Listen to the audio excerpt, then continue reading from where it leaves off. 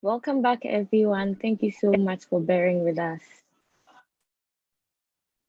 We're just giving a few minutes for more people to join. Thank you all so much for logging back in. Thank you, the IT team. We are very grateful, and we will just wait for a few more minutes for others to join in. Then we can progress from there. Thank you.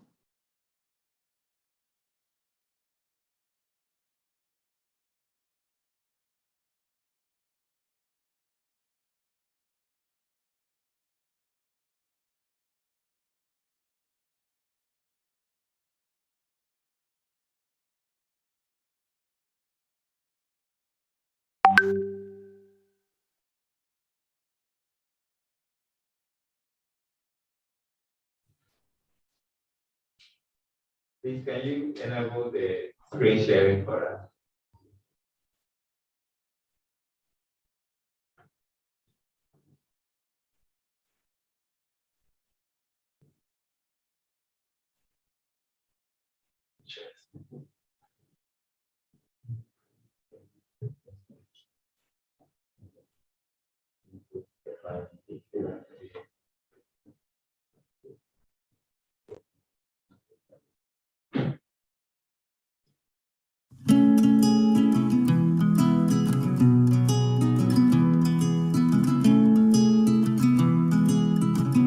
No video, only sound.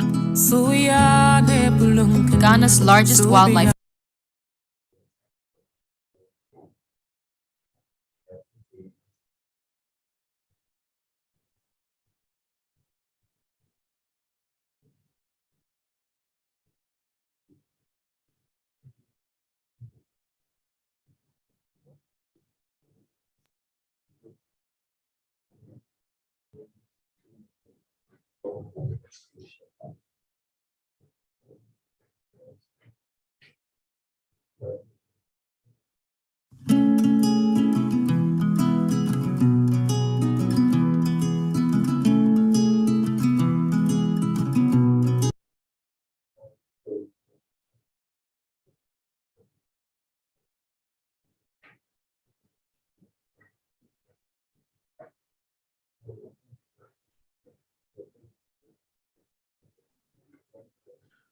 Please continue waiting as we encourage more people to join back. Let's give them maybe 2 or 3 minutes more, and then we will start. We have only 45 people now, so I think it's only fair that we give them some time. Thank you.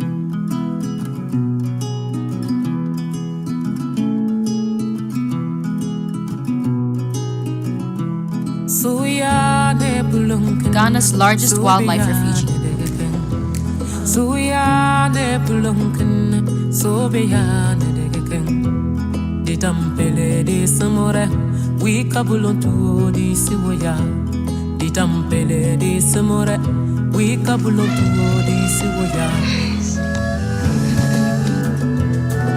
Community, we call it Larbanga.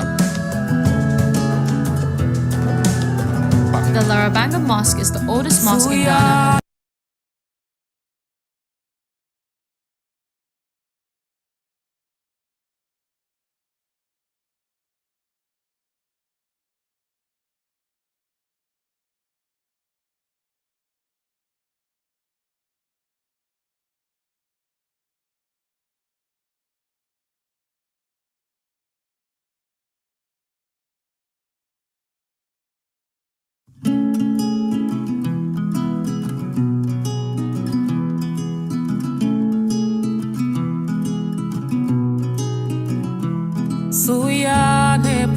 Ghana's largest wildlife refuge.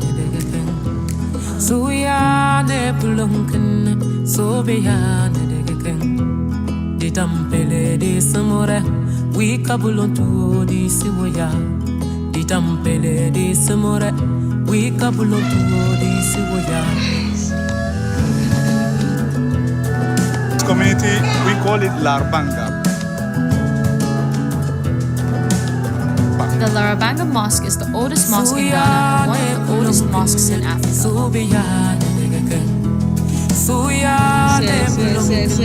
These crocodiles.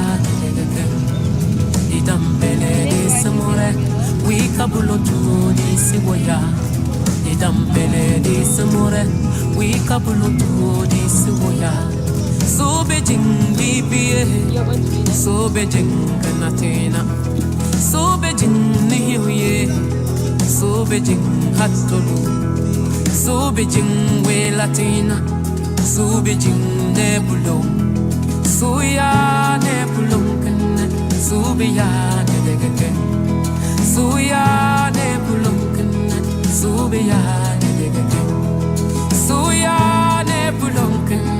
So be ya di dampele de samore we kabulo tu di siwoya di dampele de samore we kabulo tu di siwoya so be ya de de so be ya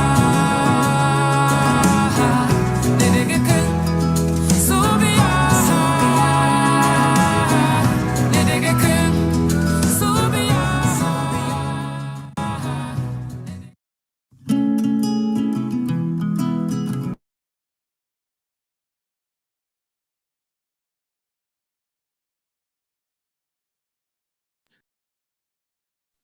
Thank you all very much for your patience in waiting. I think we will have to start now. To start, once again, I would like to apologize for all the challenges we are facing for the system. And we hope that as we move on, everything is now going to move smoothly. And thank you, Northern Region, for the wonderful music. In fact, it's very soothing. And we hope to hear more tunes from you as the program continues. I want to believe that our keynote speaker is now on, Dr. Mural Shetty from UNICEF Ghana. Sir, in your absence, I have introduced you to the audience, and unfortunately, because of the challenges we were having, we were not able to hear you. But for the benefit of doubt, I would like to say that you are a senior public health strategist with over 20 years experience, and you have worked across several countries in Asia and Africa, and have been working with various countries to strengthen their health systems. And in 2019, as a Chief of Health and Nutrition for UNICEF Ghana, you have been leading the support to the government of Ghana to achieve the SDGs by providing technical assistance in areas of immunization, pediatric HIV, environmental health, malnutrition, and health systems resilience and emergency response preparedness, among many other things. Dr. Mura is a trained clinician with an MD in dermatology, venereology, and nephrology, and has a master's degree in public health from India, and has 6 peer-reviewed publications, and has served on various technical public health committees for policy and guideline development. Sir, you are most welcome, and we are ready to take your keynote address at this year's AGSM. Thank you very much, sir. Thank you, sir, for the very kind introduction. And apologies to the chair and colleagues from the Pediatric Society about the glitches while joining. If you permit me, I would try and give my, the brief keynote address. I would like to thank at the outset the Pediatric Society of Ghana for bestowing me with this great honor to address the stalwarts of Ghana in the field of pediatrics on their annual General Society meeting, the scientific meeting for the 2022. I would like to take this opportunity to congratulate the local organizing committee, the members of the Pediatric Society of Ghana for putting together this very, very important virtual conference, which I believe now will be the new normal for at least the foreseeable future. The virtual nature of this conference is yet another reminder of how the COVID-19 pandemic has changed what we do and how we do it. The ongoing pandemic has undoubtedly had an impact on many areas of our daily lives, has had impact on our healthcare systems, especially affecting our maternal and child healthcare delivery systems. The resilience of this health system has been tested, but it has been tested and we have come out victorious in many, many ways. That is the theme that I would like to subscribe to as I speak to you on the theme of the conference, Survive and Thrive, leveraging the opportunities from COVID-19 pandemic to improve care for the small and sick newborns. It would be inappropriate for me to say that there were significant challenges that the health system had to face, and UNICEF had to support the Ghana Health Service and Ministry of Health in its COVID response. These challenges predominantly occurred due to failure of some of the established platforms and systems that we were so used to in service delivery. Let me give you one concrete example. The platform for delivering of iron folic acid supplementation was the school-based platform, which enabled us to deliver iron and folic acid to close to 2 to 3 million adolescent girls annually. However, with the onset of the pandemic, this platform was closed as schools did not open, and we lost access to these girls. So this resulted in a large number of adolescent girls falling out of the system of anemia prevention. So this is just one typical example of how some of these some of the outcomes of the pandemic have impacted us. However, if you look at how the resilience of the health system, although tested, it sprung back. There have been lots and lots of opportunities to improve upon what has happened. And one area is the area of the field of oxygen. Before the pandemic struck, oxygen supplies were steady but were limited. But this outbreak taught us that in very critical moments, oxygen shortages globally can have a devastating impact. So the response was that the UNICEF, USAID, WHO came in with all the technical expertise that was required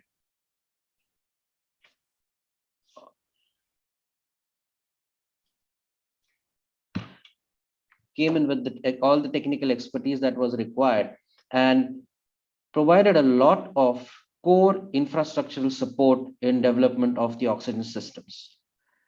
Just to quote, several new PSA plants were developed. Over 400 oxygen concentrators and the allied peripherals and supplies were provided by UNICEF alone. And this is to the pool that other donor partners have brought in. So the oxygen system also benefited by, for the first time, development of guidelines, protocols, and standards. Extensive consultations were conducted, and the depth of those consultations with the private sector, with the public sector, and all of those involved, right from Ghana Standards Authority to the FDA to the police, as transportation was a major issue. All of these consultations resulted in the consolidation of now a national policy on oxygen which sets standards and guidelines. So I look that as a major win, and I don't think this would have been possible if we wouldn't have been challenged by this adversity. So another space I would like to briefly talk about is the space of infection prevention and control. The initial response was in the form of improving hand washing. That was one of the major focus that most of the donor partners, including the UNICEF, had in mind. And I think regions like Ashanti, Northern, and Upper East benefited a lot from some of these, some of the consumables and commodities that were distributed. Over 1,000 hand washing stations were, created overnight and supplied to these regions, so that facilities could continue to provide essential health and nutrition services for mother and children, but in a safe and effective manner. Now, the trainings that went along with that on IPC were bundled along with how can you continue to provide essential health and nutrition services. And it provided us with an opportunity to highlight all the required knowledge, transmission of knowledge required to establish breastfeeding, complementary feeding, speaking of immunization, the challenges of antenatal care and how do you overcome them. So again, this opportunity of training was seized, and rather than limiting it to purely infection prevention control activities, was turned into a bundle, and these bundles were then sort of rolled out across the nation. There was also a big opportunity for training of healthcare providers, or specifically on MIYCF. And healthcare providers and other caregivers were then empowered to understand better the nuances of MIYCF, and UNICEF was able to support the training, which eventually led to over 350,000 mothers and caregivers being now able to provide better MIYCF care. One of the early challenges that UNICEF predicted would be that essential nutritional services would take, the cost of food would go up, nutrition, the diets would suffer, and you would have more and more nutritional challenges following out of loss of jobs, loss of good diet, market closures, etc. So investment was done to ensure that there is early identification of any malnourished children. And therefore, a lot of commodities were brought in for the for improved diagnosis. This enabled us to identify over 10,000 children and quickly put them on treatment so that we could bring them back on the road to growth. The pandemic also provided us an opportunity to introspect and look at some of the things which we were doing, but probably not doing so well. One example could be the kangaroo mother guidelines, which were established, but for some reason were not being rolled out and implemented very effectively. With resources mobilized during this to protect newborn children, UNICEF was able to scale up the KMC guidelines, roll them, and scale up the whole implementation of the KMC of the components of the KMC guidelines across 25 high delivery load facilities across the Ashanti region. And this has had a massive impact. Over 70% of the facilities, almost 60% of the facilities at the beginning of this implementation did not have hand washing facilities. So a lot was done to improve the hand washing facilities availability, and then the survival rates now post KMC have drastically improved. Once the pandemic had set in and we were aware of the influx of vaccines, the EPI and the Ghana Health Service had tremendous capacity and resilience to absorb the massive amount of inflow of vaccines. Just over the last 2 weeks of December, more than 12 million vaccine doses were flown in. And even in this week, close to 3 to 4 million doses of vaccine will be flying in. And these vaccines are not just the traditional vaccines which require a cold chain between 2 to 8 degrees, but some of them, the Pfizer ones especially, require an ultra cold chain. The system responded well by doing a very good assessment, identifying what the gaps were, identifying locations where these gaps were. And UNICEF was able to work very closely with the system to plug these gaps. Over 36 ultra cold chain equipment are now in country, ready to be deployed at, many of them are deployed. The rest are in readiness to be deployed at identified sites. More walk-in cold rooms and walk-in freezers are coming in, which will increase the storage capacity for traditional vaccines by manyfold. And over 500 vaccine fridges are also coming in, which will be deployed, which will again, at a sub-district level, improve the storage capacity. So I think these are great gains that have been made from an infrastructure perspective. While many countries could not respond adequately when COVID-19 came, the Ghana Health Service and the Ministry of Health, along with the development partners, could seize some of these opportunities and build and turn this into a positive narrative. So what seems to be the challenge going forward?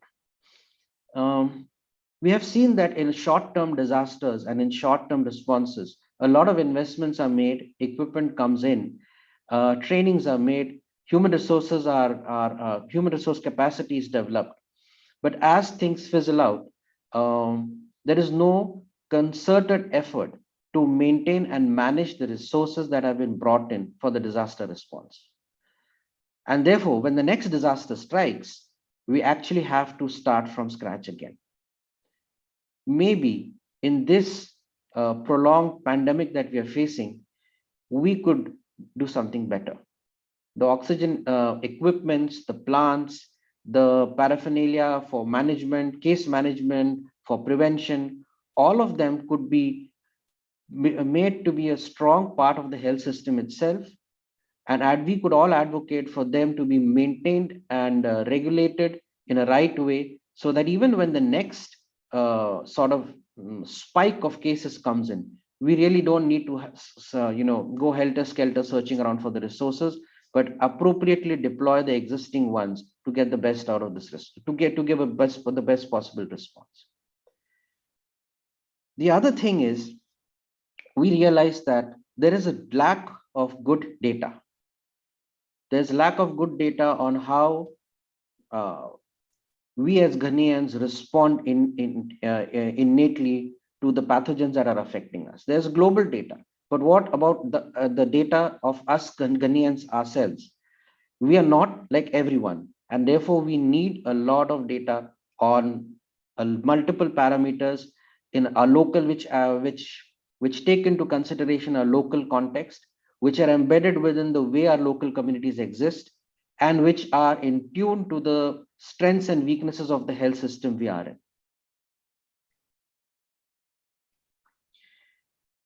Much of the research that we have, and this is where probably the whole academia and the Society of Pediatrics comes in, much of the data that we usually have are from hardcore academics. The medical institutions and the teaching hospitals will be doing a lot of theoretical exercises, compute analysis from data gathered in a very clinical setting. I would like to invite some of us to think beyond this traditional scope of research and delve into the realm of what is known as operational research. Actually embed yourself within programs, projects which are on the ground, and see and measure the efficiency and efficacy of some of these programs, right from not just the cost, but also the implementation efficiency and efficacy. What actually is the impact of some of the things that we are doing? So I believe that there is a lot of capacity within the system to do some of these researches, but I think the focus needs to be there, and with the right direction, we will get more and more concrete data on literally the efficiency and efficacy of some of the work we do. And that is something that I hope that as the deliberations go on from here, from the technical sessions, that we could park this somewhere and dwell on that. Really, is there scope for us to be more operational about some of the researches that we are doing? I've spoken a lot. I promised I would be brief, but I guess as is my habit, I can't, I tend to drag things a little bit. I would like to thank you all once again for a kind and patient hearing and allowing me to join late due to the technical difficulties that I faced. And thank you for your patience on that. Again, a big thank you to the management, to the chair, to the committee and the board for inviting me. And I hope that over the next few hours and and the next day, you have very successful deliberations, and that we go back home with something achieved. Thank you. Thank you very much, Dr. Sheikhi.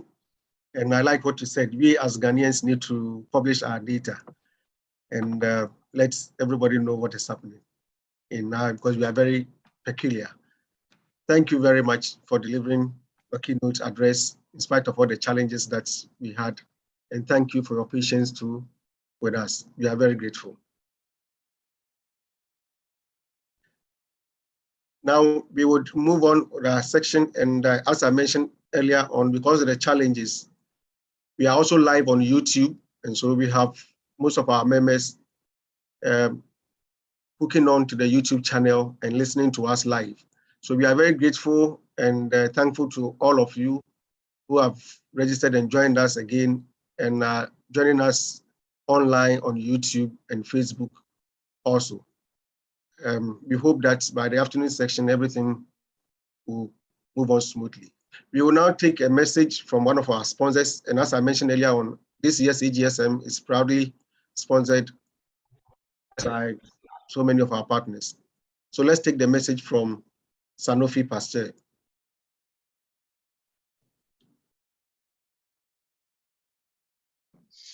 Hello all, I'm Dr. Somnath, working as a clinical team leader at Sanofi Pasteur.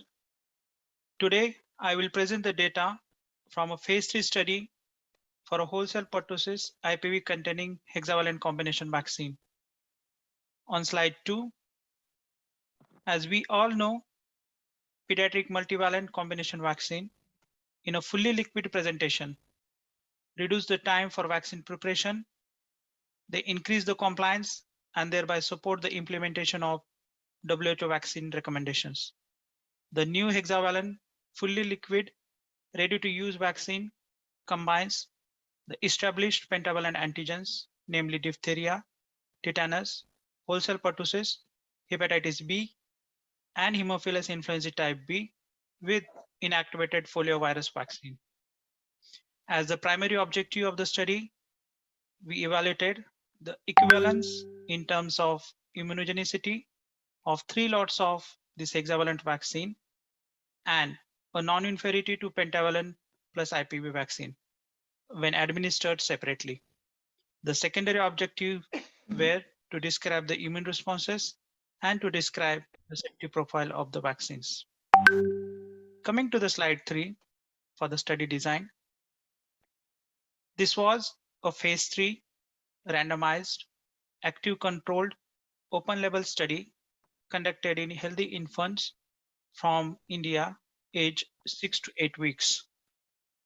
A total of 1,280 infants aged 6 to 8 weeks were enrolled in this study.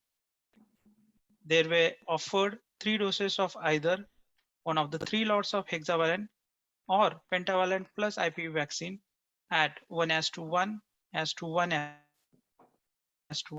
randomization ratio at 6 to 8, 10 to 12, and 14 to 16 weeks of age, along with oral rotavirus vaccine. Coming to next slide, slide number 4. Assessment was based on seroprotection rates for anti-diphtheria, anti-tetanus, anti-Hib, anti-PRP, and anti-polio 1, 2, and 3 antibodies, while adjusted geometric mean concentration for anti-pertussis toxin and anti-Fimria 2-3 antibodies. They were evaluated at pre-vaccination and 28 days post third vaccination. The results of 3 lots of hexavalent vaccine were pooled together for non-inferiority comparison to pentavalent and IPV vaccine administered concomitantly. Safety assessment was based on parental reports. It included collection of immediate unsolicited systemic adverse events for 30 minutes, solicited injection site reactions, and systemic reaction for 7 days, and unsolicited adverse events for 28 days after each vaccination. Serious adverse events and adverse events of special interest were collected throughout the study. Coming to the results on slide number 5. Out of 1,280 participants, 959 participants were randomized to hexavalent vaccine group, and out of that, 318 in lot A, 321 in lot B, while 320 in lot C, while 321 participants were randomized to pentavalent plus IPV vaccine group. Overall, 890 participants from hexavalent vaccine group and 297 participants from pentavalent plus IPV group completed the study. The demographic characteristics were similar in each group. On next slide, slide number 6, disposition of study participant is presented. A total of 864 participants in hexavalent group, while 285 participants in pentavalent plus IPV group were considered finally for per protocol analysis. Coming to the immunogenicity results on slide number 7. As shown in figure 3 on next slide, maybe on next slide, the lot-to-lot consistency was established across all 3 lots of hexavalent vaccine as the 95% confidence intervals for the seroprotection rate differences for anti-diphtheria, anti-tetanus, anti-hepatitis B, anti-polio 1, 2, and 3, and anti-HIV antibodies were within predefined clinical margin, while for pertussis immune responses, the adjusted GMC ratios for anti-PT and anti-FIM antibodies were within the predefined clinical margins too. As presented in figure 4 on slide number 8, the pooled data from 3 lots of hexavalent vaccine demonstrated its non-inferiority to pentavalent plus IPV vaccine as 95% confidence intervals for seroprotection rate differences and adjusted GMC ratios for anti-PT and anti-FIM were within predefined clinical margins again. Coming back to slide number 7 on immunogenicity results, there were no clinically important differences between groups at pre-first vaccination or post-third vaccination for antibodies to diphtheria, tetanus, pertussis, hepatitis B, IPV, or PRP. However, anti-polio geometric mean titers were higher for hexavalent group, while anti-FHA GMCs was higher for pentavalent plus IPV group post-third vaccination. We also evaluated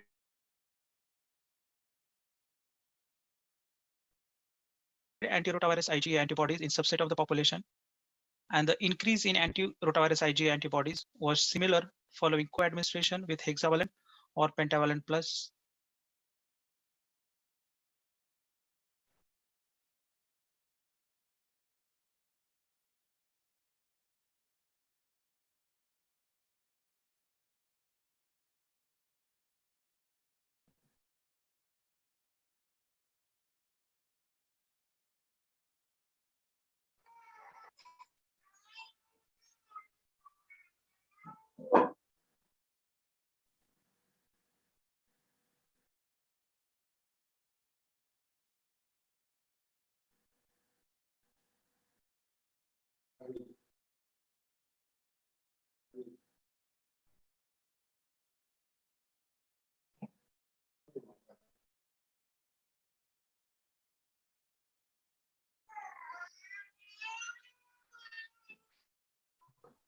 Hello. So it looks like the sponsor's message has been cut short just a minute to its ending.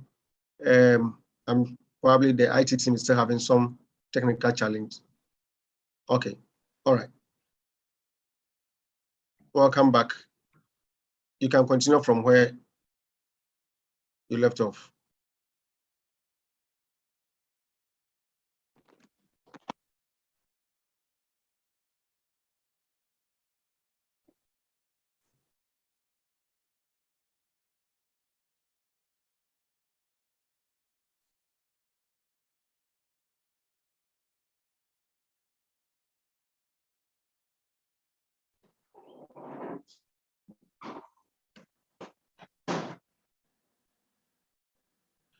Please, the sound is not coming.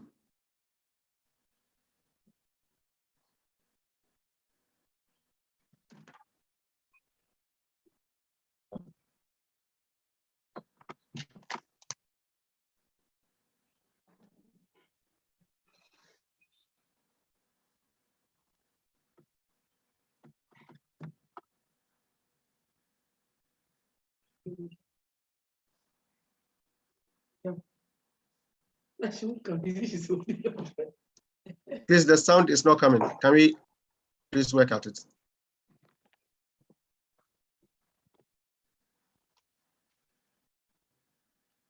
And anti-FIM were within predefined clinical margins again.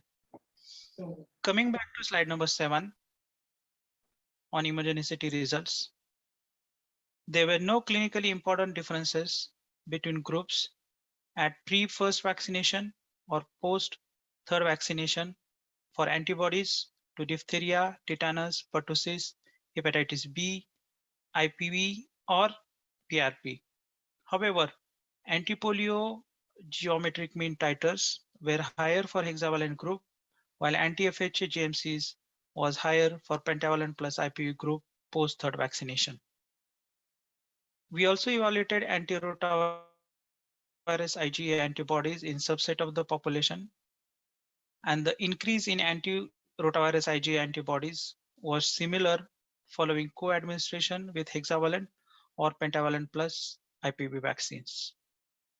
With this, now I'll move to the safety results on slide number 10. Yes, there were no immediate adverse events within 30 minutes after vaccination. And maybe as shown on the next slide in table 1,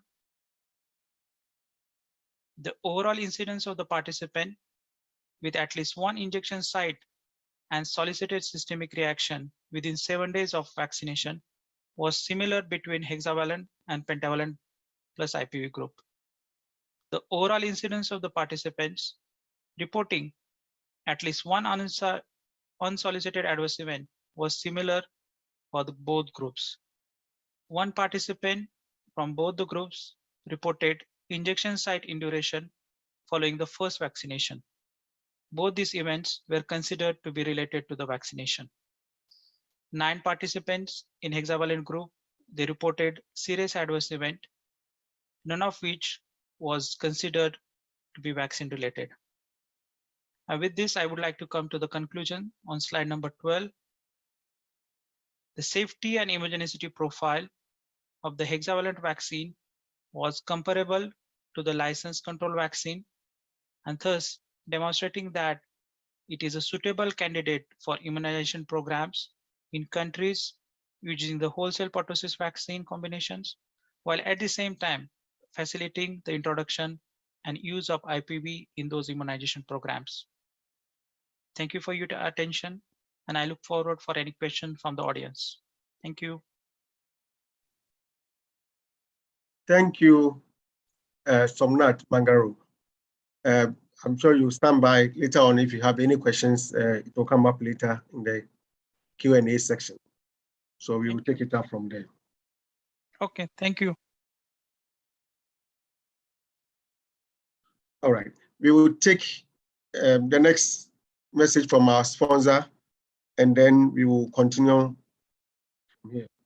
So IT team, please, if you are ready, let's have the message.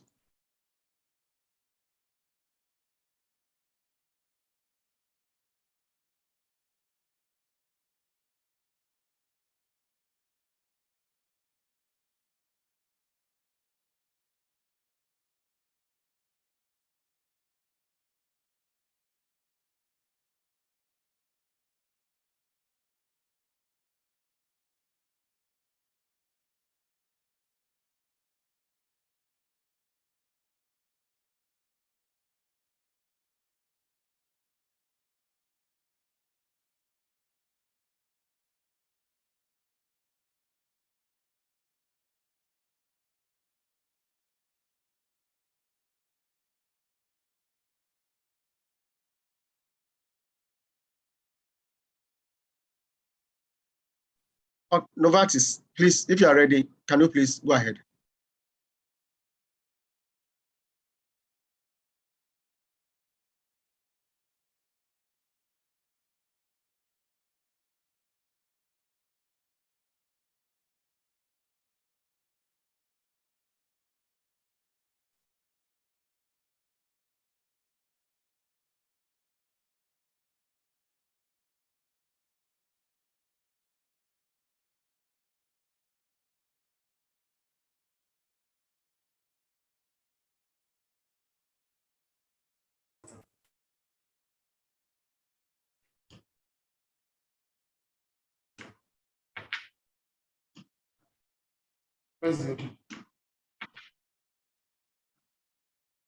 Okay.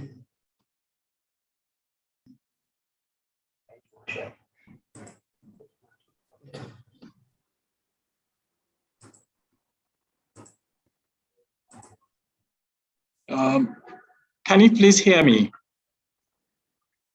Yes. I don't know if you can hear the sound now.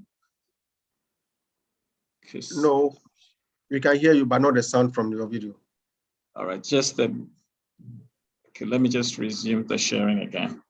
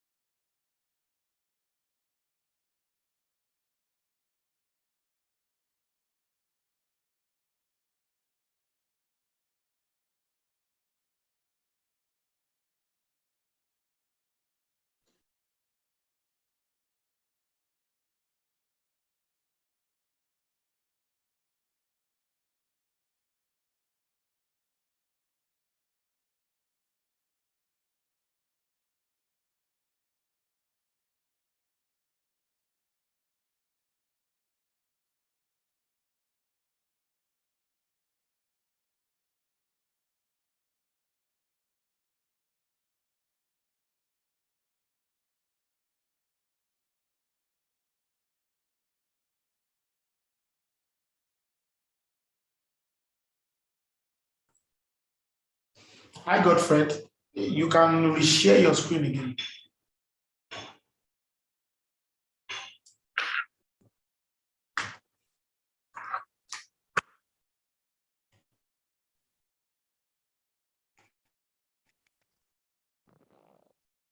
Hello, Novartis. Any challenges? So we can move on and come back to you later if you are unable to start.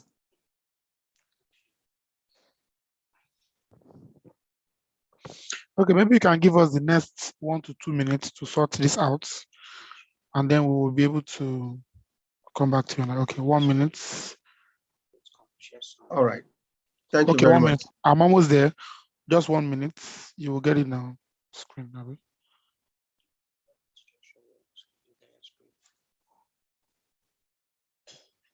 Abi, this one. Share.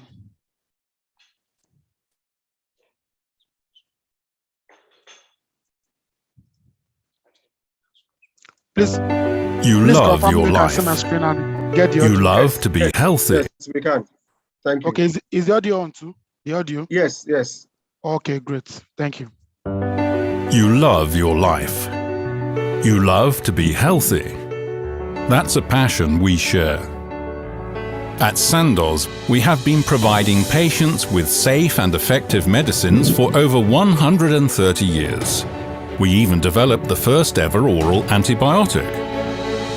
Today, we are the global leader in generic antibiotics. Our high-quality medicines reach more than 85 million patients every year. We provide antibiotics for children and adults, from common bacterial infections to major surgery. Patient safety is our top priority. And that means compliance with good manufacturing practice is a must. But it's not enough. The growing threat of antimicrobial resistance means we need new approaches in many fields. From responsible use of existing medicines through to discovering new ones, Sandoz is committed to being part of the solution. We aim to safeguard existing antibiotics and to continue saving patients' lives, today, tomorrow, and beyond. Let's join together. You and Sandoz.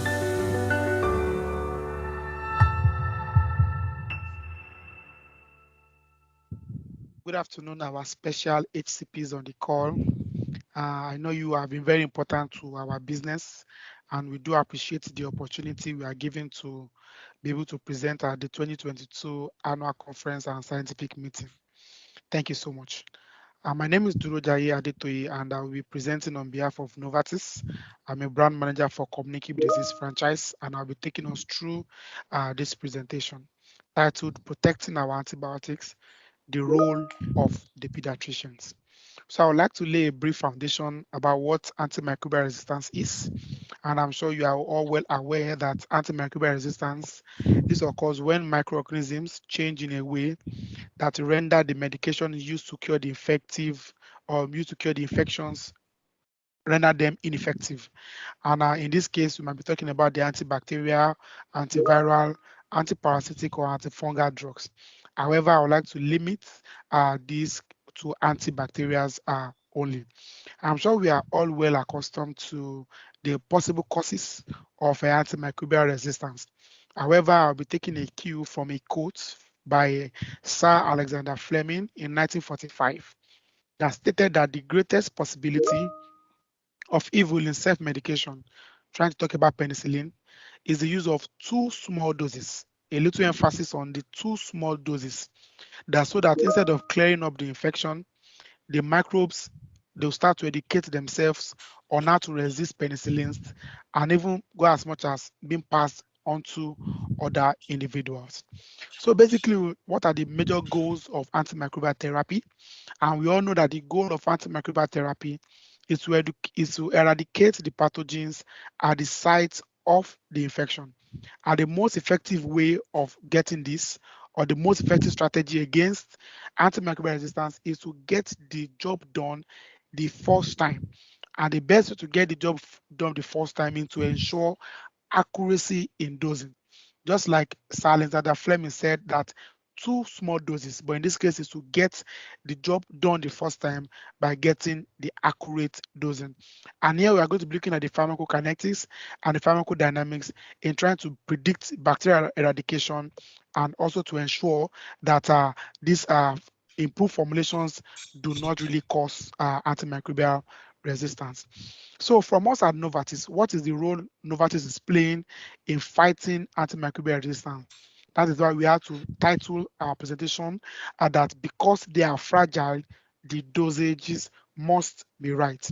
And from us, amoxicillin from Novartis contains amoxicillin and clavulanic acid. I repeat, amoxicillin from Novartis, that amoxicillin with a double K, contains amoxicillin and clavulanic acids. And the major indications for use of amoxicillin include upper respiratory tract infection, lower respiratory tract infection, skin and soft tissue infections, and then some other bone and joint infection that we all know, especially for osteomyelitis in particular. So from us at Novartis, we have a lot of dosages or a lot of ranges, but we need to state clearly that Sandoz is a Novartis company, and it's also a powerhouse in terms of global generic. Obviously, it is a market leader, or it's a majority leader for generic in terms of the antibiotic space. So we are playing a key role in keeping the healthcare sustainable, and our major role is to help reduce antimicrobial resistance by ensuring that the right dosages or the right medications are brought into the market. Because patients are at the center or at the heart of everything that we do, we ensure that quality is at the heart of all our medications that we introduce into the market. Basically, in Ghana now, we currently have around 5 SKUs for our pediatric ranges. We have the 457 and we have the 228.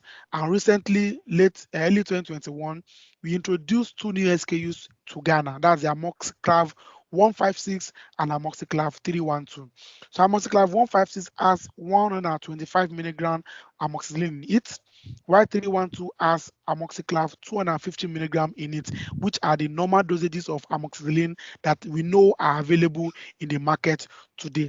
So what special thing does this ranges give unto us? Number one, it offers us or our patients more amoxicillin for appropriate dosing for every weight range. It offers more amoxicillin. We have 125 milligram and 250 milligram respectively for 156 and 312. Secondly, there's also a syringe that ensures accuracy in dosing for the caregivers. If you look onto the left hand side of the slide, you will see a syringe that is well calibrated to ensure that the accurate dosing are given to the patients through the caregivers. Obviously, amoxiclav also offers a wide range. Like I said before, we have the 156, we have the 312, we have the 228, and also have the 457 to ensure that every patient benefits from their special dosage ranges. Finally, on this slide is that our amoxiclav are all fruity taste, and this helps to improve compliance and also to nurture acceptance from the part of the patient. So for us, we have the recommended antibiotic dosing for children, classify them as either infants from 5 kg to less than 14 kg, or toddlers from 15 kg to less than 28 kg, and then adolescents from 25 kg to less than 40 kg. So the recommended dosages, depending on the severity of the infection, either a mild or moderate or severe infection, is between 25 mg per kg per day to 45 mg per kg per day. However, in some cases, for example, in otitis media, you can go as high as 70 to 90 mg per kg per day. But we can play within the dosage, so between 2.5 mils to 7 mils, or depending on the severity of infection, we can play basically within this recommended dosages. So we still offer you more amoxicillin. A dosage is available for the caregiver to ensure accuracy in dosing, and the taste also to help improve compliance and then acceptance from the parts of the patients. In addition to the oral suspensions, we also have the injectables. That is 600 mg for children, and then the 1.2 mg for adults. So it can either be used as 6 hourly or 8 hourly, depending on the severity of the infection, like I said earlier. Also for the tablets, we have adults, children that can swallow, that can use the 625 or the 1 gram. This can be dosed as 1 tablet 2 to 3 times daily, depending on the severity of the infection. Remember that for amoxiclav, you are getting a well-known quality medication that also have an established safety profile and obviously generally well tolerated.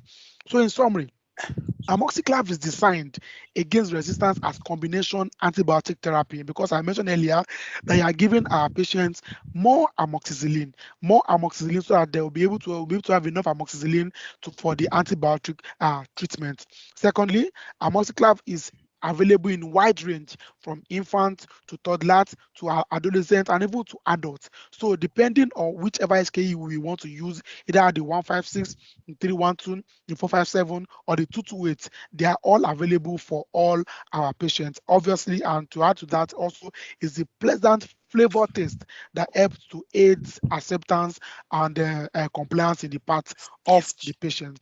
We are a global leader in antibiotics, and we are very sure that for every patient that amoxiclav is being prescribed for, not only will you get quality, not only will you get efficacy, you also get a reduction in antimicrobial resistance from the part of your patient. So lastly on the screen, here are the ranges that are available. The pack size, the different pack size, the 625 and the 1 gram are packed by 14s.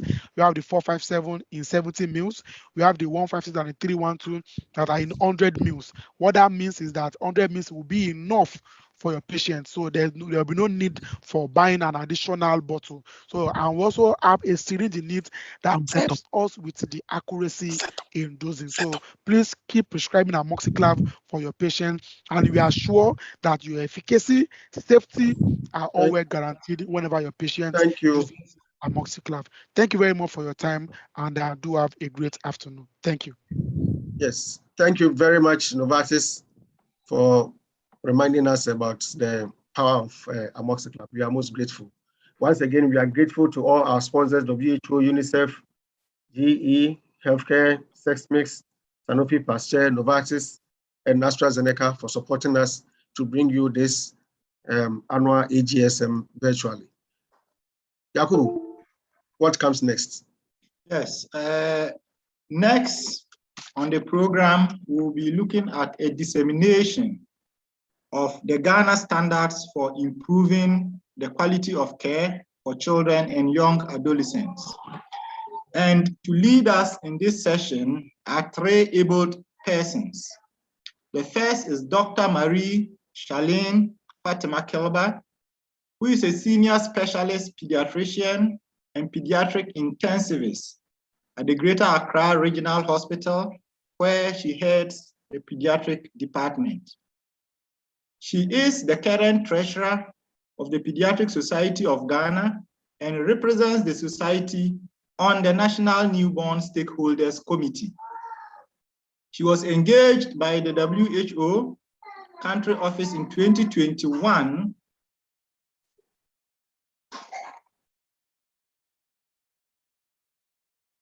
just a minute.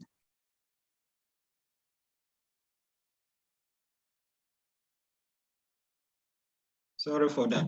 In 2021, to work with the Ghana Health Service Family Health Division, the Pediatric Society of Ghana's Expert Committee, and other key stakeholders in the adaptation of the WHO standards for improving the quality of care for small and sick newborns in health facilities for Ghana.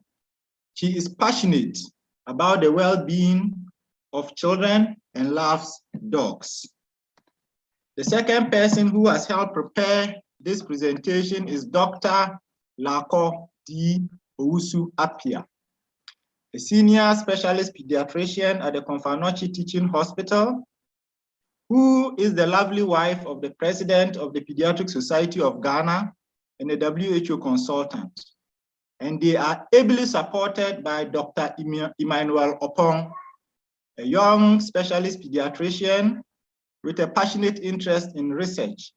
He holds a membership in both the Ghana and West Africa Colleges of Physicians. So Dr. Kelba, if you are on, the floor is yours.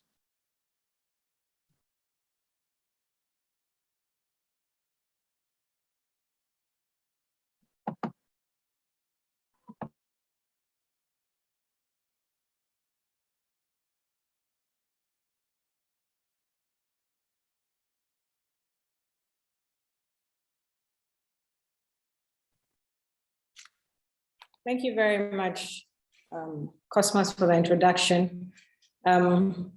So we're just going to try to give you a bird's eye view of the standards for improving the quality of care for small and sick children, small and sick newborns in the health facilities in Ghana. This document was adapted from the WHO standards as Dr. Sego Moses and Rosemont spoke about earlier. So I'll just go straight to it. So the background as to why this is important: Ghana's neonatal mortality rate decreased from, after stalling for a long while, we managed to make progress in the past 7 years, dropping from 29 per 1,000 live births to in 2014 to 23 per 1,000 births in 2019. However, our institutional mortality rate has been increasing across all regions, with a national figure doubling from 3.8 per 1,000 live births in 2014 to 8.4 per 1,000 live births in 2017. This is partly attributable to improved data collection, but also reflects the need to improve care at centers that are receiving referrals so that we can decrease our institutional mortality rates and help us achieve our target of reducing our neonatal mortality rates to 12 per 1,000 live births in 2030 as per our SDGs. So we all see from this data that we really need to improve the quality of care in our institutions. Now, even before the WHO standards came out, Ghana Health Service had taken the lead and updated our standards for newborn health services in Ghana in 2020, as well as come up with a newborn health strategy and action plan for 2019 to 2023. And the WHO standards that came out in 2020 are actually in keeping with what we had already decided for our newborns as a country. So this was just the standards do not do away with what we have. It just helps to better outline what we want to do for our newborns. So just an intro for those who are not aware, we have, as a country, defined our levels of care for newborns. For a long time, we have loosely used the term neonatal intensive care units, or NICUs, to describe any units that detains, admits, or cares for newborns without regard to the standard of care that is provided in the facility. So even newborn corners tend to be called neonatal intensive care units. So this nomenclature is to make it clear for all of us so that when we talk about levels of care, we understand what is required at each level of care.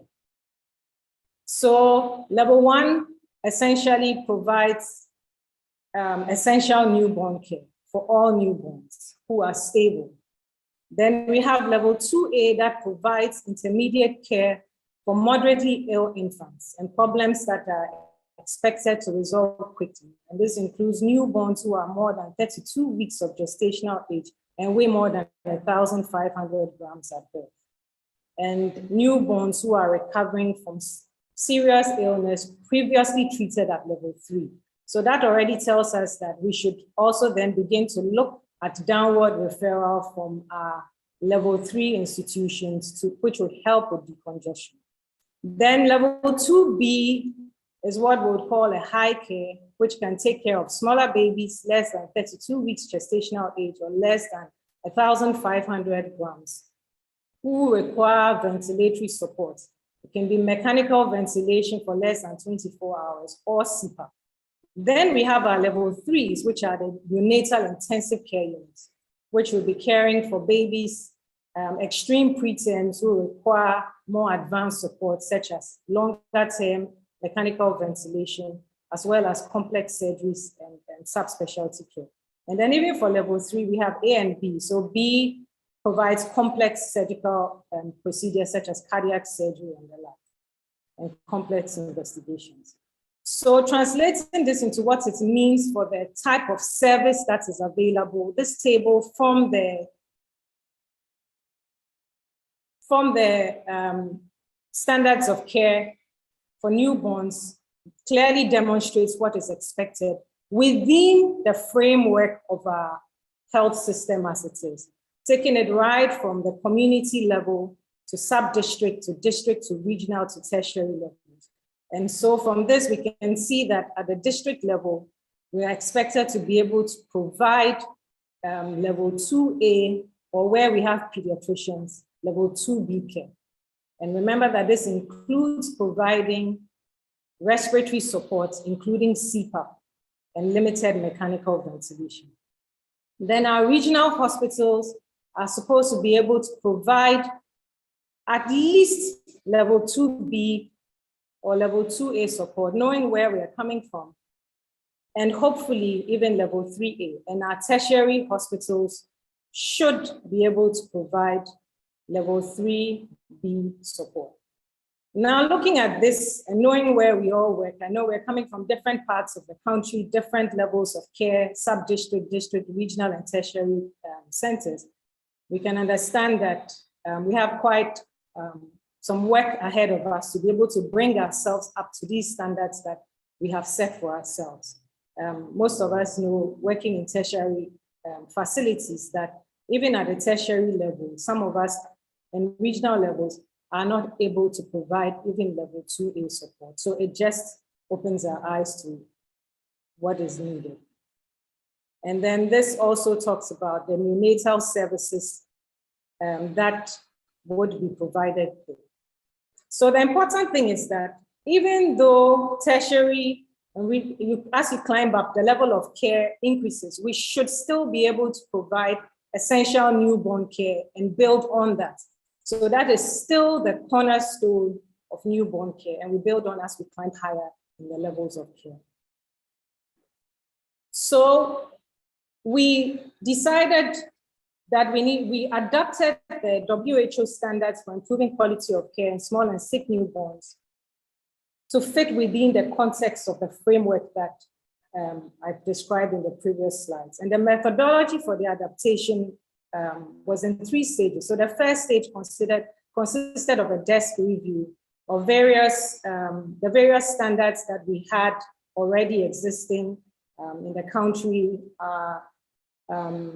laws with regard to newborn rights and child rights, and all the acts that are related to all the standards that we will discuss, as well as international best standard practices, to help us to accept or modify some of what was presented in the original WHO document.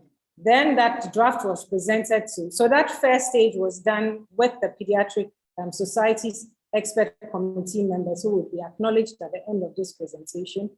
And then the second stage consisted of a review of that draft by the Expanded Quality of Care for Maternal and Newborn and the Child Health Technical Working Group, along with other key stakeholders. And then the final stage was a national stakeholders meeting to build consensus and validation of the document. So all these have been done. We are waiting for the final document to come out, hopefully this year.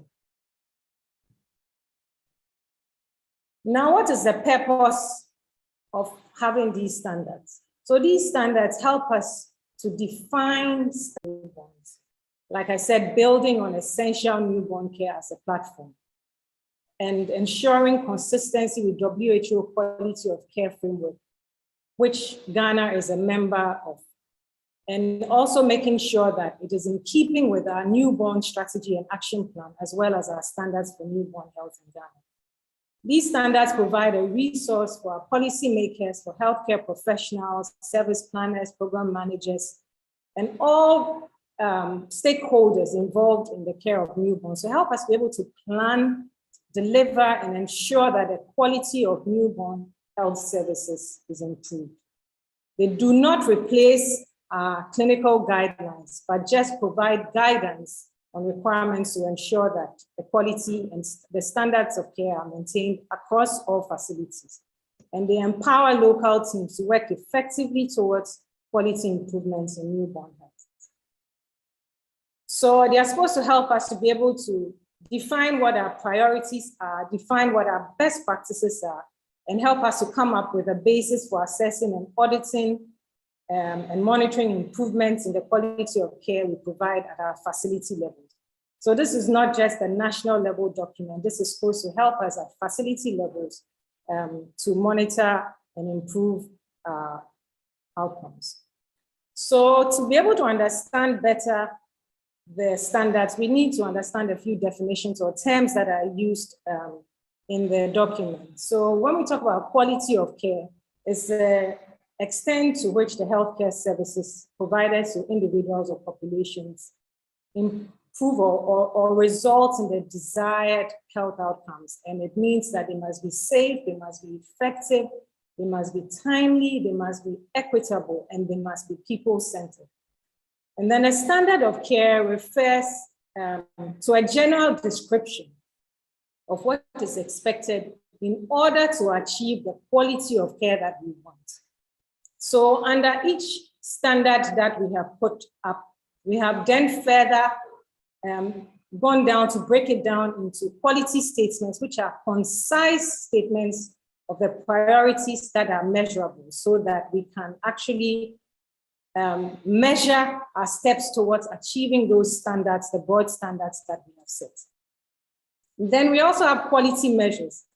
And these are broken down into input measures. So these are what must be in place in terms of be it physical resource, human resource, policies, clinical treatment guidelines, for us to be able to achieve our quality statements and our broader quality standards.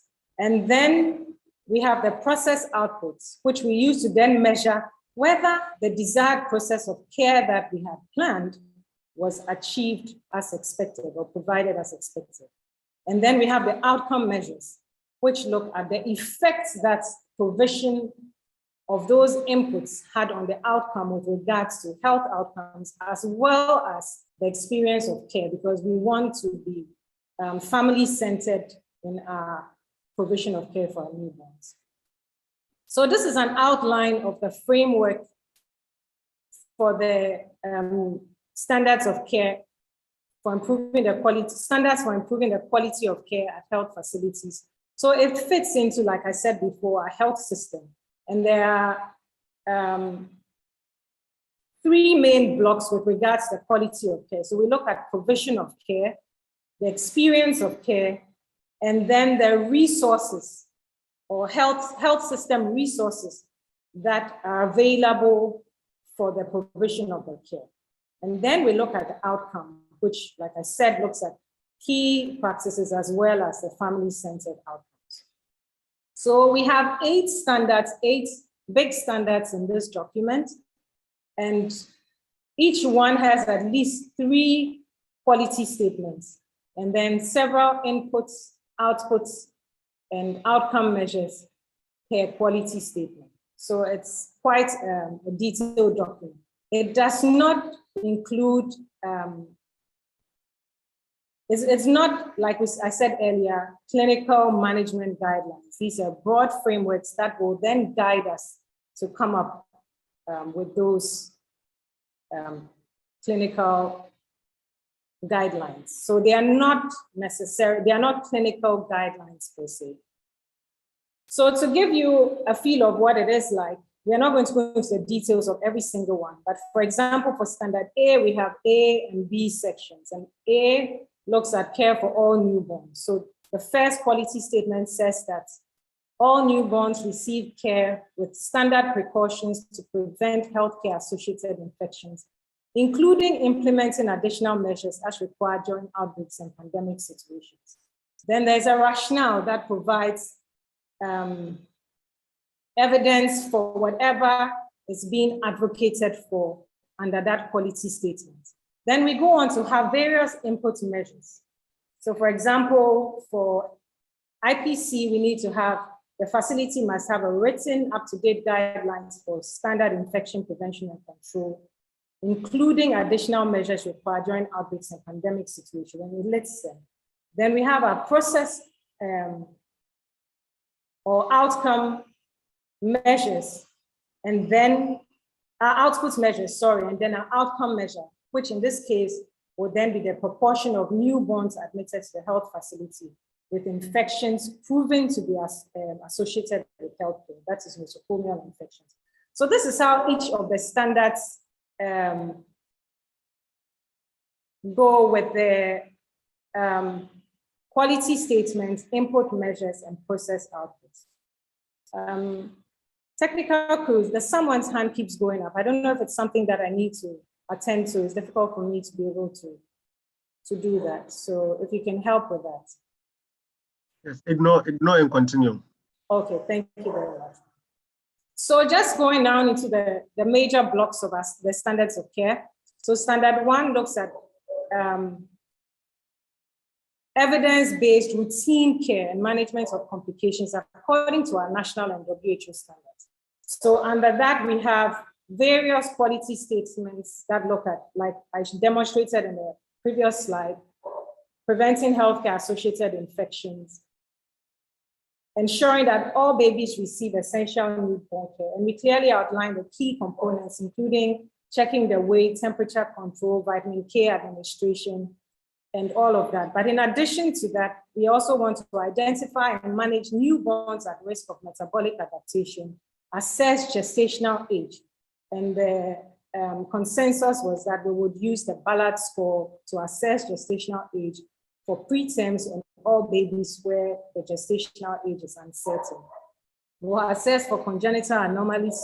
We'll assess for the risk of infection or for infection, including HIV, TB, and syphilis, and manage according to the appropriate national guidelines. And then ensure that all newborns get their newborn immunizations, including hepatitis B for all newborns as part of our national immunization schedule. This is one of the things that is still outstanding. We haven't been able to, as a country, implement this yet, and it is still on a which parents can afford basis. And then we also talk about protecting the newborn from unnecessary and harmful practice, which includes unnecessary separation from caregivers.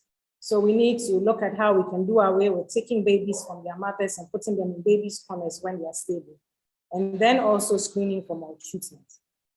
Then if you come to 1B, that looks then at the care of the sick newborn. So these are all under the provision of care for standard 1.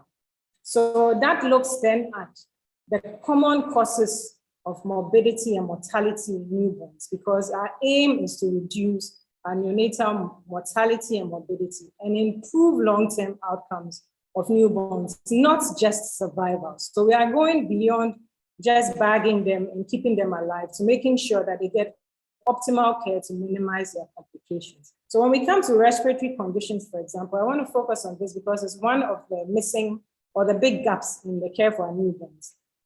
That newborns are assessed for signs of respiratory compromise, that they are assessed objectively for hypoxia and hyperoxia using a neonatal pulse oximeter, not a peg that does not fit properly on the limb, that doesn't give us a good reading.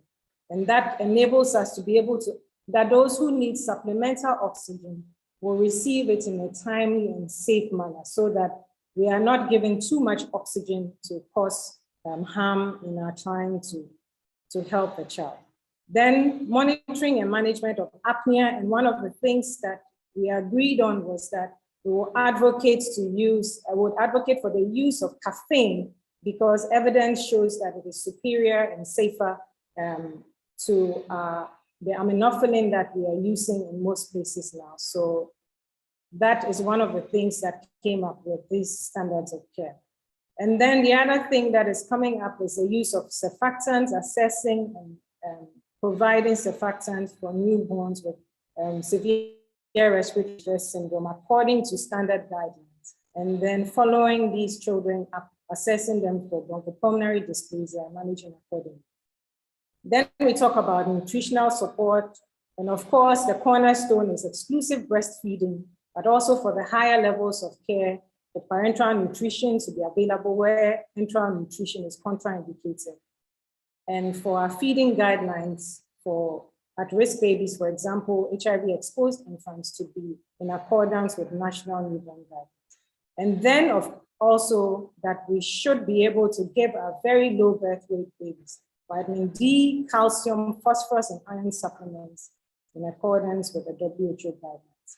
So as you can see, even for as we go up to the care of the sick newborn, in the standards, it is then specified for the level of care because we cannot give TPN in level 1. So TPN, for example, is referred for level 3 facilities and so on.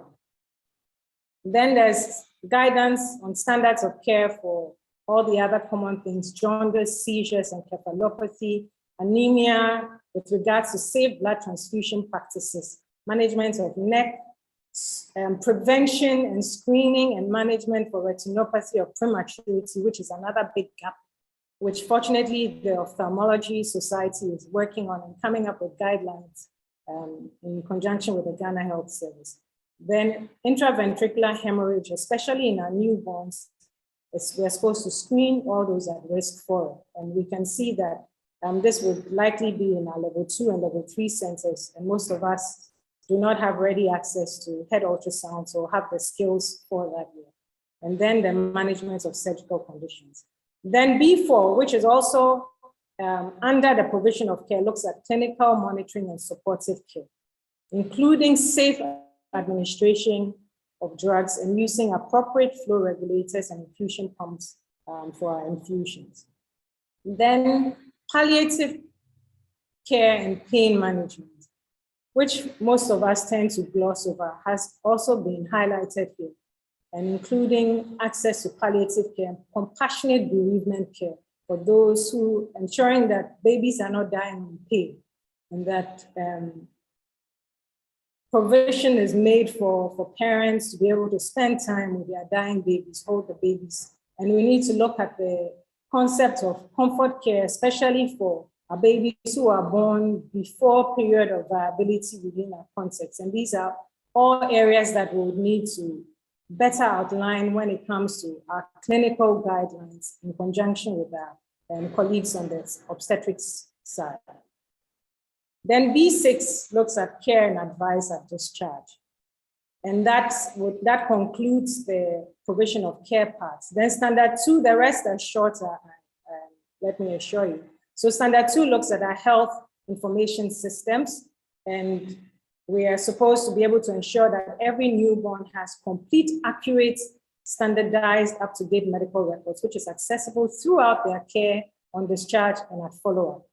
And that each facility has a functional system for collecting, storing, validating, analyzing, and using data on newborns as part of monitoring our performance and quality improvement.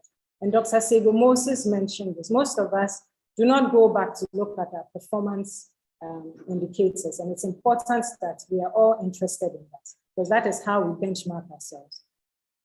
And we should also have a facility for collecting and analyzing feedback from those who are using our services. Standard 3 focuses on referral. So every sick newborn with a condition or conditions that cannot be managed effectively with available resources receives appropriate timely referral through integrated newborn service pathway with continuity of care, including during transport. So this is another key area for us as newborn stakeholders. And the quality statements are ensuring that we are making sure that we make that decision to refer quickly, that the processes are seamless and coordinated, and that so for our referral system to work, that every facility that provides care for newborns, small and sick newborns, needs to be designated according to a standardized level of care as indicated in our newborn care standards, so that there is a clear integrated network with regards to referral pathways, so that we know which category of babies should go to so and so hospital, because we know that that hospital is a level 2A or a level 2B or a level 3, so that the child doesn't end up going to a level 2A when the child actually needs to be in a level 3A and goes straight to level 3A. And so in line with this, Ghana Health Service has started piloting assessment tools so that we can correctly assess and know what level of care we are providing at our various facilities, not just to facilitate referrals, but also to show us the gaps, the easy points where we can improve, and the areas where we need to work harder on to be able to bring our district, regional, and tertiary hospitals to the appropriate designated level of care. And I'll please plead for you to summarize in 1 minute. Thank you. Okay, all right. So it also then introduces the concept of transferring babies in the kangaroo mother care position. Then standard 4 looks at communication with the sick newborns as well as with their families. And this talks about clearly communicating with families and also picking up cues of the newborn so that we are able to incorporate that into their care and ensuring that the care we provide is family-centered. And also the highlight here for me is that, for us, is that now COVID has taught us or highlighted the fact that we can very easily transition to fragile situations, and we should have considered these when we are planning our care. Then standard 5 looks at newborn rights, okay, to ensure that they are not discriminated against in any form at any point during their care. And so under that too, we have various policy statements that guide us as to and open our eyes as to where some of these challenges could be. And then standard 6 looks at providing family-centered developmental supportive care, as well as follow-up to ensure that families receive emotional and psychological support that is sensitive to their needs and strengthens their capability. And it's also, once again, advocates kangaroo mother care, minimal separation, as well as developmentally supportive care. And so this is an example of the outcomes. I put that in because this looks more at the receiving end of it. So for this one, the outcomes, for example, a proportion of newborns in the health facility whose caregivers are present during medical procedures, whose caregivers are allowed to room in with them, who were able to receive kangaroo mother care, as well as the proportion of caregivers who reports that they did not feel discriminated against or felt that their health needs were respected and supported. Then standard 7 looks at our human resource, which is very key for us. We need to have motivated, empathetic, multidisciplinary staff who are able to provide routine care as well as manage complications, provide neurodevelopmental and psychological throughout the care pathway, 24 hours, 7 days a week, not just during morning shifts or afternoon shifts, but at night as well. And the key thing for us here was that as a committee, that's the broader stakeholders group, we all agreed on setting nurse to patient ratios. And that is what I want to highlight to, is that we expect a competent nurse to patient ratios in our intensive care units based on the definitions in the standards of newborn care, not just designated NICUs, but NICUs, newborn units that are actual neonatal intensive care units should have 1:1 or 1:2, 1 nurse to 2 patient ratios, depending on the level of complexity. Then for our high dependency units, 1:3 or 1:4 maximum. And then for standard baby or KMC units, 1:6. So that is the standard we're aiming at. So there's a lot of gaps that we need to fill, as well as ensuring that we have the various categories of healthcare workers, not just doctors and nurses, but all physio, OT, and everyone. I'm afraid your time is up. This is the last standard. I may have to stop you.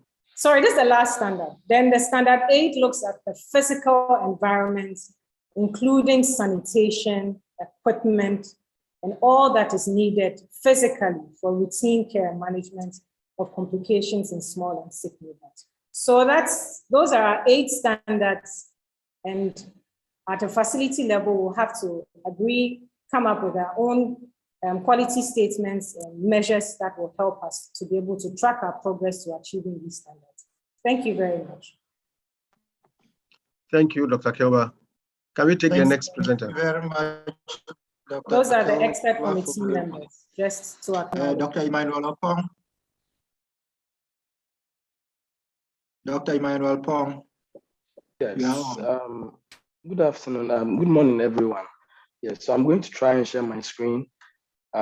Thank you, Dr. Kelba. I think she has done a yeoman's job and covered most of the items that my presentation was to cover. So with that, I'm Dr. Emmanuel Opong, and I'm presenting on behalf of Dr. Lako Owusu, who was one of the consultants to lead the adaptation of the WHO standards for the quality of care that we provide for children and young adolescents.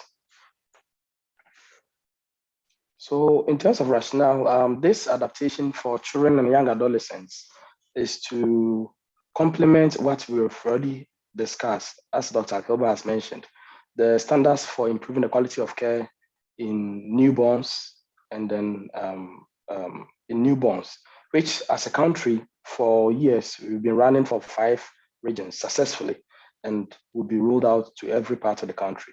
This will be part of our strategies to achieve universal health coverage. So as Dr. Kelba mentioned, Dr. Paul, please put it on the slide show. Yes, thank you. Thank you. And be reminded that you have 10 minutes to do your presentation. Yes, please. Thank you. Yes, so these standards were developed through stages, and I think Dr. Kelba has outlined those stages. But the expert committee that worked on this document worked from June to September, and by the end of September, there was a draft that was submitted to the technical working group, who reviewed, made changes, and then was also submitted to all stakeholders. And this is an exhaustive list of all stakeholders who contributed in part to the coming out of these standards. So to just highlight a few definitions for the purpose of this document and standards that have been developed, an adolescent here, we are defining from the age of 10 to 19 years, and a young adolescent from 10 to 15 years. And these standards were developed with this age group in mind. So one of the areas not adequately covered, as we come to see, is adolescent medicine and others that have to do with disaster management, how we approach care of children, as we are even seeing in this pandemic. Dr. Keba has already defined what a standard is, what a quality statement is, and what quality measures are being used to measure objectively these standards that we have set.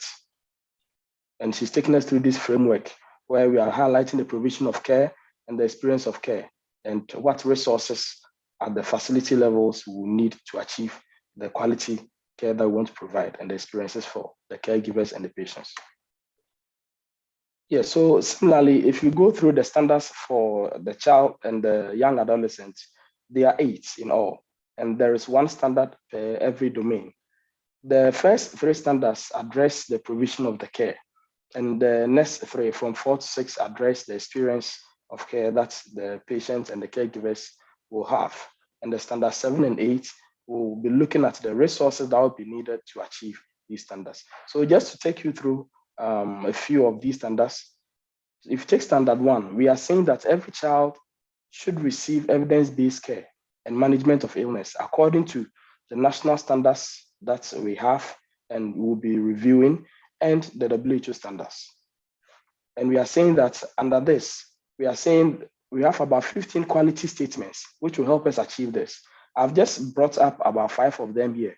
And the first one being that all children must be triaged and promptly assessed for emergency and priority signs so that we can determine when to initiate resuscitation, appropriately care for them according to the standards that will be developed. We are saying all sick infants, especially the small ones and the newborns, are thoroughly assessed for severe or serious bacterial infections so that they receive appropriate care.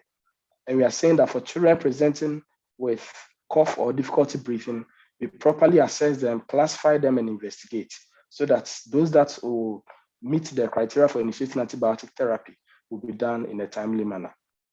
And we are saying that for children with diarrheal illnesses, we should also be able to correctly assess and classify them so that appropriate interventions can be instituted. So this goes on and on and on to about 15 quality statements. And in terms of the quality measures that we are looking at, for example, if you take the first statement, we are saying that a health facility, therefore, must have a written and up-to-date clinical protocol for how to approach emergencies, how to triage patients, how to manage the common emergencies that children will present with. Apologies for my voice. We are also saying that we have to assess these inputs by carrying out processes like we have to assess the proportion of all children that will present with this danger or emergency signs, who in the facility would have received evaluation and interventions within 15 minutes upon arrival to the facility.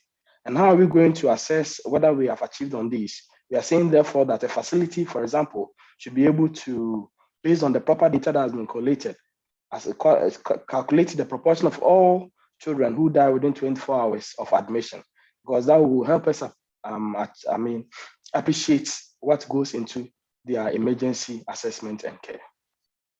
So this has been the same for all the standards. You go through the standard, you will come across the quality statements, and then the various inputs, outputs, and outcome measures that we are using to ensure that those standards are adhered to.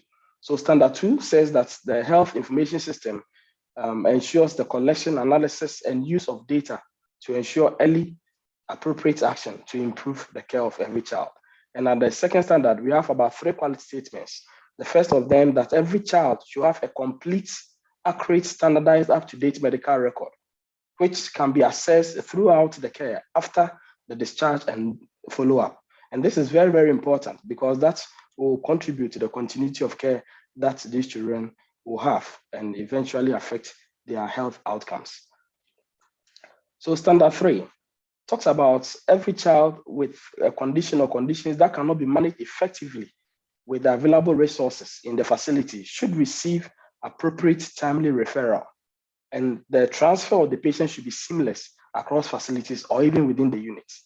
So the standards go on to elucidate how we are going to achieve on these timely referral systems. So for example, every child who requires a referral should have a per-referral assessment done, and the decision to refer should be made without delay. The stand 4 talks about how communication with the patient, the child, and the families. We have to ensure that there is effective, meaningful participation from the patients and the families, so that whenever we come up with a management approach, they are part of the treatments that we are given. And this communication will ensure that we are responding to their needs and preferences, and not just using a paternalistic approach as we've always done for years. In this area, we are saying, amongst other things, that therefore the caregivers and the children appropriate for their age should be given the relevant information about why they are there, what care they are receiving, so that they understand what is going on and they can cope with the condition and the necessary treatments that is needed. Standard 5 highlights the rights of children and the caregivers. We are saying every child's rights must be respected, protected, and fulfilled at all times during the care without discrimination. And to ensure these standards, this standard is carried through, there are 5 quality statements. But I want to highlight particularly the third one, that all children are protected from any violation of their human rights, physical, sexual, psychological, and that we are able to identify those who are being neglected so that the appropriate interventions can be put in place. Standard 6 says that all children and their families must be provided with educational, emotional, and psychosocial support. And this should be sensitive to their needs and should strengthen their own capabilities in providing the care for the child. And this we are going to achieve by following these statements, that we are saying that every child, the caregivers should have access to their children when they are on admission. Now, this is something that we don't tend to see a lot across a lot of facilities in the country, just because of the resource gaps that exist. But with these standards, we are hoping and we're going to work assiduously to make sure that facilities are able to put that in context so that resources are mobilized. And this fits right in with our team for this year's AGSM. Standard 7 says that for every child, competent, motivated, empathetic staff should be constantly available to provide the routine care management of the common illness that they present with. And where there's the need to recognize the need for further consultation and referral, these staff should be competent enough to be able to do that. And this will be taken care of by appreciating the various levels of care that facilities should provide. We are seeing that healthcare professionals and the support staff should therefore be trained and have the appropriate skills so that they can provide this medical care, the psychological support, and all the care that they need appropriate for their age and for the caregivers. The final standards highlights the resources that will be needed to achieve all these very wonderful standards that the committee and the technical team has come up with. We are seeing a health facility, therefore, should have an appropriate child-friendly physical environment with adequate water, sanitation, waste management, energy supply, medicines, medical supplies, and equipment for routine care and management of common childhood illness. And we are saying that these are the statements or the strategies that we are going to use to achieve them. So what are we in terms of this dissemination? I think Dr. Kilba, our president, and Dr. Rosalind have mentioned that we are in the point where we are going to disseminate these standards and, more importantly, implement them. And we take all of us as passionate people for child health and survival to achieve on this. Let's take advantage of the COVID-19 situation so that where resource gaps are identified, both human resources and structures, we are able to leverage the appropriate agencies and stakeholders so that we can achieve. Acknowledgements to the World Health Organization and all the agencies who participated in the development of these guidelines. Thank you, and over. Thank you very much, Dr. Emmanuel Opong, for that informative presentation. The presentations of Dr. Kelba and Emmanuel Opong have been very packed. And in case you have missed any of these, we'll be making the presentations available to you to go through in the comfort of your homes at an appropriate time. Next on the list, one of our sponsors will be presenting Sysmex Diagnostics. They have prided themselves in lighting the way with diagnostics.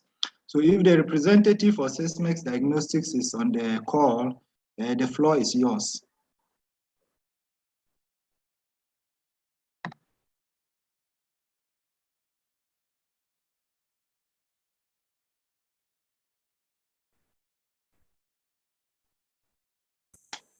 Okay, thank you very much for the opportunity. Thank you for all the organizers of this meeting. On behalf of CISMEX and the Managing Director, Mr. Eric Kosei, I would like to thank you for the opportunity you give to us to share one key topics in terms of public health. And I think it fits very correctly with the previous presentation regarding the newborn situation in Ghana. So I'm Dr. Roger Assemian. I'm the head of the Medical and Scientific Affairs at SIXMEX, and I'm based in Abidjan in Ivory Coast.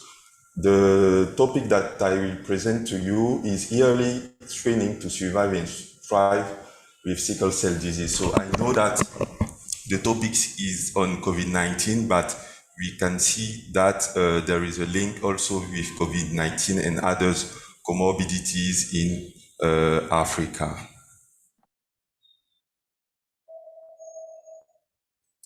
So, you know, in our environment, sickle cell disease is very prevalent. We have a high prevalence and we have a high rate of newborn that has been already exposed to sickle cell disease. And what is sickle cell disease? We all know that it is a genetic condition in which the red blood cell will be sickle.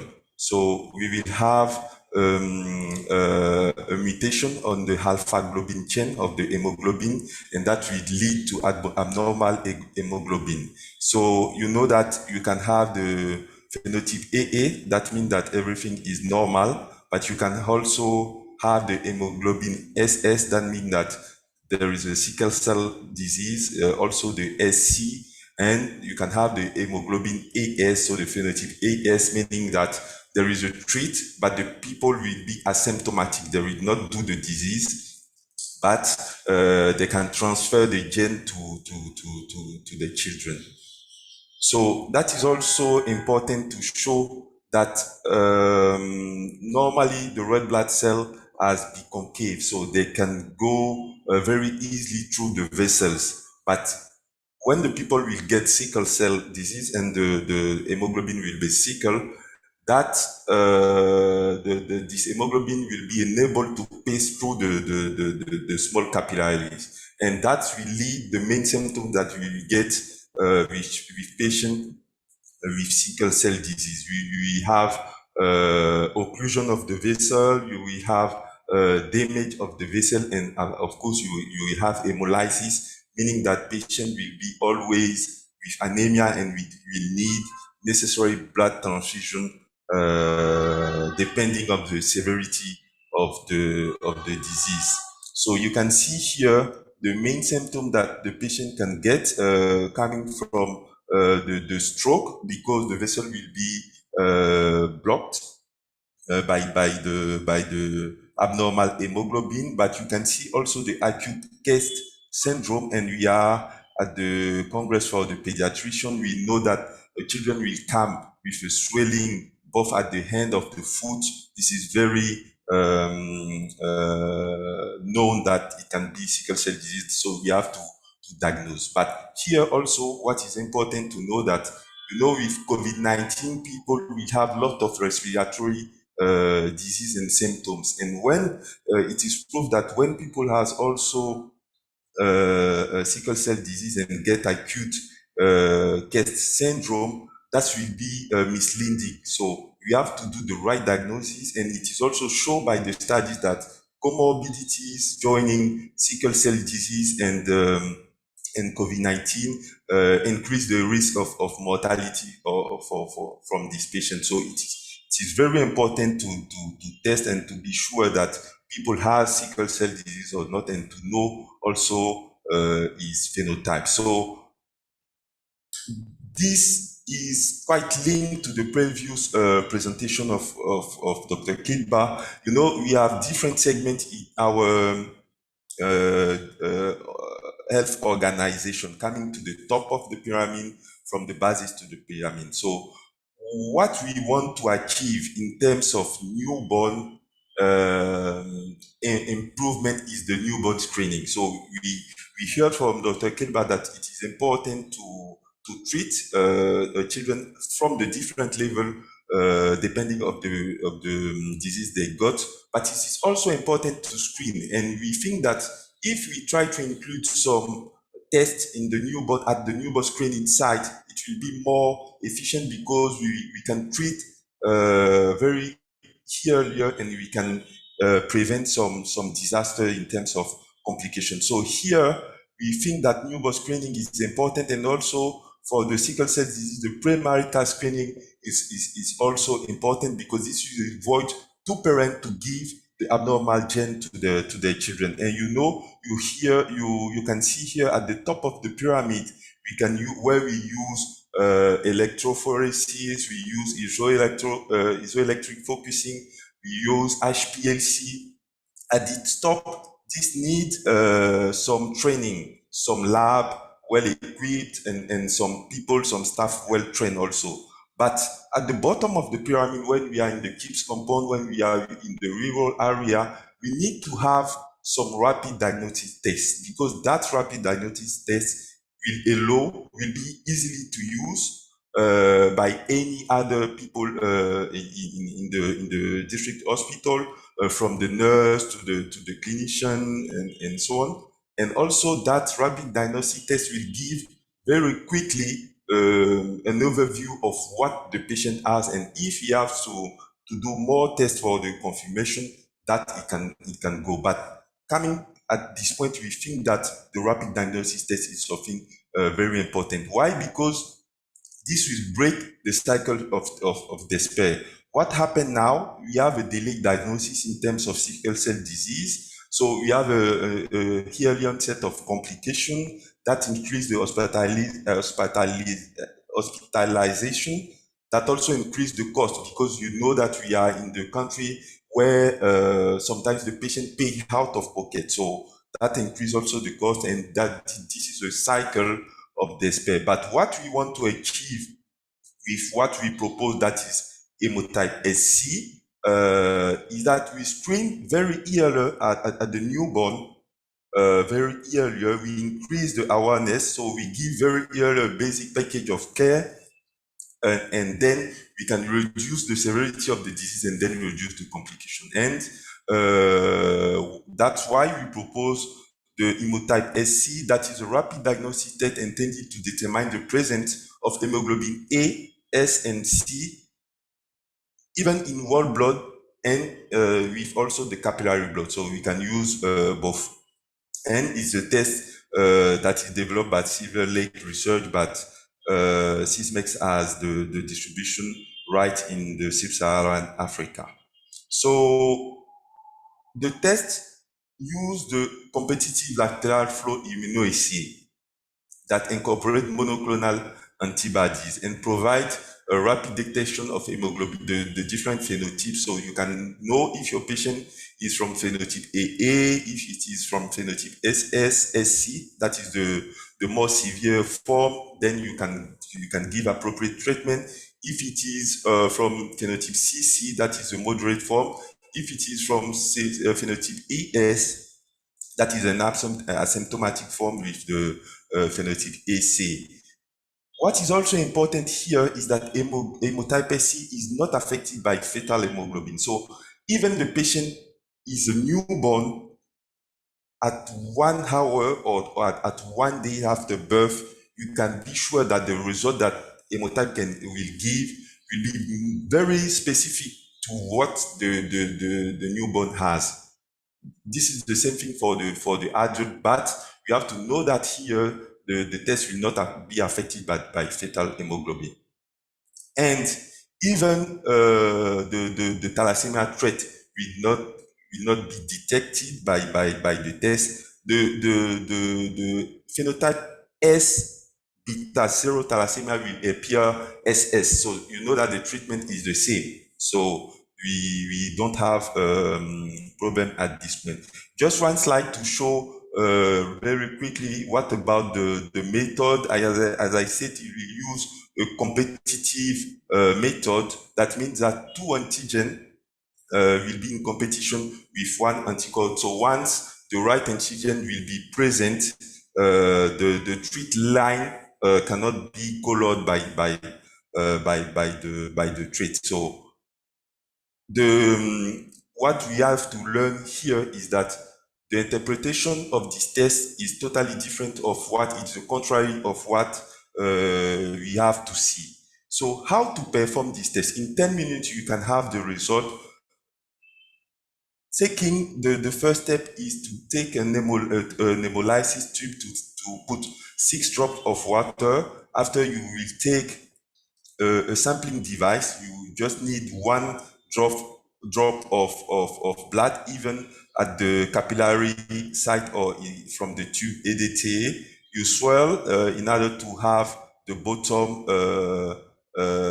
very red, and then you put the test stripe, the arrow as like in these images, and then you will have the result.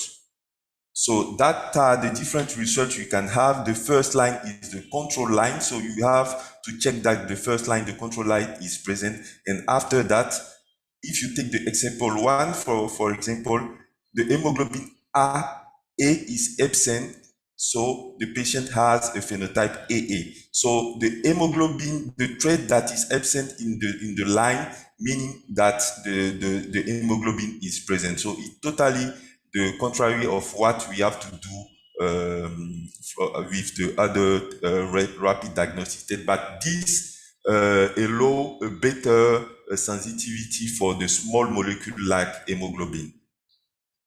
So you do have a lot of scientific publications that we can share with you after, but we have also a lot of publication with Ghanaian patients. We can see, for example, here we do one publication with some people included from Ghana, and we had a head-to-head comparison with alkaline electrophoresis in Accra, and the result was about superior to 99% sensitivity and specificity for the 3 hemoglobin type.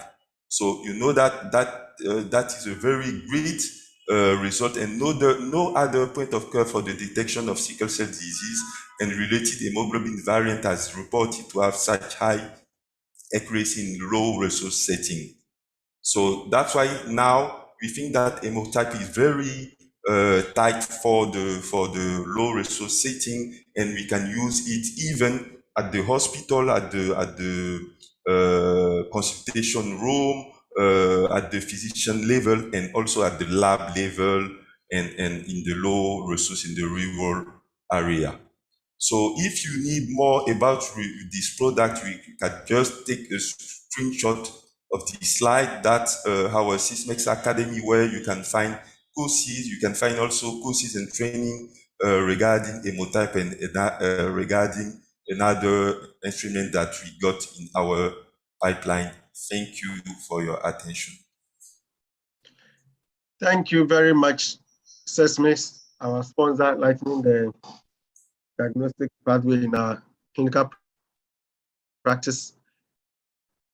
We are most grateful for all our sponsors: WHO, UNICEF, Novartis, Sanofi, Sysmex, GE, for your partnership with us. I would like to acknowledge, before today's session, this morning session comes to an end, I would like to acknowledge the first person to have signed in when we opened the webinar, and that was Dr. Sheila Asamoah Ochre, 37 Military Hospital. You are recognized as the first person to have signed in, and we are very grateful. And a lot of your colleagues also joined you after that. You are all duly recognized. And thank you all for having patience with us, even as we went through the challenges. We are in this together. And all those of you, I think there are over 200 people who are watching us on the YouTube line. I just joined you there briefly to see what is happening there. And I can see that you are with us throughout. So the floor is now open for some questions. Any question that you have for any of our presentations that we've had so far, Dr. Kelba, Dr. Opong, Sysmex, Novartis, any question, any comment, please, let's have them. Dr. Yakubu, have you noticed any question anywhere yet? You can raise your hand or put the question in the Q&A section. If you raise your hand, we give you the opportunity to speak, or just put your question in the Q&A section and we will gladly read it out for the various people to respond to it. Thank you. No question yet. Okay. In the meantime, we have the evaluation form posted on the chat room. You can please just spend 5 seconds, 10 seconds maximum to give us a feedback on today's section.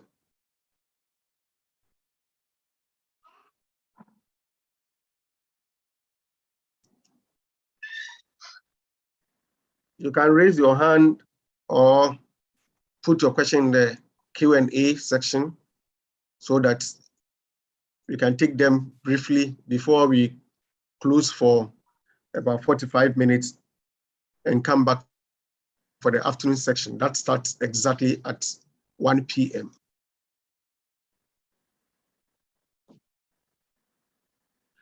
So, okay, Professor, so I have seen one question.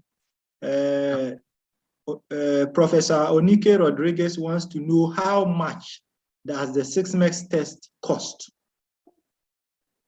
So Sysmex, if you are on, how much does it cost?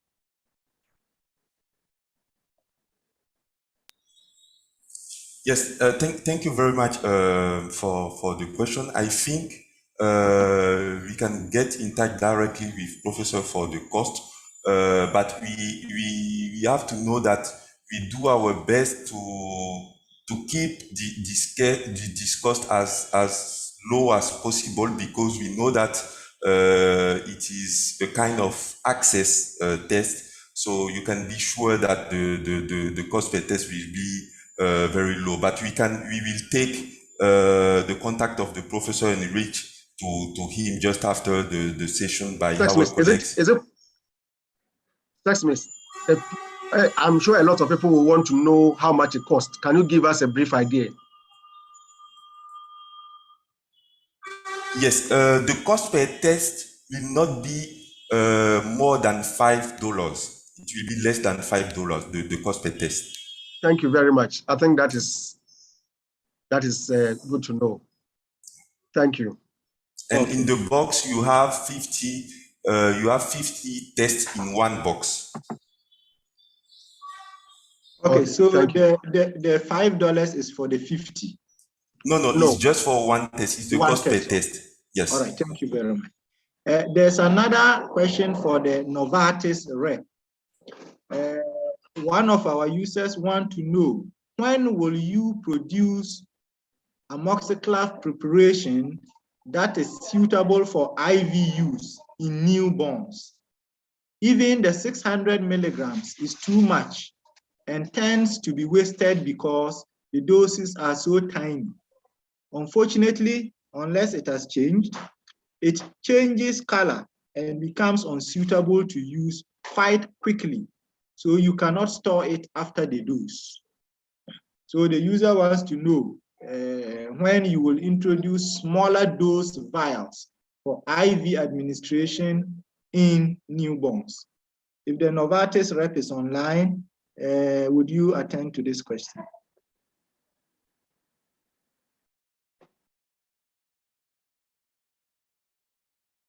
Novartis, please. Whilst Novartis is preparing to answer, Dr. Charlene, there's a question in the chat room, so please have a look at it.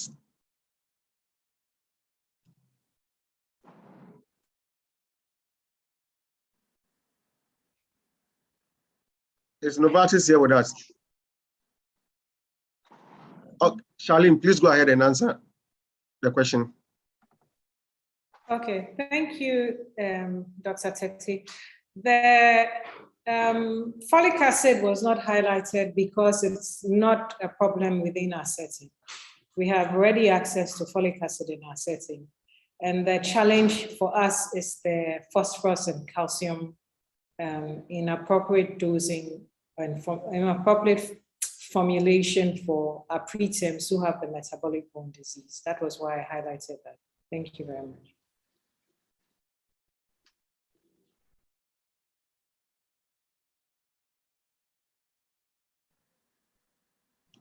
Okay, so yes, Doctor. Go ahead.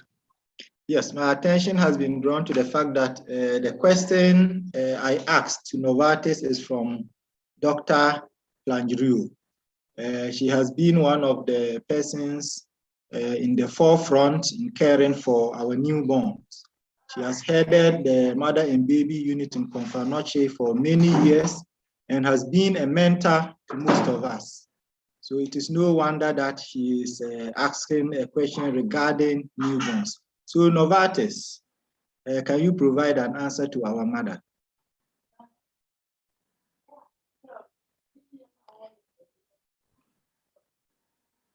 Well, it looks like probably they are not around.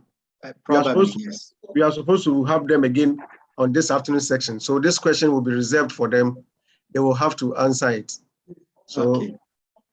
We have to inform them that they have a question to answer. All right. So before probably we take, if there are no questions, we are prepared to take the chairman's closing remarks.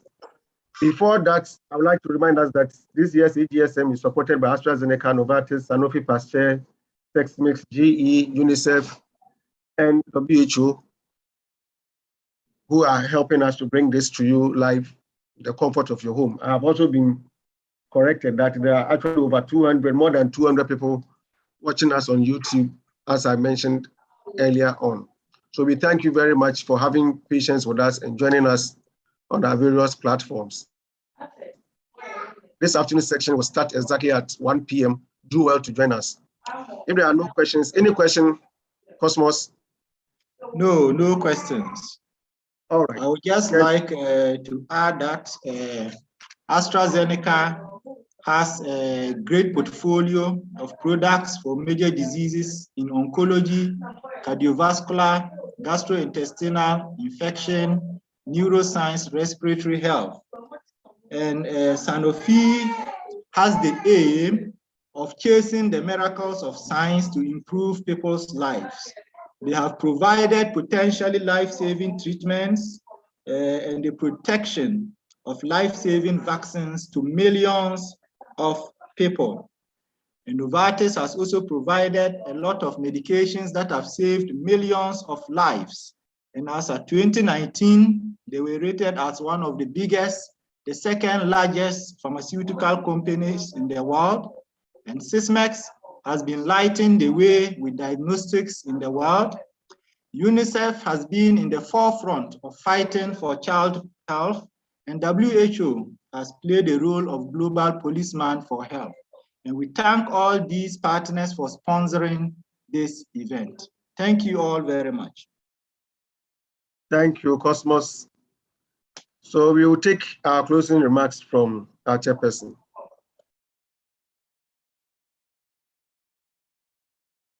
Thank you. Let me thank before they officially thank you, let me personally thank you for standing in for me to moderate this session. I just made brief remarks. I will not attempt to represent the presentation. The local organizing chairman indicated how it was their desire to have had an in-person AGSM, but the COVID would not allow that.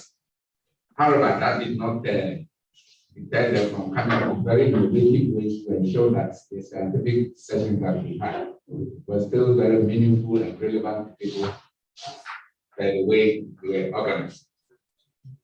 The other issue was that most speakers also indicated the fact that though COVID-19 did not directly affect newborn, it still had an indirect impact on the care for the newborn. The speaker also indicated how the theme for the conference was apt considering the situation in which we are now. The key speaker raised a few issues. First, he indicated how the advent of COVID-19 sort of disrupted some of the platforms that were used to reach children. However, I quickly added that despite that, because of the activity or the response to COVID-19, certain positive aspects were realized on which the team is trying to deal with. He indicated how the availability of oxygen in some of the facilities hitherto had no oxygen. He also indicated that some diagnostic equipment have been introduced at various levels within the regions, thus improving diagnosis and care of people not only limited to the COVID. The other protocols that were associated with COVID, that you realize that there have been a step up in the WASH activities throughout the country or in the world at large, which has had very positive effect when it comes to diseases related to water, and we have tried most of our facilities now. Diarrhea disease have gone down drastically.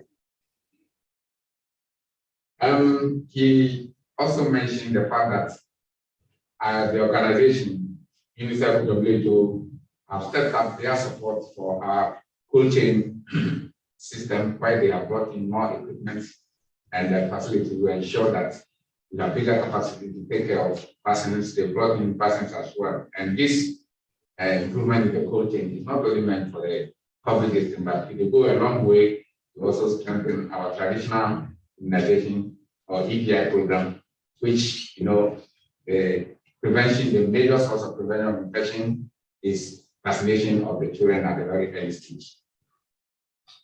The other thing that he noted was that he was concerned about the fact that when we have emergencies like this, we do a lot of things like we have done now, the various infrastructure things we put in place, but we are not able to maintain them. So when we have another emergency, then we have to start all over struggling to get it. He urged that this time around, we should be able to sustain these gains so that when we have another emergency, we will not have to start from the scratch, but just build on whatever we've done. He mentioned an issue on the data and urged that as a country, we should have our own data so that we can tell our story in our own way. And he called on the researchers that as a country, we should promote operational research so that we can have solutions to problems that are within our local jurisdiction. Other presenters I want to talk about was the presentation on the standard guideline for newborn care.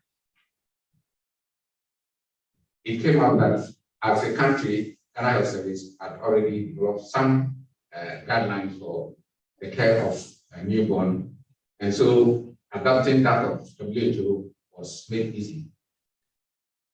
They went ahead to give us the layout of the current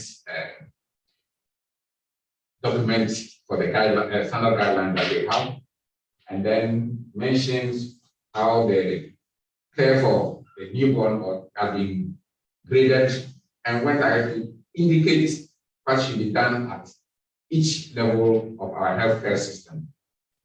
The goal for the standard guideline that was to ensure that every child, everywhere, there's a best of quality of care when they report in any of our facilities in the country.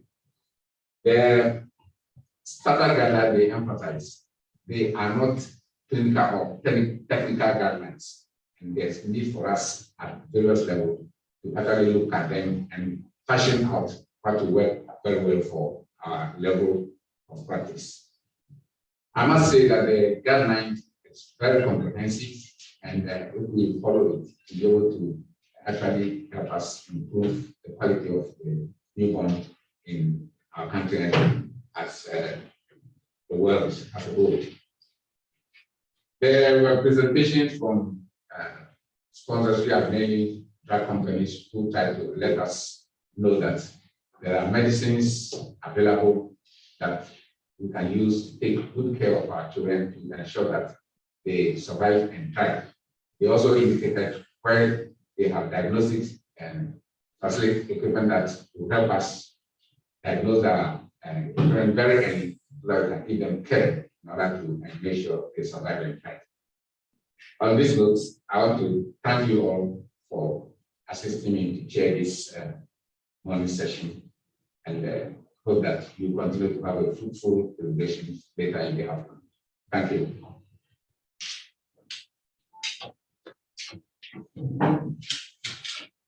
Thank you very much, Dr. Eliza, for your wonderful closing remarks, reminding us of all the key points that has come up at this year's AGSM. Dr. Chairperson, please permit me to break protocol to post one question that was on YouTube that we inadvertently didn't look over there. And it came from one of my consultants. If I don't let them answer, I may be punished for it. So please allow me to break protocol and let Novartis, Sanofi Pasteur, I think this question is for you. So why is it that for the hexavalent vaccine, whole cell pertussis is used? Now acellular pertussis is recommended. So why are you going back to the whole cell pertussis? Sanofi, if you are there, can you briefly, within a minute, answer the question for my boss?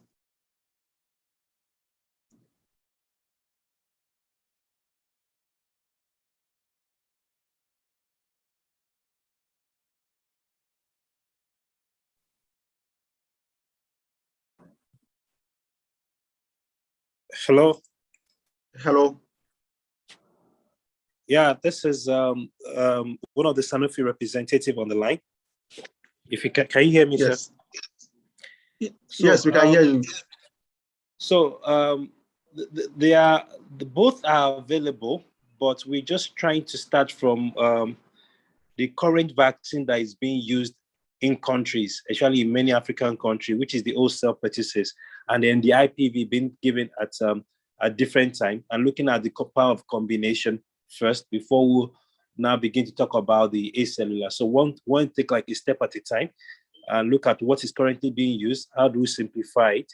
That's why the idea of the hexavalent that was discussed was presented. Why in many advanced countries, yes, they have moved to acellular pertussis, but we are looking at it one step at a time, looking at the journey of moving from what we are currently using and seeing how we can simplify it, reduce the number of jabs that are available to the babies. So that's just the starting point, and that's why that was presented today. All right. Thank you very much, Obina. Thank you, sir. All right. On that note, Dr. Yakubu, is there any announcements before we say the closing prayer?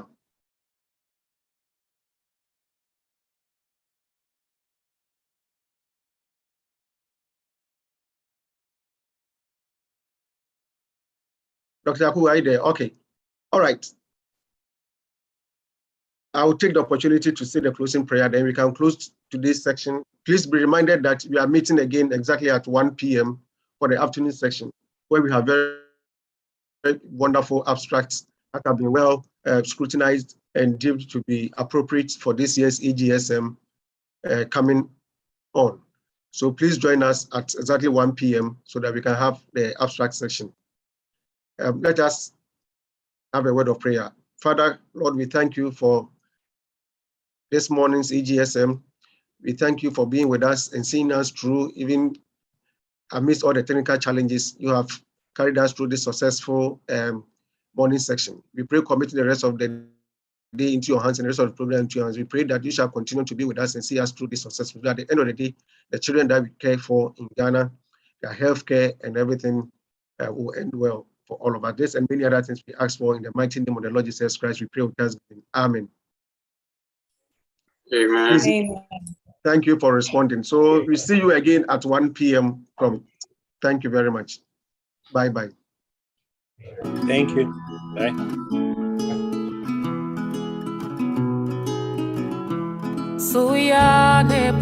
Ghana's largest wildlife refuge.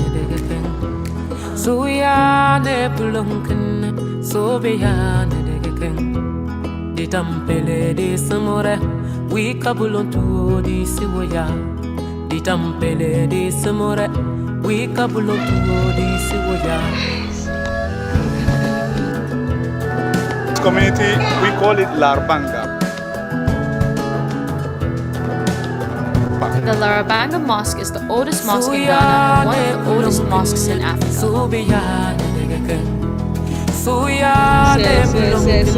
This crocodiles.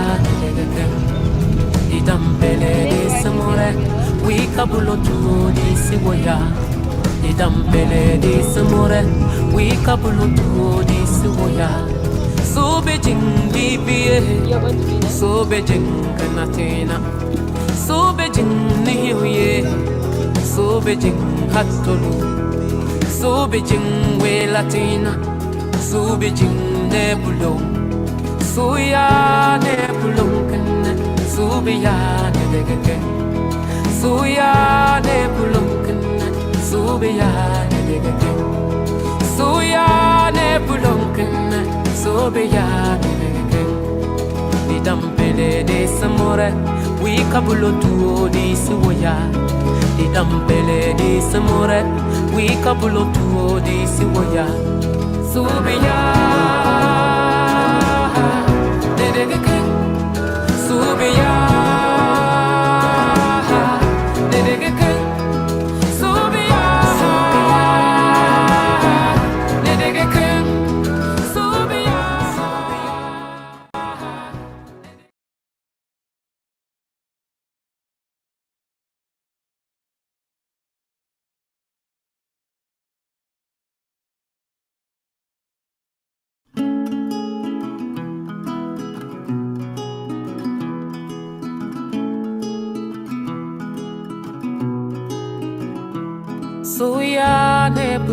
Ghana's largest wildlife refuge.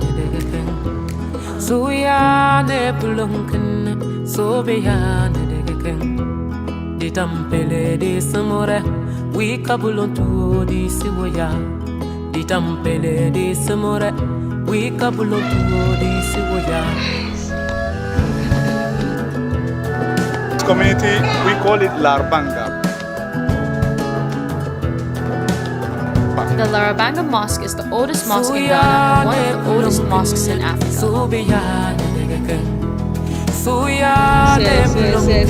This crocodiles.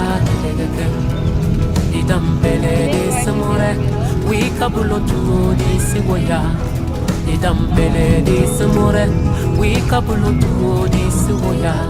So Beijing DBA, so Beijing Kanatina, so Beijing Nihuye, so Beijing Hatolu, so Beijing We Latina, so Beijing Nebulo, so ya Nebulunkan, so be ya Nedegake, so ya Nebulunkan, so be ya Nedegake, so ya Nebulunkan, so be ya Nedegake. Di dampele de samore we kabulo tuo di siwoya di dampele de samore we kabulo tuo di siwoya so be ya Nedegake so be ya Nedegake so be ya Nedegake so be ya.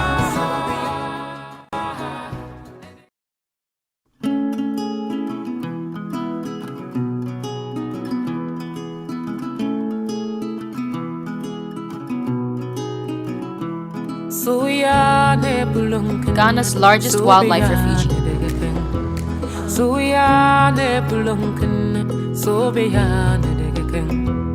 Di tampele di samore we kabulon tuo di siwoya di tampele di samore we kabulon tuo di siwoya.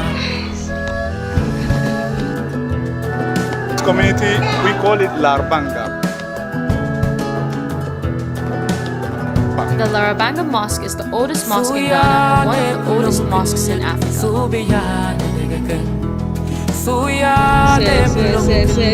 These crocodiles. Idampele de samore, we kabulo tuo di siwoya. Idampele de samore, we kabulo tuo di siwoya. So Beijing DBA, so Beijing Kanatena, so Beijing Nihuye, so Beijing Hatolu, so Beijing We Latina, so Beijing Nebulo, so ya Nebulunkan. Subiya nedegeke, suya nebulunken, subiya nedegeke, suya nebulunken, subiya nedegeke. Idampele de samore, we kabulo tuo di siwoya. Idampele de samore, we kabulo tuo di siwoya. Subiya nedegeke. Subiya, nedegeke. Subiya, nedegeke. Subiya.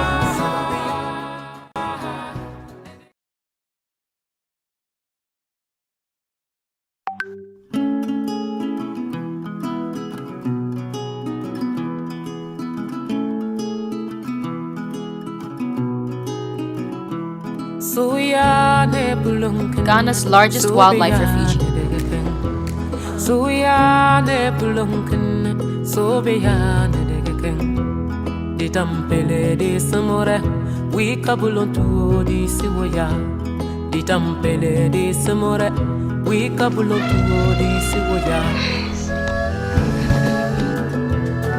This community, we call it Larbanga. The Larabanga Mosque is the oldest mosque in Ghana and one of the oldest mosques in Africa.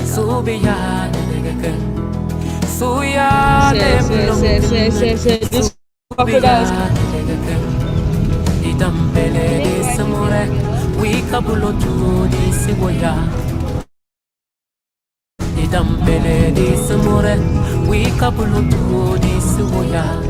So Beijing DBA, so Beijing Kanatena, so Beijing Nihuye, so Beijing Hatolu, so Beijing We Latina, so Beijing Nebulo, so ya Nebulunken, so Biya Nedegeke, so ya Nebulunken, so Biya Nedegeke, so ya Nebulunken. So be ya Idampele de samore, we kabulo tuo di siwoya. Idampele de samore, we kabulo tuo di siwoya. So be ya nedegeke, so be ya nedegeke, so be ya nedegeke.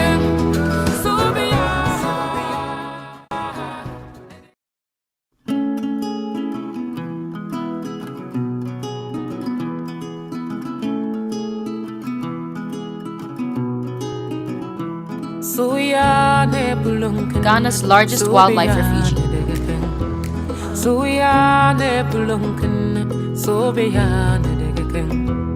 Ditampele de samore, we kabulon tuo di siwoya. Ditampele de samore, we kabulon tuo di siwoya. This community, we call it Larbanga. The Larabanga Mosque is the oldest mosque in Ghana and one of the oldest mosques in Africa.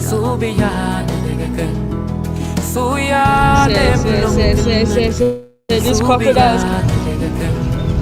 Idampele de samore, we kabulo tuo di siwoya. Idampele de samore, we kabulo tuo di siwoya. So Beijing DBA, so Beijing Kanatena, so Beijing Nihuye, so Beijing Hatolu, so Beijing We Latina, so Beijing Nebulo, so ya Nebulunkan, so be ya Nedegeke, so ya Nebulunkan, Subiya nedegeke. Suya ne bulonkin. Subiya nedegeke. Didampele de samore. We kabulo tuo di siwoya. Didampele de samore. We kabulo tuo di siwoya. Subiya nedegeke. Subiya nedegeke. Subiya nedegeke. Subiya.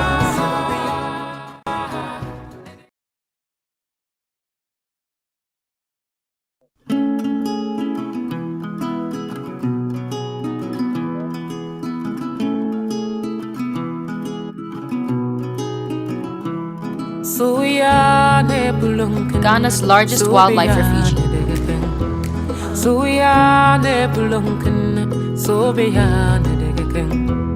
Ditampele de samore, we kabulontu di siwoya. Ditampele de samore, we kabulontu di siwoya. This community, we call it Larbanga.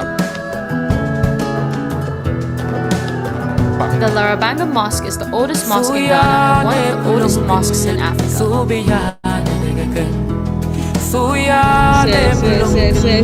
This crocodiles. We kabulontu di siwoya. Idampele di samore. We kabulontu di siwoya. So Beijing DBA. So Beijing Kanatena. So Beijing Nihuye.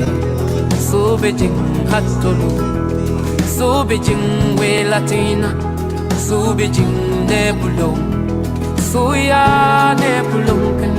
So be ya Nedegeke. So ya Nebulon Kan. So be ya Nedegeke. So ya Nebulon Kan. So be ya Nedegeke. Didampele de samore. We kabulo tuo di siwoya. Didampele de samore. We kabulo tuo di siwoya. Subiya nedegeke. Subiya nedegeke. Subiya nedegeke. Subiya.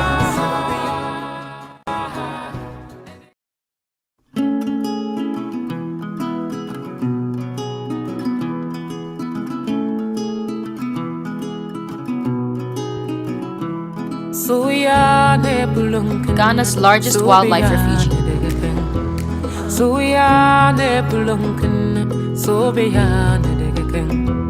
Ditampele de samore, we kabulontu di siwoya. Ditampele de samore, we kabulontu di siwoya. This community, we call it Larbanga. The Larabanga Mosque is the oldest mosque in Ghana and one of the oldest mosques in Africa.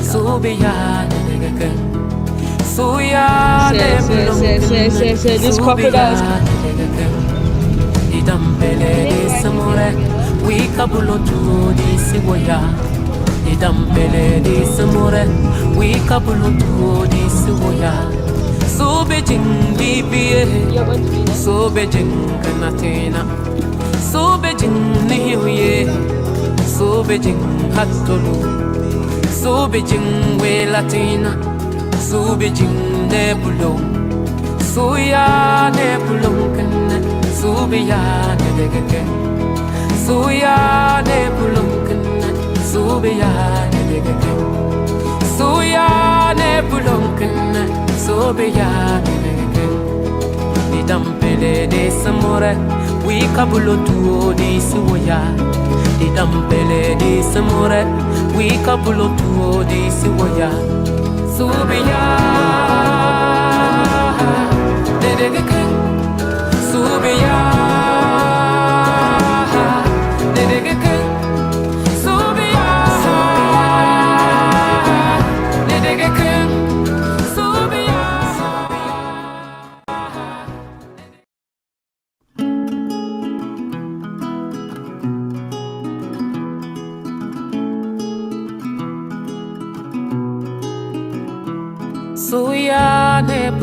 Ghana's largest wildlife refuge.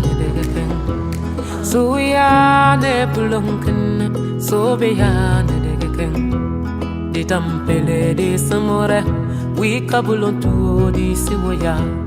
Ditampele de samore, we kabulontu di siwoya. This community, we call it Larbanga. The Larabanga Mosque is the oldest mosque in Ghana and one of the oldest mosques in Africa.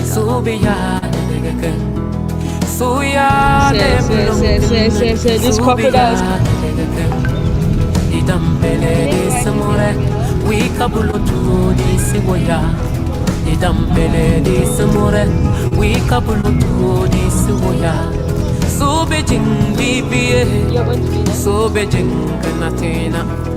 So Beijing Nihuye, so Beijing Hatolu, so Beijing We Latina, so Beijing Nebulo, so ya Nebulunken, so be ya Nedegen, so ya Nebulunken, so be ya Nedegen, so ya Nebulunken, so be ya Nedegen, Didampele de Samore.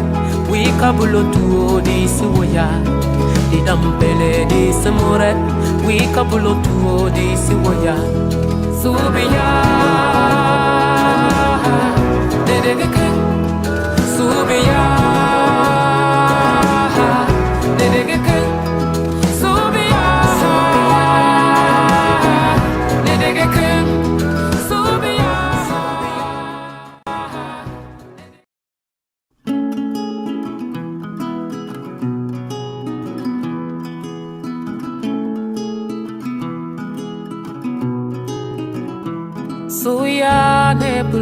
Ghana's largest wildlife refuge.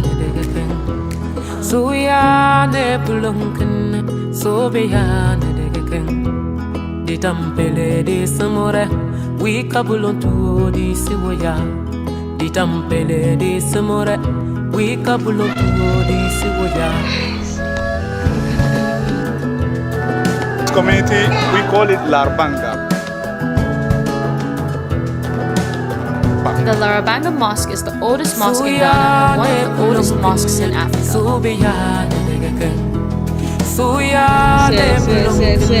This crocodiles.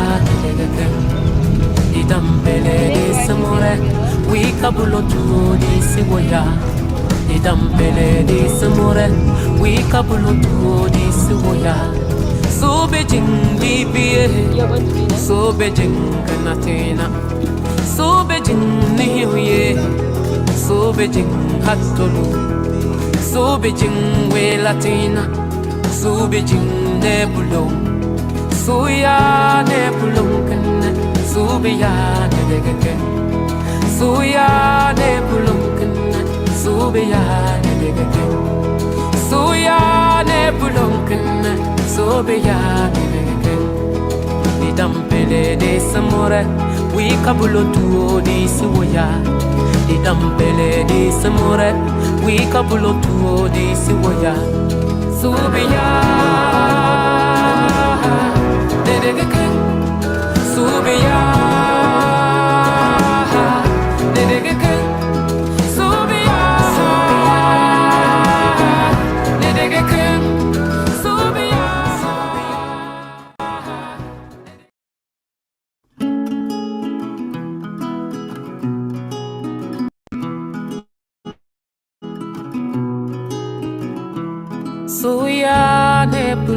Ghana's largest wildlife refuge.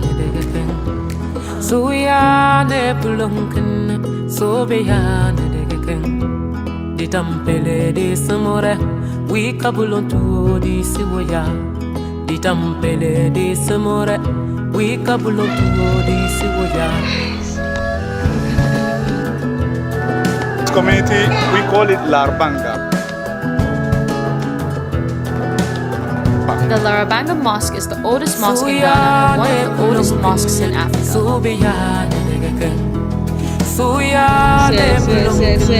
This crocodiles.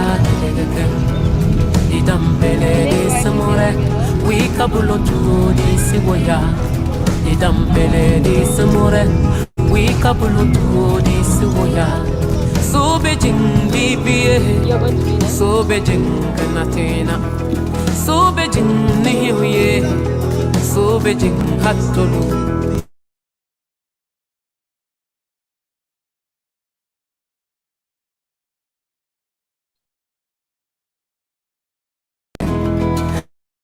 Suya ne bulunkin, subiya ne degakin. Suya ne bulunkin, subiya ne degakin.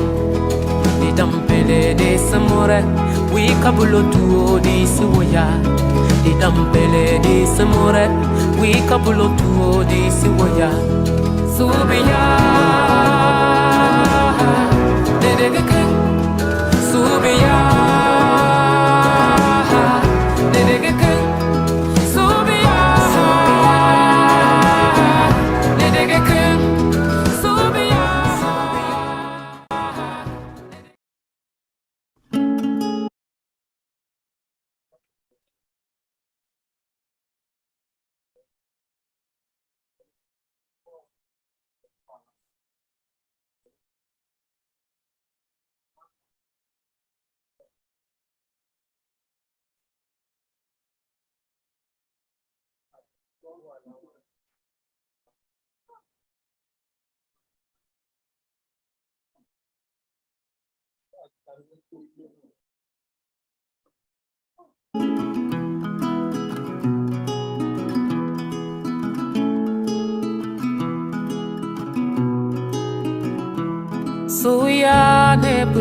Ghana's largest wildlife refuge.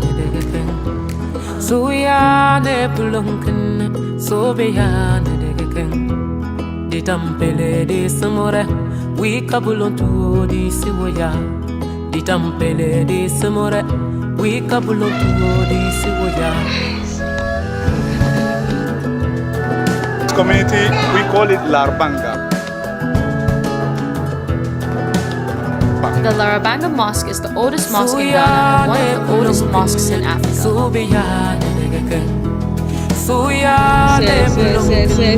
These crocodiles. Idampele de samore, we kabulo tuo di siwoya.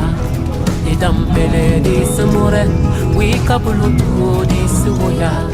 So Beijing BBA, so Beijing Kanatena, so Beijing Nihuye, so Beijing Hatolu, so Beijing We Latina, so Beijing Nebulo, so ya Nebulunkan, so be ya Nedegaken, so ya Nebulunkan, so be ya Nedegaken, so ya Nebulunkan, so be ya Nedegaken.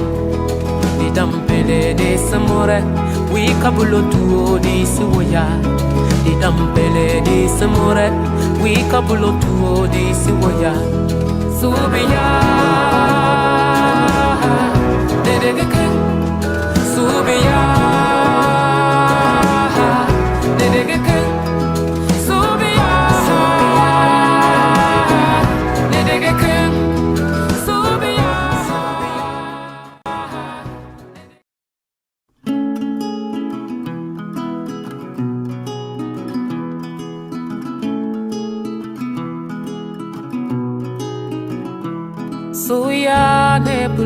Ghana's largest wildlife refuge.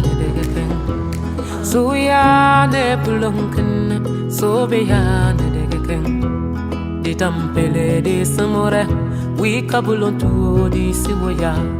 Ditampele de samore, we kabulon tuo di siwoya. This community, we call it Larbanga. The Larabanga Mosque is the oldest mosque in Ghana and one of the oldest mosques in Africa.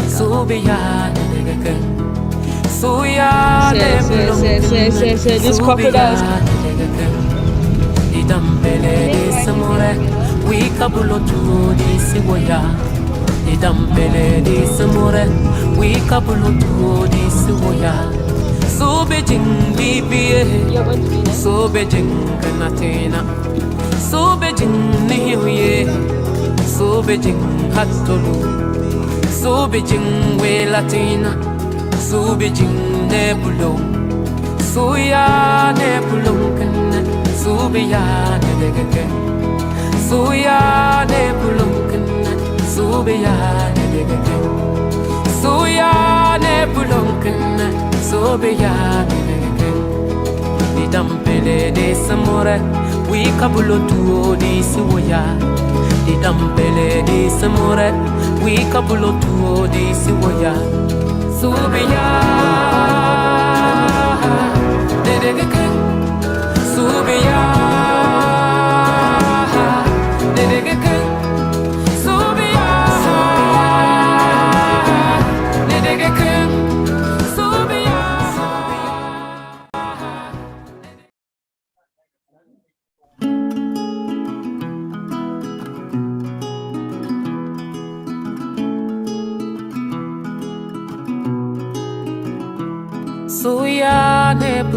Ghana's largest wildlife refuge.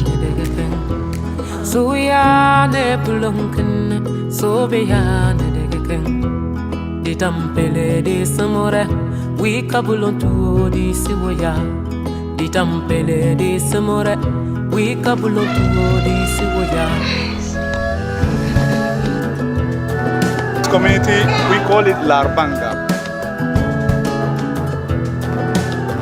The Larabanga Mosque is the oldest mosque in Ghana and one of the oldest mosques in Africa.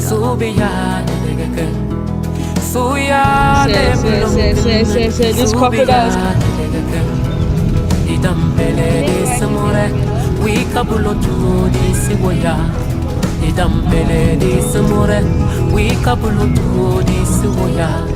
So Beijing BBA, so Beijing Kanatina, so Beijing Nihuye, so Beijing Hatolu, so Beijing We Latina, so Beijing Nebulo, so ya Nebulo can, so be ya Nedege, so ya Nebulo can, so be ya Nedege, so ya Nebulo can. So be ya di dampele de samore we kabulo tuo di siwoya di dampele de samore we kabulo tuo di siwoya so be ya de de ke so be ya de de ke so be ya de de ke.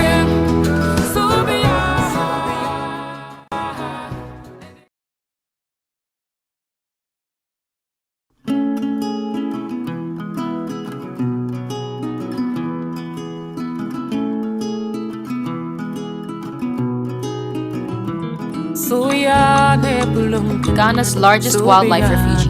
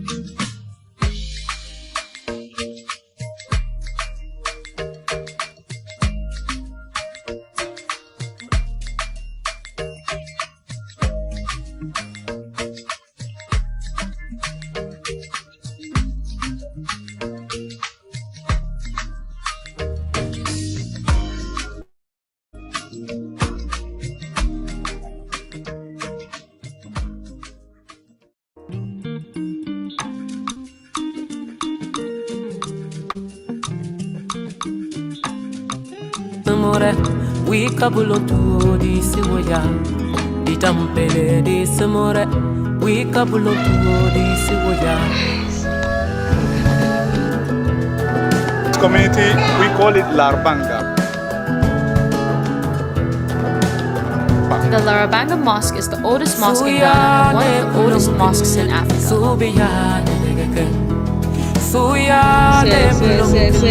This crocodiles. Idampele de samore, we kabulotu di siwoya. Idampele de samore, we kabulotu di siwoya. So Beijing bibie, so Beijing kanatena, so Beijing nihuye, so Beijing hatolu, so Beijing we latina, so Beijing nebulo, so ya nebulo kan. Subiya nedegeke, suya nebulunken, subiya nedegeke, suya nebulunken, subiya nedegeke. Didampele de samore, we kabulotu di siwoya. Didampele de samore, we kabulotu di siwoya. Subiya nedegeke. Subiya,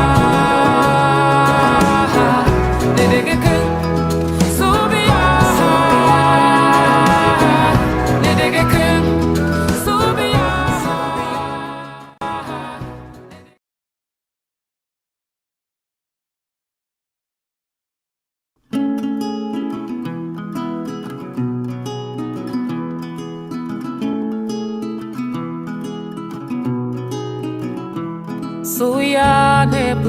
Ghana's largest wildlife refuge.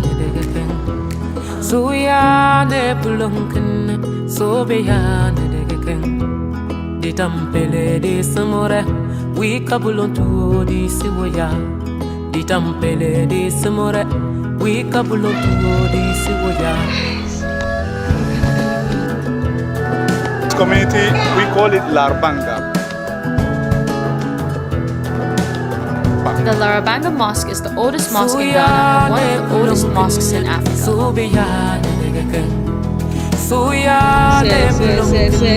This crocodiles. Idampele de samore, we kabulotu di siwoya. Idampele de samore, we kabulotu di siwoya.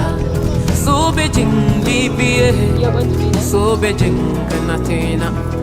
So Beijing nihuye, so Beijing hatolu, so Beijing we latina, so Beijing nebulo, so ya nebulo kan, so biya nedegeke, so ya nebulo kan, so biya nedegeke, so ya nebulo kan, so biya nedegeke. Didampele de samore, we kabulotu di siwoya. Didampele de samore, we kabulotu di siwoya. Subiya, nedegeke. Subiya, nedegeke. Subiya. Breathe in.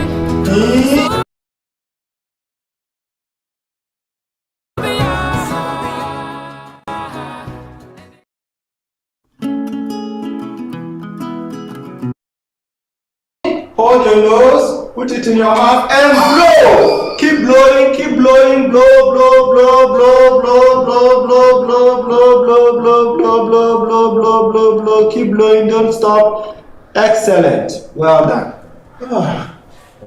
Well done. That's a very good curve. Very good curve.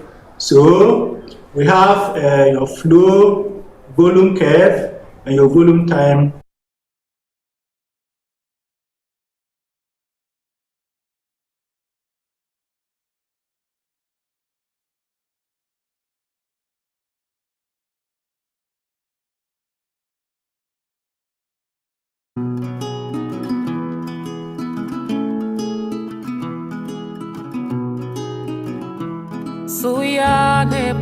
Ghana's largest wildlife refuge.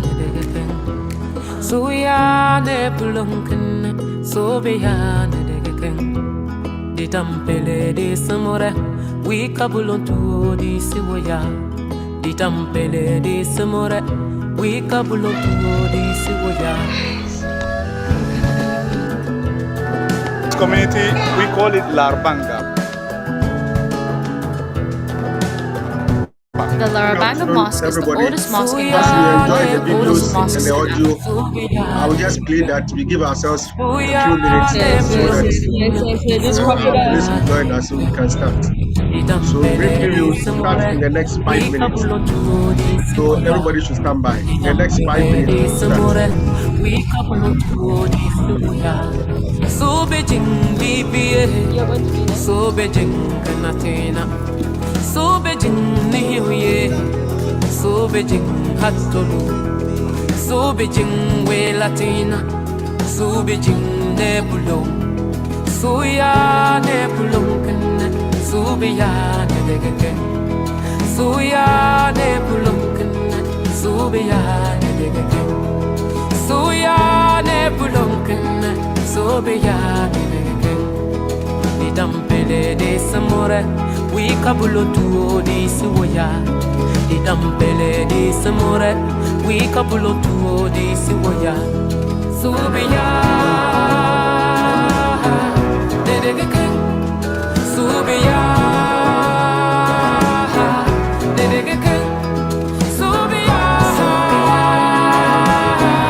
de de king. Subiya.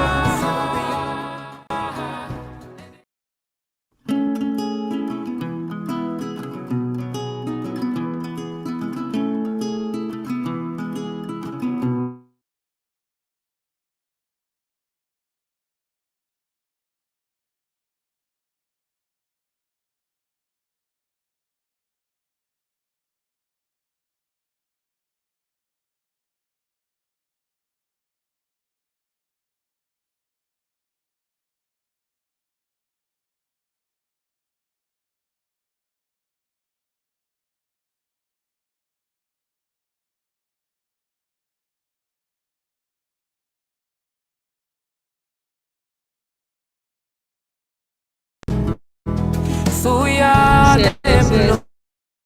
Yes, yes, yes, yes. This crocodile. Dampele de samore, we kabulotu di siwoya. Dampele de samore, we kabulotu di siwoya. So Beijing BBA, so Beijing Kanatina, so Beijing Nihuye, so Beijing Hatolu, so Beijing We Latina, so Beijing Nebulo, so ya Nebulunkan, so be ya Nedegake, so ya Nebulunkan, so be ya Nedegake, so ya Nebulunkan, so be ya Nedegake. Di dampele de samore, we kabulotu di siwoya. Di dampele de samore, we kabulotu di siwoya. So be ya, Nedegake, so be ya, Nedegake, so be ya, Nedegake, so be ya.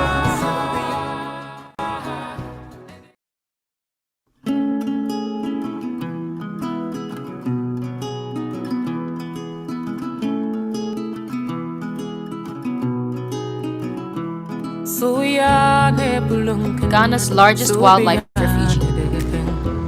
Suya Nebulunkan, so be ya Nedegake. Di dampele de samore, we kabulontu di siwoya. Di dampele de samore, we kabulontu di siwoya.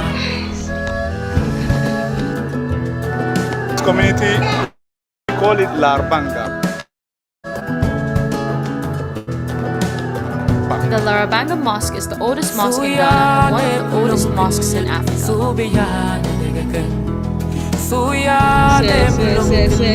These crocodiles. Idampele de samore, we kabulo tu di siwoya. Idampele de samore, we kabulo tu di siwoya. So Beijing libye, so Beijing kanatina, so Beijing nihuye, so Beijing hatolu, so Beijing we latina, so Beijing nebulo, so ya nebulo kana. Subiya ne degeke, suya ne bulunken, subiya ne degeke, suya ne bulunken, subiya ne degeke. Idampele de samore, we kabulo tuo di siwoya. Idampele de samore, we kabulo tuo di siwoya. Subiya ne degeke, subiya.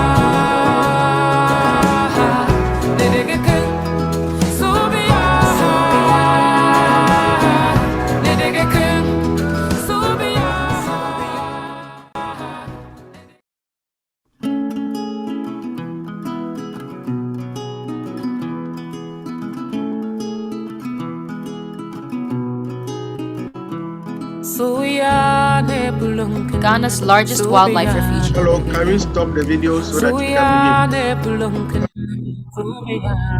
begin? Ditampele de samore, we kabulontu di siwoya. Ditampele de samore. Thank you very much.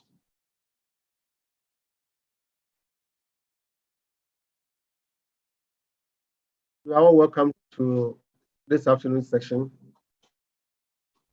of the 2022 Agsm by the Pediatric Society of Ghana, proudly being hosted by the Northern Region of Ghana virtually. The theme for this year's annual Agsm is Survive and Thrive, leveraging the opportunities from the COVID-19 pandemic to improve care of small and sick newborns. We have had a very interactive morning section. We are now moving on to the afternoon section. And those of you following us on YouTube, you are also welcome. We acknowledge your presence. This afternoon, we have a series of abstract presentations to take. These abstract presentations or this abstract have been carefully selected by a team of experts and deemed to be appropriate and very informative for us to listen to.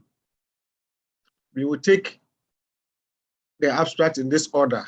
So the abstract presenters, please take notes and stand by. The first abstract will be presented by Matthew Conlan. The second abstract by Neda Ayi Bisa.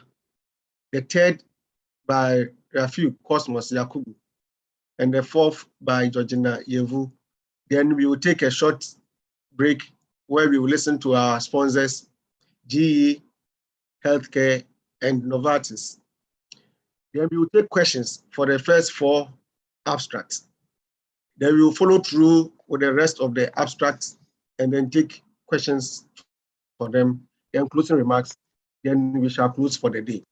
I'm hoping that we will close in time so that we can beat traffic today, especially for those of us in Accra.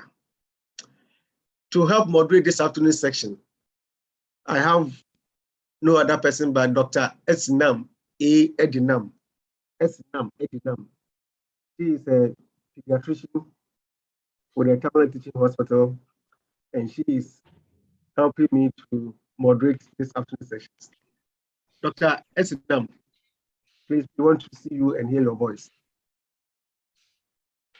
Okay, so thank you. Good afternoon once again. We'll go ahead and take the first presentation.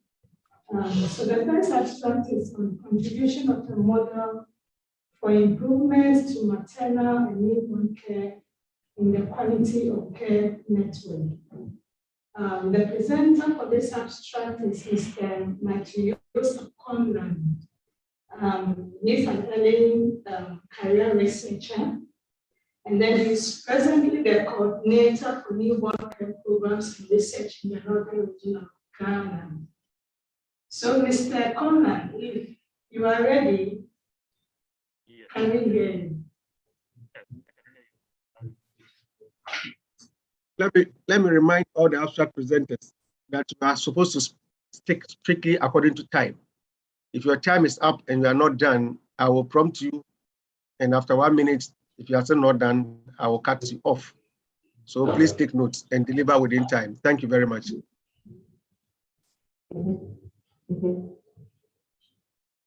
All right, so do I have the floor to commence? Yes, put it on slide mode and then you can begin. All right.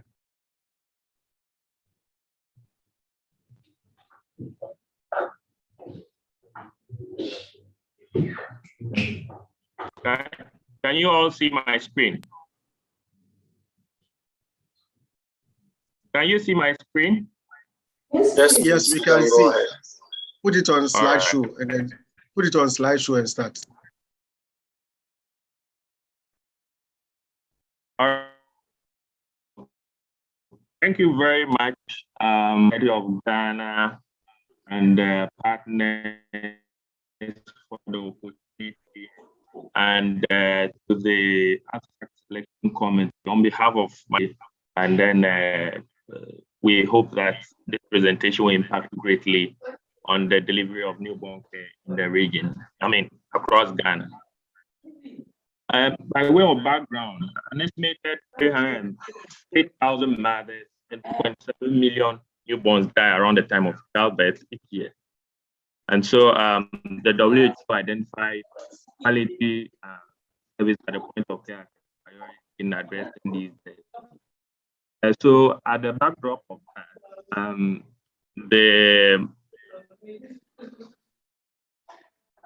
some countries, we call the network countries, are found in Texas, and the network for newborn quality of care was formed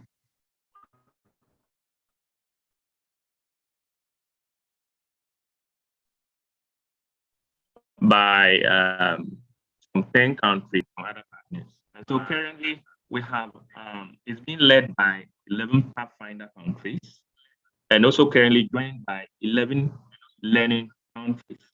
There were two main objectives for the establishment of the network. One was to have maternal and newborn mortality in health facilities, network countries, as well as field deaths by 2022, which means that by 2022 we would have reduced these deaths by half, 50%. And then the other objective was to improve the experience of care. The vision was that every mother and newborn receives quality care throughout pregnancy, childbirth, and post-natal period, underpinned by three main core values of quality, equity, and dignity. And so, be able to achieve these objectives, there were four main objectives for this, which included leadership, action, learning, and accountability. So across all network countries, they were to work around these objectives to be able to achieve these goals that were set. In Ghana, it's currently implemented in 5 regions, 35 districts, including the northern region. And in the northern region, it's implemented in 4 facilities in 2 districts.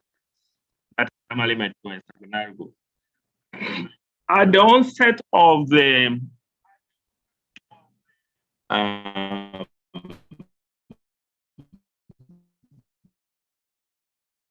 project, and done by facilities and in LGA, there was low complete documentation of delivery records. And then in Tamale West Hospital, babies with asphyxia not were resuscitated, and that raises a lot of some and not this one. So that became a problem to address. There was high prevalence of asphyxia in newborns in Tamale Central also, and hypothermia was also high in. The teams then formulated things. And for SDO also, they wanted to increase complete data entry into the delivery register from 5% to 8%, from May to June 2021. And in Tamale West also, they wanted to increase resuscitation of the newborns with asphyxia from 38% to 100% from May to July. In Tamale Central Hospital, they wanted to increase the prevalence of asphyxia from 44% to 10% from May to July as well. And for St. Lucie, they wanted to increase hypothermia in newborns from 70% to 10% within the first 90 minutes from May to June 2021. How did this get done? Using the strategic objectives that were designed by network countries. In terms of leadership, the regional health director called for the orientation of 50 hospital managers on leadership in quality improvement. And so before the project actually commenced, this is what was done, essentially to get the leadership in and commitment. And then after, in the forefront line, maternal and newborn health staff were trained on respectful maternity QI methods in schools. Then we formed the teams. We identified facility staff to lead the teams, and then we also deployed coaching. Data pertaining to measure were collected over an average period of 4 weeks to provide baseline, and that is in the action strategic objective. In the learning, we did a number of quarterly review meetings. There were regular team meetings in the facility for brainstorming on some change ideas. And then there were regular feedback teams as to what they were doing.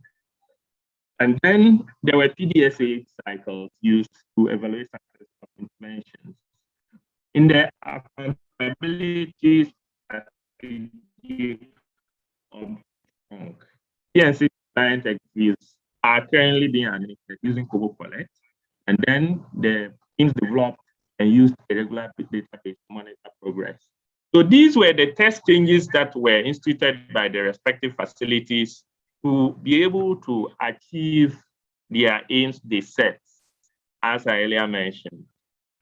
For time factor, I may not be able to go through all of that completely, but on the right side of the methods, you can see that the test changes or the change ideas that brought about the results that we are about to present are structured according to the facilities. Results. For St. Lucie Hospital, they reduced hypothermia to 0. Instead of the 10% they wanted to achieve, from 70 to 10%, they actually achieved 0 within the period of implementation. And so they had 100% decrease in the hypothermia in newborns. And this I find so interesting. I mean, if across board facilities can be implementing these, projects using quality improvement tools and methodologies, I'm sure that, we'll be getting somewhere with this.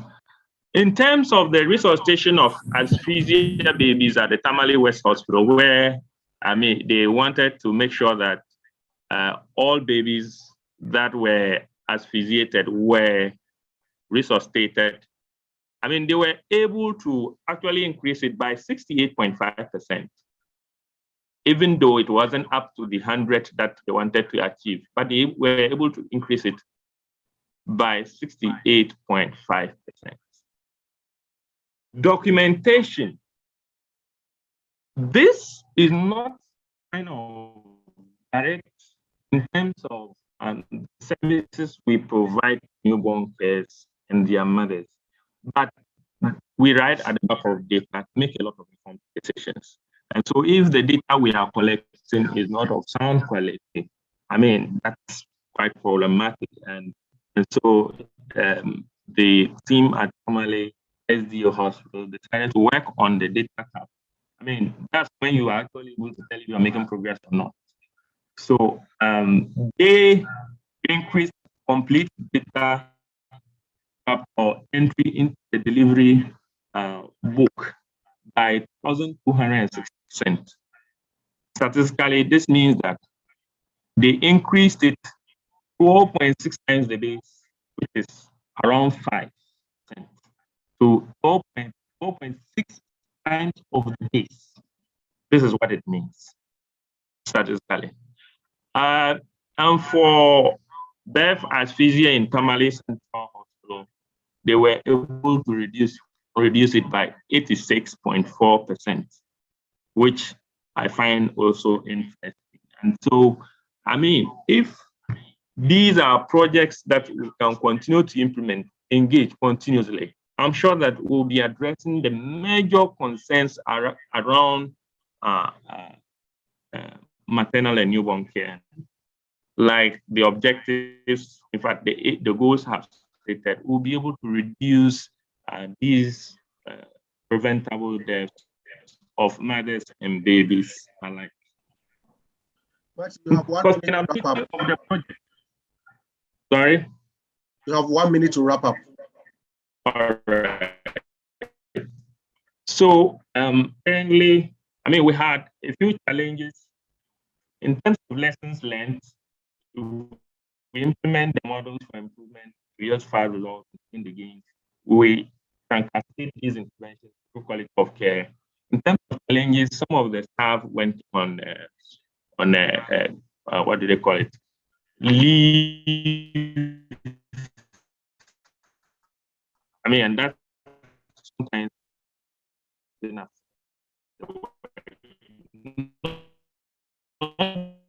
Only leave, they go to school, and that also affects them. Some go on friends, and that affects the work. There was difficulty in getting data collection, limited staff and financial resources, projects in the area of reducing PPE of pregnant women in the labor ward at St. Lucie. We like to acknowledge the support our partners, UNICEF, WHO, in the project, facility QI teams and management, and the improvement who did a wonderful job for us. This is the end of my presentation. Thank you very much. Thank you for finishing on time for us. You can stop on sharing your screen now, where the next person can start sharing the screen. Okay.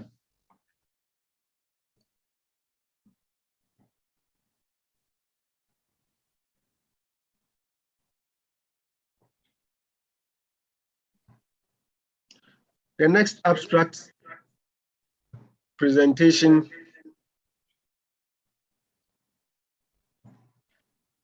will be by Neda Ayibisa.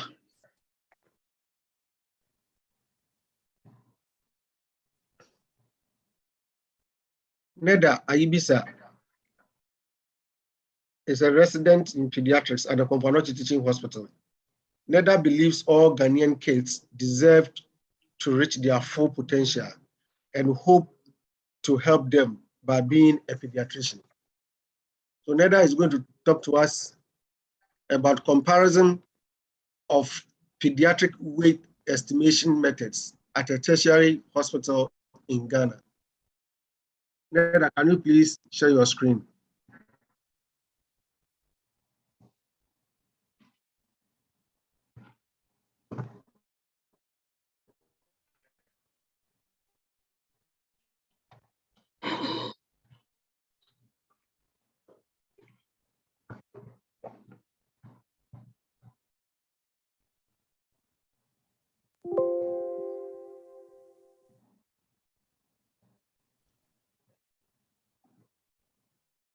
Whilst Neda prepares, if you have questions for Matthew, please, you can put it in the Q&A section. We would look at them when we get to the Q&A section. If you have any general comments, you can put them in the chat room.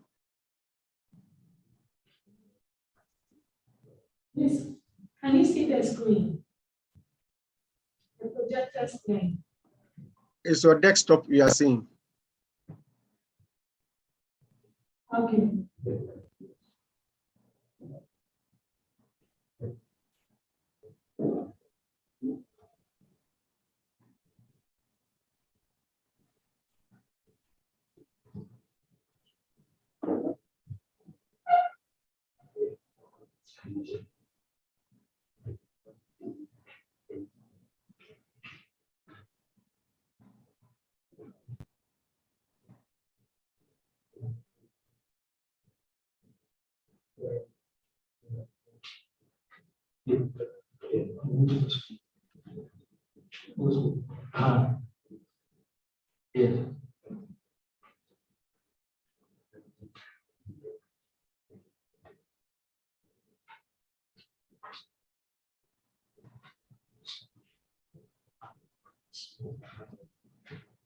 Please, can we see now? Yes, please put it on slide show and then begin. Okay. So Nida. Yes, you can begin now. Your time has started.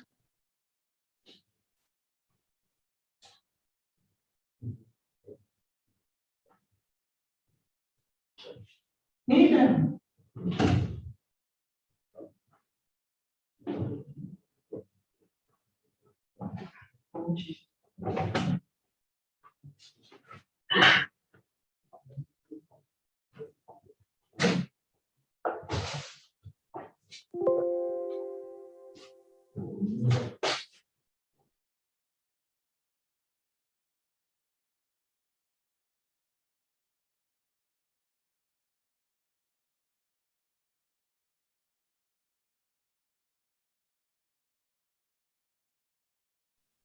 Neda, can you please start?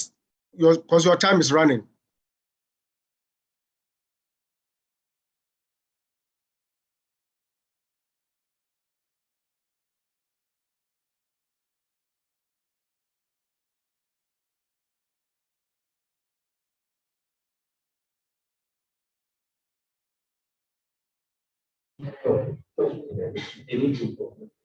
Please, we need to promote a leader to be able to Hello. to present. Yes, okay. Yes, good afternoon, everyone.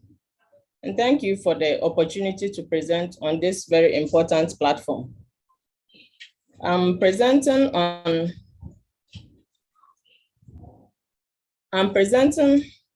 abstract on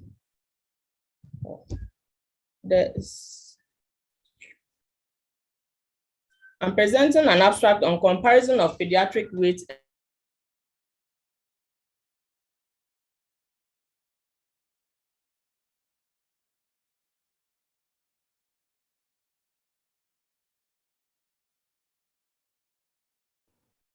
Hello. Yes, please, we can hear you. Okay. So ideally, the weight of a child should be measured with a calibrated scale, with minimal clothing and with no sandals or shoes on. But sometimes there are situations or clinical scenarios where we are unable to measure the weight of a child using a scale.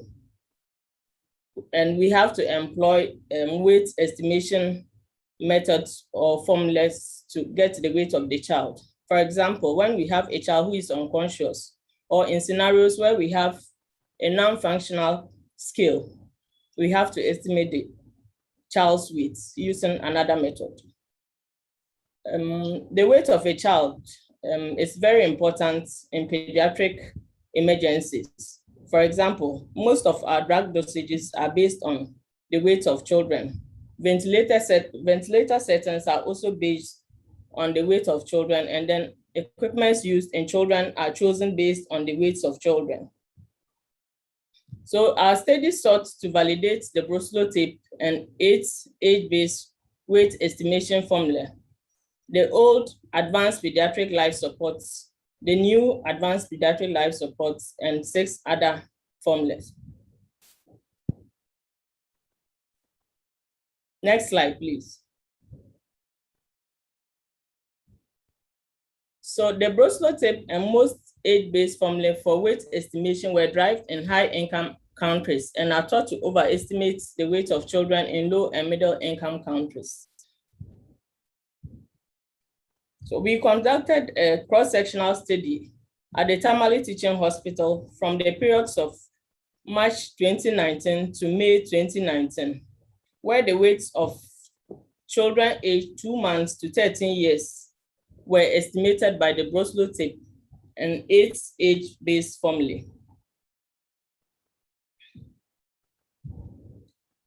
The estimated weights were compared to the weights of the children measured by a calibrated Secker scale using the mean percentage error and then the percentage of weight estimates within 10% and 20% of their actual weights.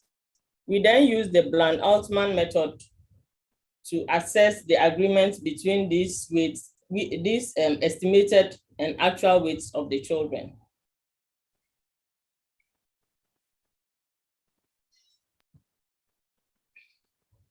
We found out that the Broslow tape, the original APLS, which is the old advanced pediatric life supports, and the Nelson's formula performed best with their mean percentage errors of 9.4%, 1.1%, and 4.4% respectively.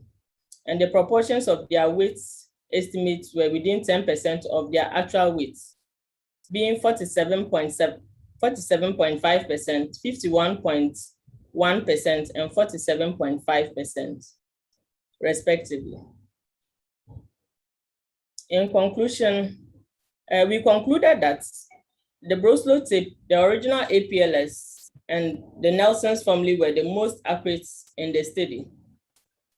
The original APLS and the Broslow tape, when available, are recommended for use among Ghanaian children. Thank you.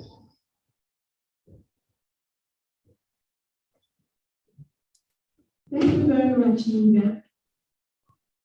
Thank you very much. Please, you are reminded to note down your questions down in the chat box, or there will be a Q&A time, and then you have the opportunity to ask your question. So we go ahead to take our third abstract presentation. And then the third abstract is on weight estimation in 2 groups of Ghanaian children with chronic diseases using the Broslow, Mercy, and Pampa XL MAC tapes. This presentation will be done by no other than Dr. Rafiu Cosmos Yakubu. He's a senior pediatrician specialist at the Tamale Teaching Hospital. Please, Dr. Yakubu, if you are ready, kindly go ahead.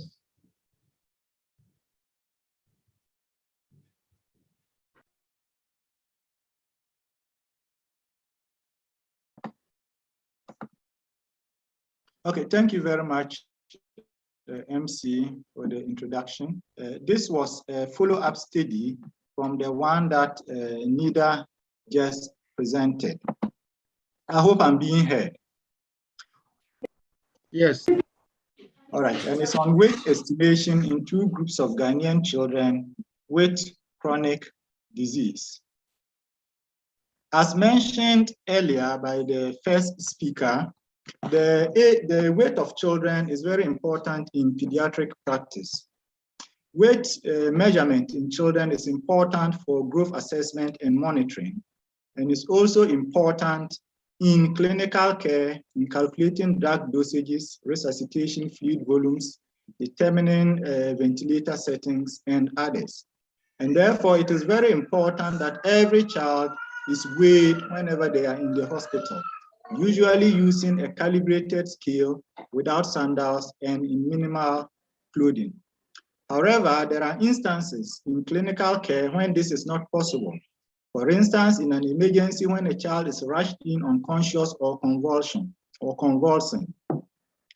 Time or safety of the patients may not allow for measurement of weight in the usual manner. And therefore, in these instances, the weight of the children are estimated to ensure speedy intervention. There are various methods of estimating the weight of children in these situations. The various weight estimation methods have different accuracies. The most popular of the age estimating methods are age-based methods. But these have, however, been found not to be very accurate because of the large variation that we find because there's a wide variation in weight for age. Length-based methods have been found to be more accurate than age-based methods. The most popular of the length-based methods in use is the Breslow tape. There are, however, newer methods of weight estimation that incorporate length and a modification for the belt of a child. The problem with the Breslow tape in estimating weight is that children who are wasted, children of moderate build, and children who are obese, who have the same length, are given the same weight estimate if they have the same height. However, the newer methods of weight estimation can modify the weight of the child based on whether they are wasted, of average build, or obese. The question remains whether these newer methods of weight estimation are as accurate in low and middle income countries as they have been found in high income countries. Another problem is that most of these weight estimation methods are tested in children without any chronic disease. It therefore remains to be answered whether the use of these weight estimation methods will reach the same levels of accuracy when applied in children with chronic diseases like sickle cell disease and heart disease, who form a majority of the children we see most often at our emergencies and who will require weight estimation. It was therefore the purpose of this study to determine and compare the accuracies of the Breslow tape, Mercy tape, Popper XL tape, and Popper XL Mark tapes in Ghanaian children.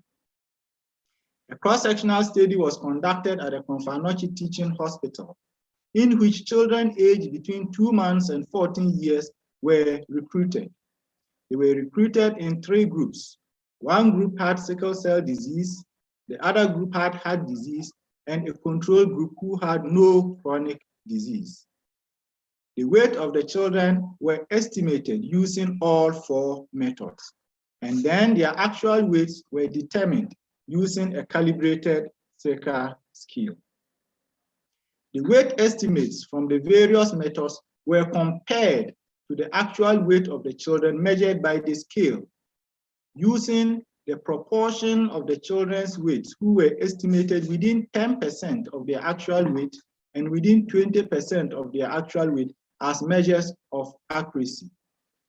Blunt-Altman analysis that determined the range of values within which 95% of the differences between the weight estimates and the actual weight of the children was used as a measure of precision. In all, 483 children aged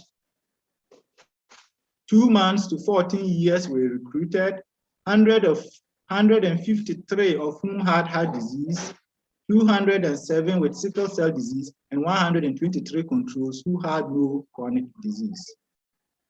The Popper XL tape, Popper XL Mark tape, and Mercy tapes were found to be significantly more accurate than the Breslow tape in all groups of children. All methods except the Breslow tape perform best among children with sickle cell disease. The proportion of weight estimates within 20% of the actual weight of the children in the various groups of children using the Breslow tape were 88.79%, 79.14%, and 51.75%, respectively in controls, children with sickle cell disease, and children with cardiac disease, while that of the Mercy, Popper XL, and Popper XL Mark tapes were generally above 90% in all groups. Therefore, in conclusion, The Mercy tape, Copper XL tape, and Copper XL Mac tapes were more accurate than the Broslo tape in all groups of children studied and maintained high levels of accuracy in children with chronic diseases such as sickle cell disease and heart disease. These 3 tapes are therefore recommended for further study and possible adoption in low and middle income countries like Ghana. Thank you all for your attention. Thank you, Dr. Cosmos Yakubu, for your presentation. You take the next abstract presentation by Georgina Yevu, who is a pediatric specialist nurse at the University of Ghana Hospital, Legon. She devotes her skills and knowledge in caring for children. Aside nursing sick children, she has a special interest in neonatal care, leveraging on her skills and expertise acquired over the years to reduce the neonatal mortality and morbidity rates in Ghana. She is passionate about contributing her quota in helping Ghana achieve SDG 3 through research and nursing care. And I'm sure that's why she's here today to present her abstract on family caregivers' abilities and motivations in home-based care for preterm babies during the COVID-19 crisis in Ghana. Georgina Yevu, please, you can start sharing your slides and start presenting. You have 10 minutes to do that. Thank you.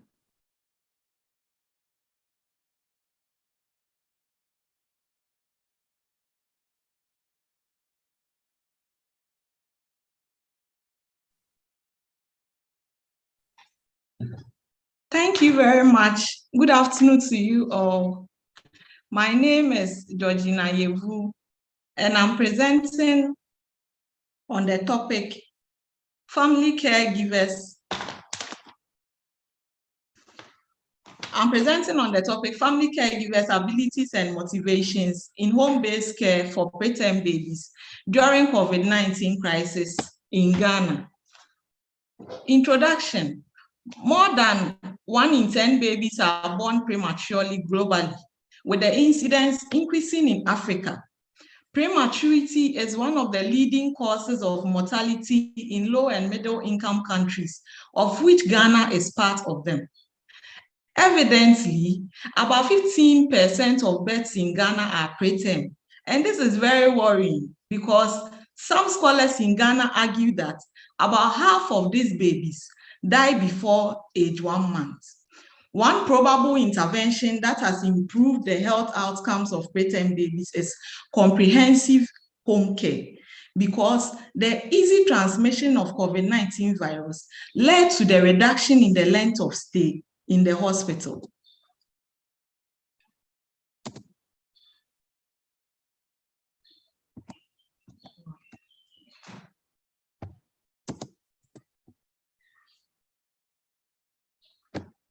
The slide is not moving.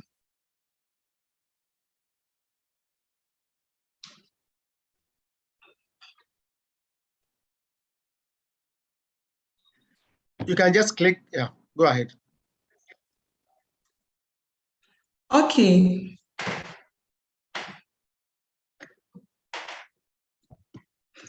To continue, however, the care of preterm babies at home can be very tedious and may require active involvement of caregivers, particularly grandmothers, especially in this African setting. Although family-centered care increases collaboration, sense of trust, and confidence in caring for newborns, babies become more vulnerable owing to the early initiation of harmful cultural practices from family caregivers after early discharge from the hospital. Considering the fact that poorly practiced newborn care are determinants of preterm morbidities and deaths in other countries, my study sought to explore family caregivers' motivations, abilities, and home care for preterm babies during the COVID-19 crisis. Now to my methods. The research design used was a qualitative, exploratory, descriptive. Study setting was Accra Metro. Target population was family caregivers of preterm babies. Inclusion criteria was family caregivers of preterm babies from 0 to 6 months, because I thought those were the most vulnerable. And the participants should be able to speak English, Ewe, or Ga. Exclusion. Family caregivers whose babies were still on admission were excluded. Purposive sampling method was used, and a total of 14 participants were sampled. An in-depth interview was done using a semi-structured interview, and data was analyzed by content and thematic analysis. Now, what did we find out? These are the demographics of my participants. Their age was between 26 and 58. Majority were married. Majority were educated at least to tertiary level. Majority of them were accounts. Gestational age of the babies were between 32 to 36 weeks.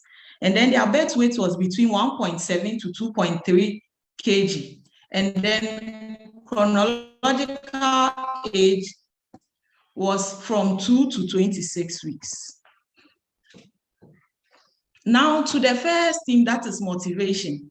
We found out that most of these family caregivers were either motivated intrinsically or extrinsically. But those who were motivated intrinsically were more particular and then took more care for the babies, because majority of them were like, oh, I spent so much money to do IVF. You know, I'm an elderly primate. I've been looking for babies for a long time, and God has now blessed me with one. So even though baby is preterm, I do everything to ensure that baby is okay. And extrinsically, like we do in Africa, others also said that because of their gifts and even support that they receive from other people, they were motivated to care for their babies. Now to care abilities. There were three main factors that influenced the ability of the family caregivers. The first one was the information that they had on preterm care. The first one was information that they had. Some had information from the nets, some had information from other colleagues, some also had information from other health personnel, and all these informations influenced their care ability. The next one was their past experience. I realized that family caregivers who had experience in taking care of preterm baby had it as a cool job. It was very easy for them because it is something they had done before. Those who did not have experience at all, majority of them heeded to the advice of the healthcare personnel. Then the third one was the training. Another important factor that affected their ability was the training that they received either from the healthcare personnel before discharge, or training that they received from elderly women in the community, or training that they received from their mothers, that were the grandmothers of the babies. All these things influence their ability to care for the babies.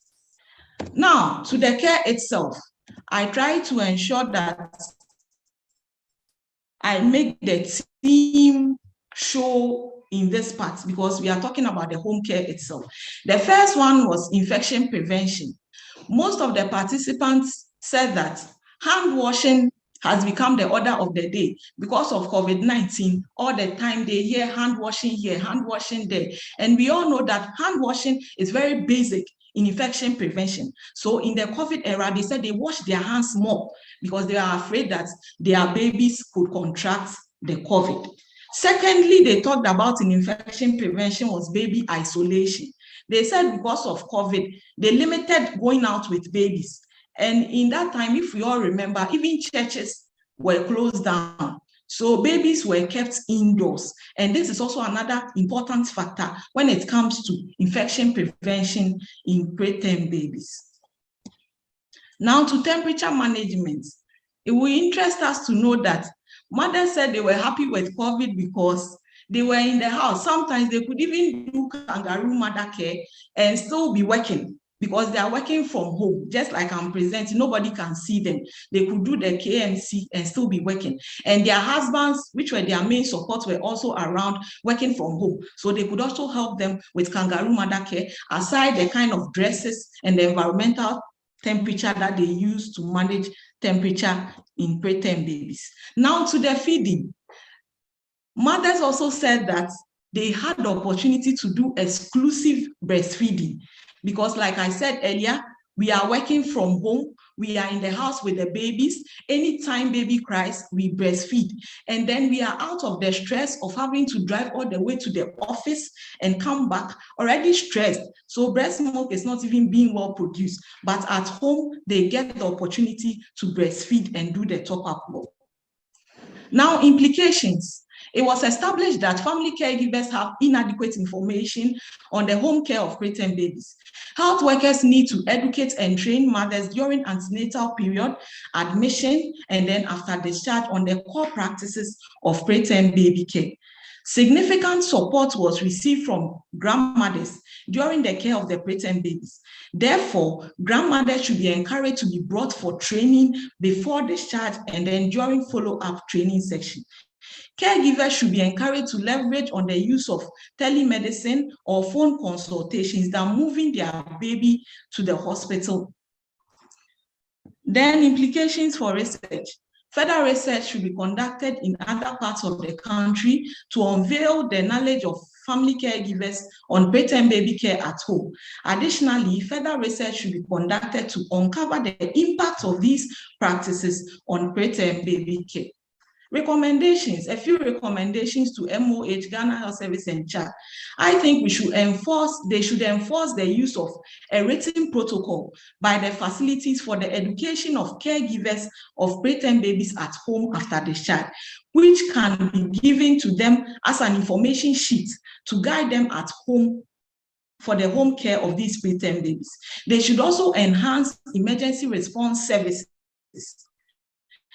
during this COVID era to intervene in the emergency situations related to. They should facilitate community education programs on the prevention, the causes, the care of preterm babies at the community level, because at that level, they can use the language that they can understand. They should also create team follow-up groups who will be supported to visit the caregivers to assess them in their care practices at home.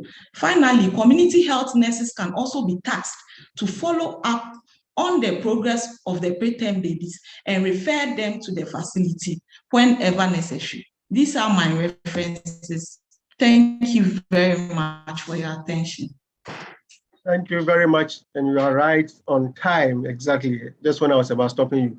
Now you take a message from our sponsor, GE Healthcare. GE Healthcare, please, you can, Georgina, stop sharing and then let GE take over. As GE prepares, let me remind you that our theme for this year is Survive and Thrive, leveraging opportunities from the COVID-19 pandemic to improve care of small and sick newborns. And we are proudly sponsored by GE Healthcare, Novartis, Sanofi, Pasteur, AstraZeneca, WHO, and UNICEF. So GE, please go ahead. Gada L. Cardi. I hope I mentioned your name well. Okay. Please take yes. over. Thank you. Can you hear me? Yes, please. Okay, great. Thank you very much. My name is Gada El Kaldi. I am a clinical specialist for maternal and infant care products in GE Healthcare. So today I'm going to talk about the use of ECG monitoring during infant resuscitation. I will go through this as well as introduce you to a new solution from GE Healthcare for infants that actually includes ECG monitoring for babies during resuscitation, and I'll talk about it more. So just in the beginning, I will start with an update about neonatal resuscitation guidelines for 2020. So just a summary about some updates, including, for example, positive pressure ventilation, which was and remains the main intervention during this very important procedure. As well about the use of supplemental oxygen that always should be guided by pulse oximetry. So we started this practice actually many years ago, and of course it continues, and it is included in the latest guideline update that was published in 2020. Prevention of hypothermia is another topic as well that always has focus during these guidelines. And of course, prevention of hypothermia continues to be an important focus as well for neonatal resuscitation, especially the importance of skin-to-skin care in the healthy babies was reinforced. So this is again and again, it was mentioned in the new guidelines, in addition, of course, to breastfeeding, parental bonding, and normothermia. So another aspect is team training and how important it is. So it is, of course, include the anticipation, the preparation, the briefing and debriefing. And all of this is very important for an effective procedure or an effective resuscitation procedure. The rapid and effective response and performance are critical, of course, to good newborn outcomes. So if you want to have good outcomes, of course, all of the communication should be there between the departments. The team training is very important as well for the people who are going to handle the baby. Delayed umbilical cord clamping was recommended before in 2015, and again, it was recommended this time. So at least 1 minute of delayed cord clamping, delayed cord clamping would improve the baby's outcomes. And also regarding the endotracheal suctioning. So in 2015, the American Heart Association guidelines recommended against routine endotracheal suctioning for both vigorous and non-vigorous babies that had meconium stained fluid. So the new guideline reinforces this again and confirms what was recommended earlier. So this is just a quick update on or recap on the latest guidelines.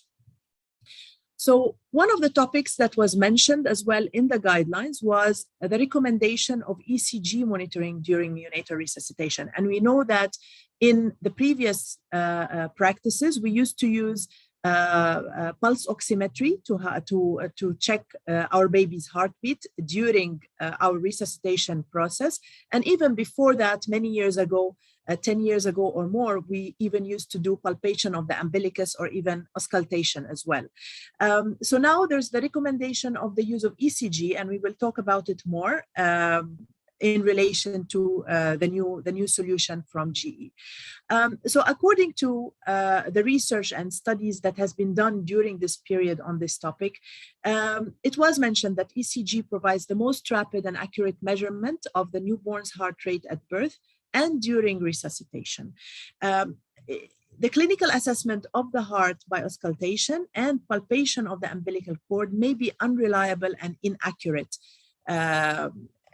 when we do this.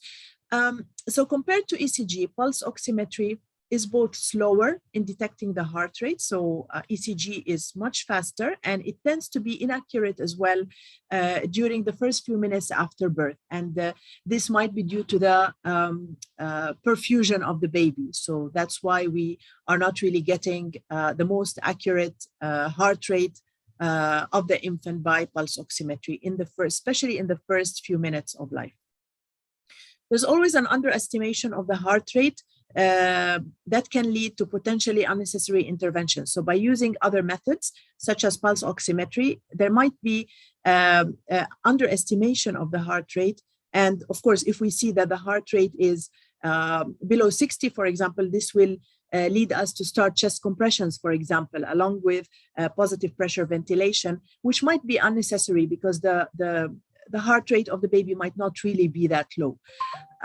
Sometimes there is overestimation as well, and especially when the baby is bradycardic and we get an overestimation of the heart rate, this may delay necessary interventions. So in both cases, this is not really serving the baby, and especially when the baby is not breathing, and especially when we need to start our efforts as soon as possible.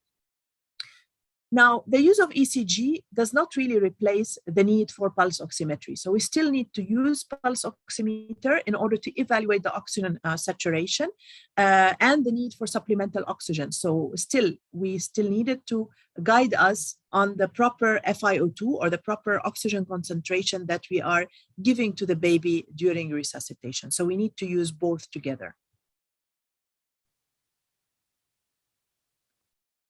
So I'll start by talking about the GE solution, and it's called Panda Warmer Recess View.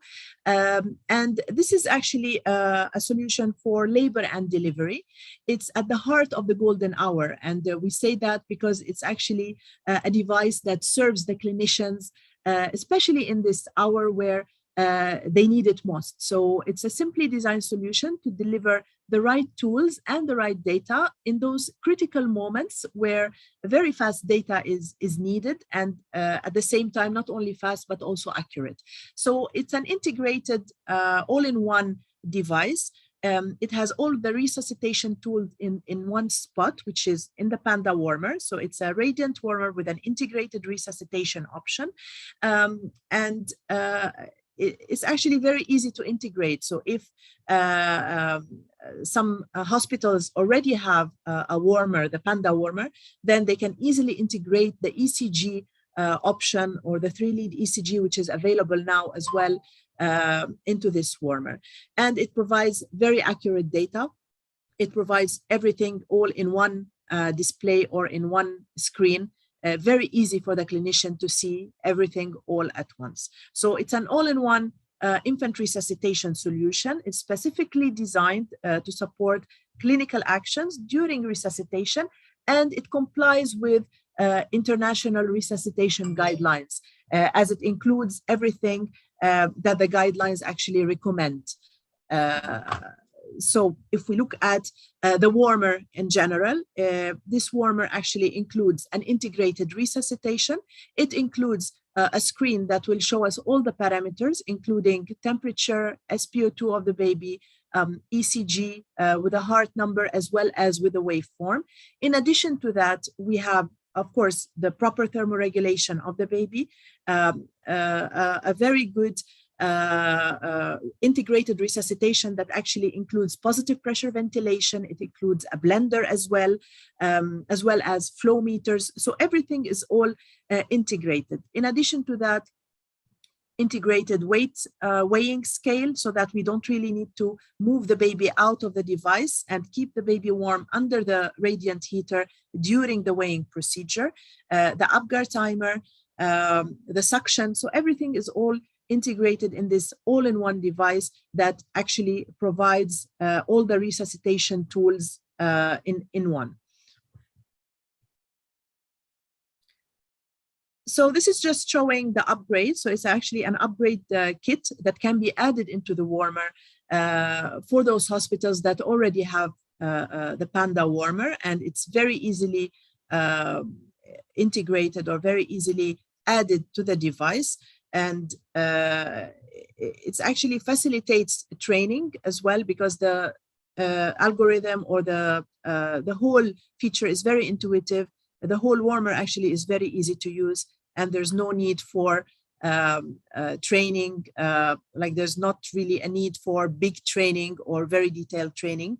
The users can actually start to use it right away.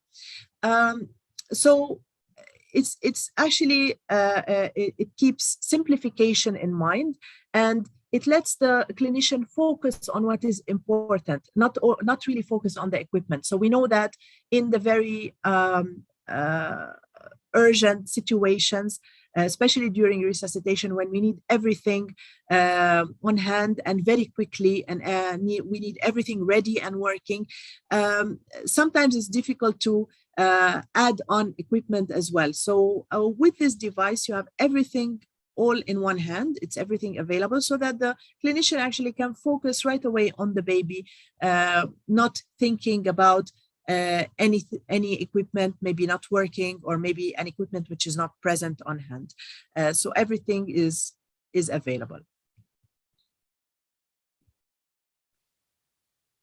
So again, neonatal resuscitation guidelines recommended the use of ECG in order to acquire an accurate and continuous heart rate.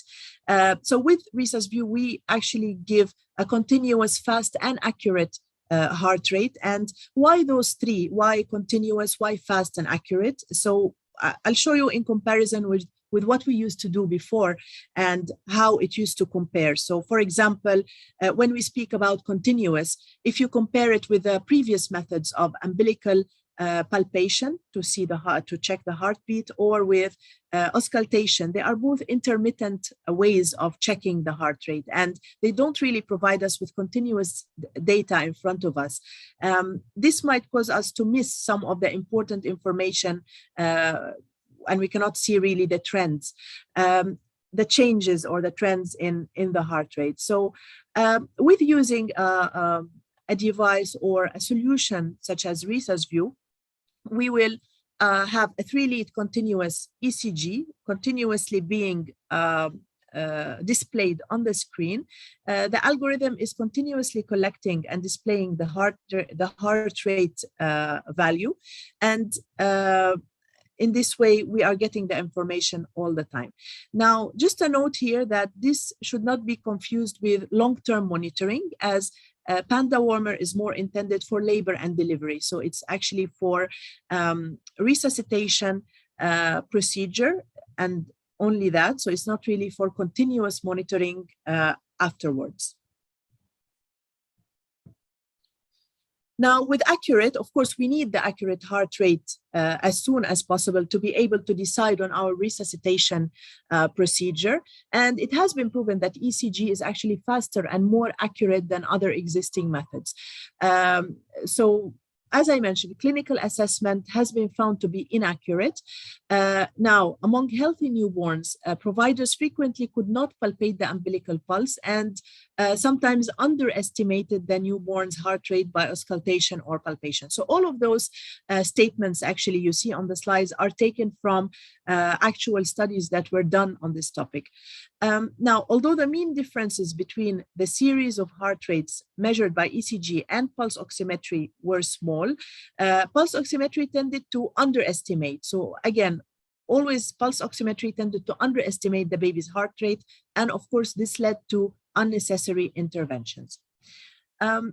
Also, during the first 2 minutes of life, pulse oximeter frequently displayed the baby's heartbeat either below 60 or below 100 beats per minute, while compared with ECG, for the same baby, it was displaying more than 100. So you can imagine there's a difference in the heart rate value and the accuracy between pulse oximetry and ECG. And this actually can cause a lot of differences in the interventions. So ResusView offers an accurate heart rate. The algorithm is actually designed specifically for the accuracy and stability needed during neonatal resuscitation. For ResusView, there's an accuracy for plus or minus 1 beats per minute or plus or minus 1% versus a mean difference of 14 beats per minute for auscultation and 21 beats per minute for palpation. And this is compared to ECG. So there's a big difference in the accuracy. Now, with fast, of course, fast as well is very important because we need it as soon as possible. And these are studies that were mentioned that also talk about this. So 4 studies found that 3-lead ECG displayed a reliable heart rate faster than pulse oximetry. In 2 of the studies, ECG was more likely to detect the newborn's heart rate during the first minute of life. And pulse oximeter detects the start of the end of the bradycardia episode, a median time of 5 seconds slower than ECG. Also here, very important that in this study, achieving a reliable pulse oximetry signal at birth required a median time of 2 minutes, so 122 seconds, which is quite a long time to start the resuscitation efforts and the resuscitation interventions. Now, with ResusView, we give a heart rate in 6 seconds. So this is our algorithm that can give actually a heart rate in only 6 seconds. With heart rate option turned on and the leads placed on the patient, the 3 leads, we have this algorithm, or this according to those values. So when the baby's heartbeat is between 60 and 119, it takes 6 seconds or less to display. So it's very quick in comparison with the pulse oximetry. So because this workflow of infant resuscitation deserves a tailored solution, due to its importance. Research View provides a new ECG heart rate algorithm, and there's no other algorithm that is designed with this level of specificity, especially for infants and for the newborns.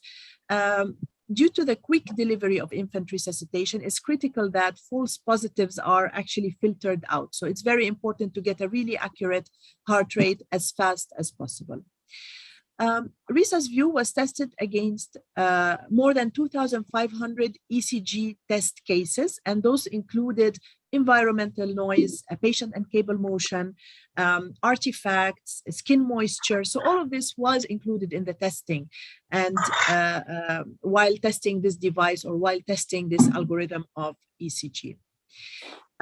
When Panda Warmer Resus View was used in hospitals. So these are 2 centers in USA, and 82% of the users felt that they were able to acquire a heart rate value quicker and easier with Resus View during resuscitation than with a standalone physiological monitor.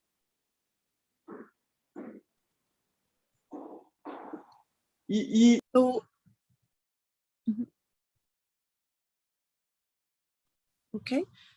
Okay, so this is what our screen used to look like before. So before adding the ECG option. And after adding the ECG option, this is what it looks like. So we can still see the baby temperature, the set temperature. We can still see the SpO2 wave and number, as well as the ECG with the heart rate number. So all of those parameters are being displayed on the screen in front of the caregiver while resuscitating the baby. So it's a very convenient view, a very convenient actually solution for clinicians, as they are seeing everything that they need in front of their eyes, and it's in one device, so they don't really need to add any additional equipment during handling this baby.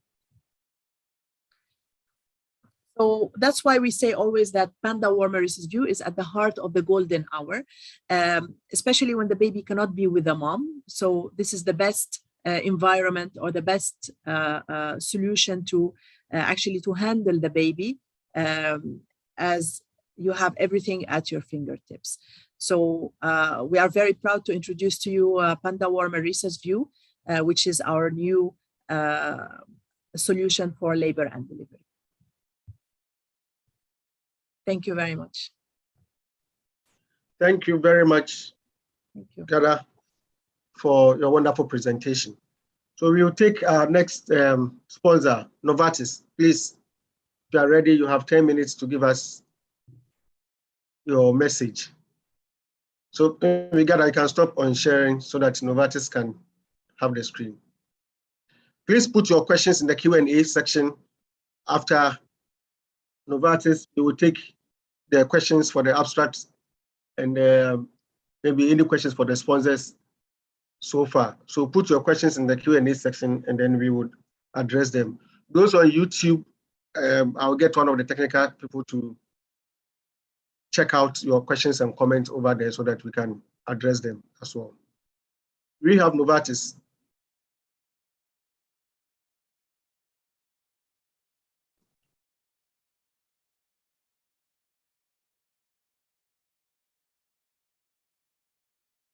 Do we have Novartis online?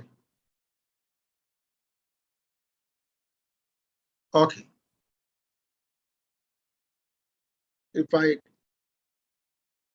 I'm not hearing from Novartis. All right, we'll take our questions and answer section, please. Any question, please? Question for the abstract presenters, Matthew Conlan, Neda Ayibisa, Cosmos, and Georgina Yevu.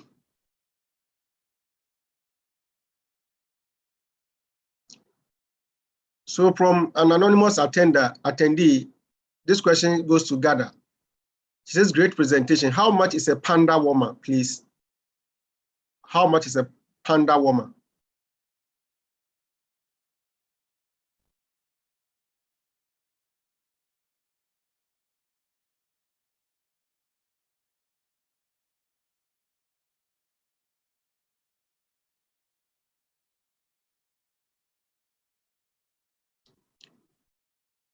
Hello, Gada. Gada and Hardy. Hardy, Gada. G, please, are you here?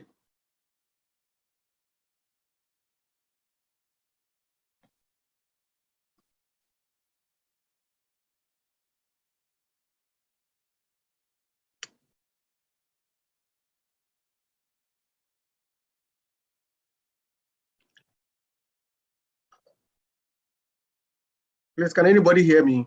The way the place is quiet, as if I've been left alone in this conference. Yes, we can hear you. We can hear you. Good. Thank you very much. GE or any of the reps, Gada, please.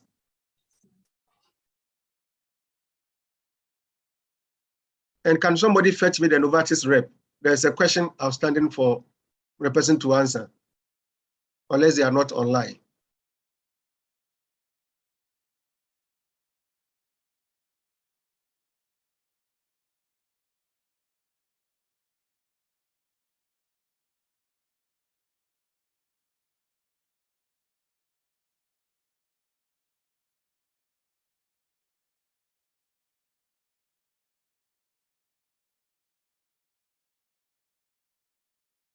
Okay, if you're having problems with the Q&A, you can also raise your hand. In type, you can raise your hand and then we will call you to ask your question. For any of the abstract presenters, Matthew presented on newborn focal person, Matthew is a newborn focal person for the Northern Region, Ghana Health Service, presented on a contribution of a model for improvement to maternal and newborn care in the quality of care network. Cosmos presented on weight estimation in 2 groups of Ghanaian children with chronic diseases using the Brucello, Mercy, and Hopper XL and XL Mark tips. And then Georgina Yebu presented on family caregivers' abilities and motivations in home-based care for preterm babies during COVID-19 crisis in Ghana. And then Neda presented on comparison of pediatric weight estimation methods at a tertiary hospital in Ghana. Okay, I have 2 participants raising their hands. Let me see if I can pick them up. Yes. Yeah, Amwa. Hi, good afternoon. Can you hear me? Yes, please, go ahead. Okay, great. So my name is Amwa, I'm the G rep for Ghana, and I would like to respond to the price of the Panda Warmer. So, I mean, the price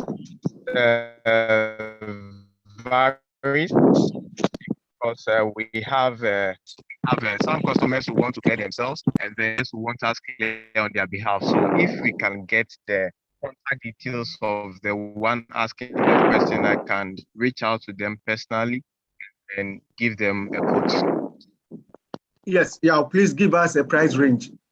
Tell us that maybe it ranges from this to that.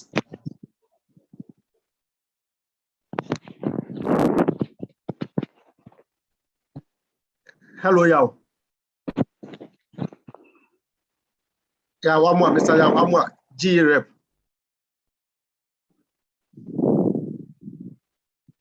Okay. Can we get Suleimana Maria?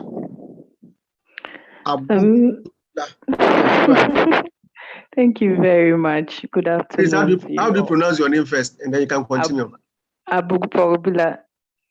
Abugpobila. Okay. Yes, please. So good afternoon once again. I know the team is for neonates and then small babies, but my question is with regards to the weight monitoring presented by Mr. Cosmos. But it has to do outside the newborns. I don't know if I can go ahead. Go ahead. Okay, so thank you. With regards to adult weight monitoring or adult weight evaluation, you can use the BMI to be able to get if the person is overweight, underweight, or average weight. But with children, I don't know if there is any tool to be able to measure, just like the BMI for adults. Can somebody be of help to me? Anyway, I'm a nurse by profession. I work at TTH and a resident nurse specialist, pediatrics at GCNM. Thank you. Thank you, Abugpobila. Cosmos, do you have any response? Yeah, so for children, we have various measures to determine their weight status. We have what we call the weight for age, which we can use to categorize them into normal weight, underweight, or overweight.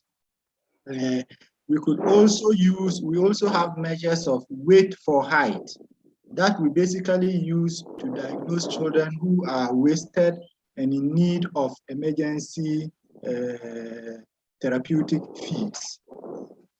However, the presentation that I made of the tools used in estimating weight are just measuring weight in the emergency setting in order to allow us to intervene children whose weights cannot be determined using a scale. But with regard to BMI and weight status in children, we can use the weight for age, we can use the weight for height, and other measures of nutritional status. I hope that answers your question. Thank you very much. I would have wished you elaborate a bit further. For example, let's say I have a child who is 9 years old and the weight is 8 kg, or let's say 15 kg. How do I know if the weight is okay for his age or not? All right, so after measuring the weight, we can determine what we call the Z scores. So the Z scores, 0 is the average. Then we have those above the average, +1, +2, +3 standard deviations. Then those below the average, -1, -2, -3 standard deviations. So when you measure the weight for age, if the standard deviation is at 0, that is average weight. If it is more than +2, that is going towards overweight and obesity. And if the Z score of the weight for age is beyond -2 standard deviation, that is going towards underweight and wasted category. So for each child, we usually will determine the Z scores based on their gender and their age. And these Z score sheets are available freely on the WHO website. Yes, thank you very much. But I will still want further elaboration because the Z-score has to do it works for 0 to 5 years, but I'm talking about a 9-year-old child. Okay, we have some for the 8 or 9-year-olds, even up to 21 years. There are some available, so you can always have access to it. Thank you very much, Suleiman. Thank you so much. Any other question or comments? If there's no other question or comments, then I'll call on Edinam to invite the next abstract presenter to begin. So we have 3 more abstract presentations, and then we take it out from there. So Edinam, please help me out here. Who are the next abstract presenters? Yes, thank you so much, Ali. Our next abstract, the presenter is Mrs. Fatima Grace Canton. She's presenting on newborn screening for sickle cell disease in the Tamale Teaching Hospital, preliminary findings from a pilot program. She is a neonatal nurse specialist of the Tamale Teaching Hospital.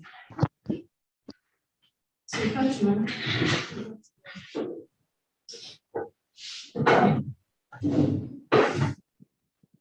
Good afternoon to you all, and thank you for having me. My name is Joy Fatima Canton, as mentioned earlier on, in fact, I'm teaching hospital, and now I'll be presenting to you on newborn.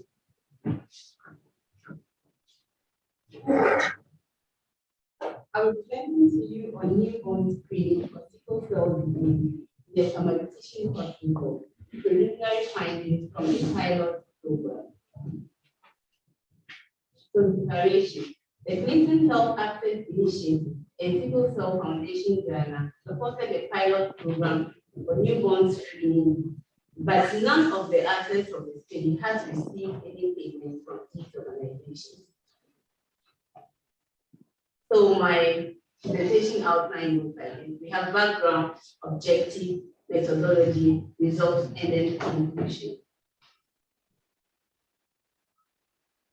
So sickle cell disease is a global health problem and it affects Africans disproportionately. This is because most people with sickle cell disease are found in Africa, and approximately 8% of the births with sickle cell disease occurs in sub-Saharan Africa. In Ghana, about 2% of babies are born every year with SCD, and this has been shown in earlier studies done in Kumasi and then Accra. Survival has improved in the Western world. Survival of people diagnosed with sickle cell disease has improved in the Western world, whereas most children in sub-Saharan Africa die in the first 5 years of life, some without a diagnosis. Universal newborn screening coupled with comprehensive care programs has been vital in the improved survival of birth. However, this program is virtually absent in sub-Saharan Africa. A pilot newborn screening program was started in Tamale in July 2021 with the support of Sickle Cell Foundation Ghana and Clinton Health Access Initiative. This is despite the implementation of this program in some parts of the country about 3 decades ago. Our objective, the primary aim of this project, is the initial findings and lessons learned from this novel project in Northern Ghana. Methodology. Nurses and midwives were trained to take samples of labor ward, child welfare clinic, and postnatal ward. Direct blood spot samples were collected for all babies prior to discharge or at the first visit to a well-being clinic. Samples were sent to the National Newborn Screening Laboratory at Noguchi Memorial Institute of Medical Research for testing via isoelectric microscopy. Babies who were diagnosed with presumptive SCD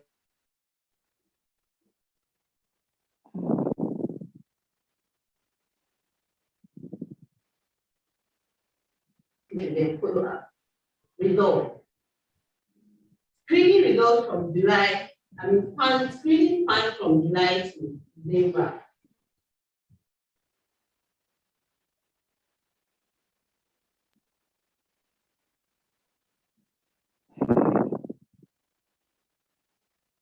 She recorded about 2,903 live births. Of these, 62% of them were screened. And then they identified with presumptive SCD. We identified with presumptive SCD. Comparing this with earlier studies in the southern part of Ghana, 0.7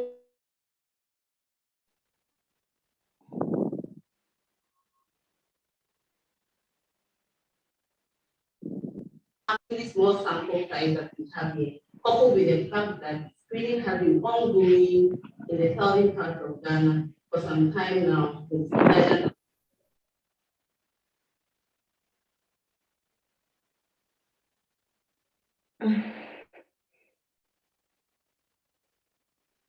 AB phenotype FS 0.1%. For HB phenotype FSC 0.2%. We have realized that this FSC phenotype is predominantly found in the northern part of Ghana, as earlier studies in the southern part of Ghana isolated higher numbers of FSC phenotype.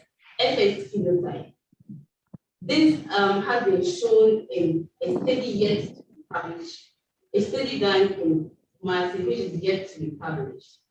Again, of all the 14 presumptive SEDs we recorded, we have been able to enroll about 79% of them into our SED clinic, and clients are being followed up on scheduled basis. About 3 out of the 14 presumptive cases haven't been enrolled, though most of them have been contacted.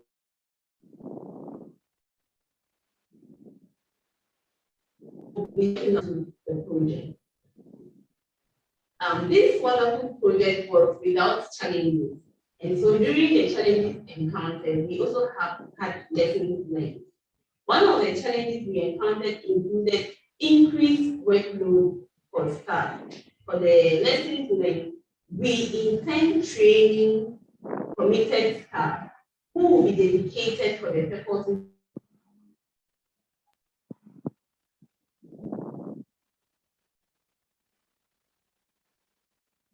awareness and sensitization for clients on how to integrate the program as part of their routine daily work. Shortage of consumables was one of the challenges encountered. Going forward, we intend getting consumables aside which those that have been provided by our sponsors. We can also look at a long-term plan of getting local manufacturers of those consumables in our country here in Ghana. Another challenge that was encountered included refusal of some clients to be enrolled. It still boils down to sensitize the need to sensitize the general public, health staff workers, houses through radio presentation, and media awareness. In conclusion, the prevalence of presumptive SED in this initial phase was 0.7%. Newborn screening for SED is feasible in Tamale, but steps should be taken to address the challenges encountered going forward. Thank you. References.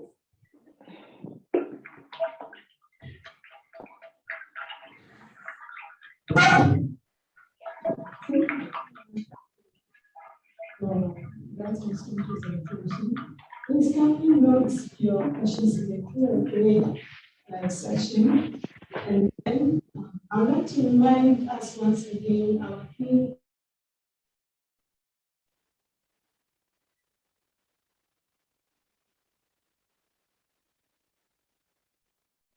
small and sick newborn babies.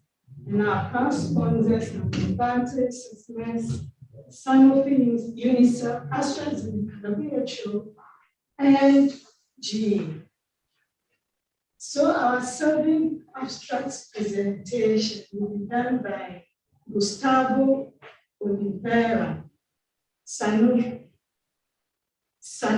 Pasteur.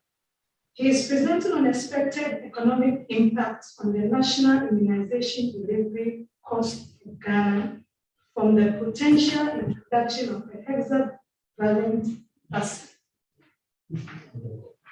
Mr. Gustavo Oliveira, please, if you are ready. I'm here. Hello, everybody. Do you want me to share my slides or? Yes, please share your slides. Okay, just give me 1 second, please.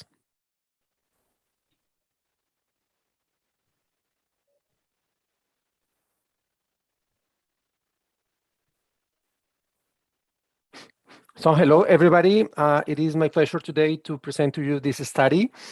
Thank you for the opportunity. So this is about pediatric vaccination. This is about the possible introduction in Ghana of 6-in-1 hexavalent vaccine that you see on the screen.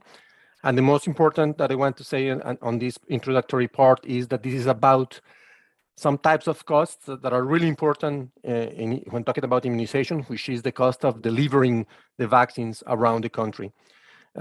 Before we move on into the methods and so on, I have to say once again that this study was funded by Sanofi Pasteur and that myself, I am Gustavo Oliveira, I'm an employee of Sanofi Pasteur.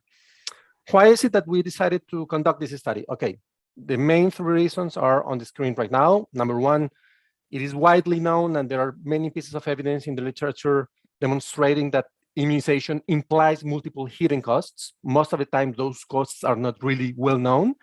We also know that combination vaccines can bring multiple benefits to countries around the world, including, in this case, Ghana, the object of our study.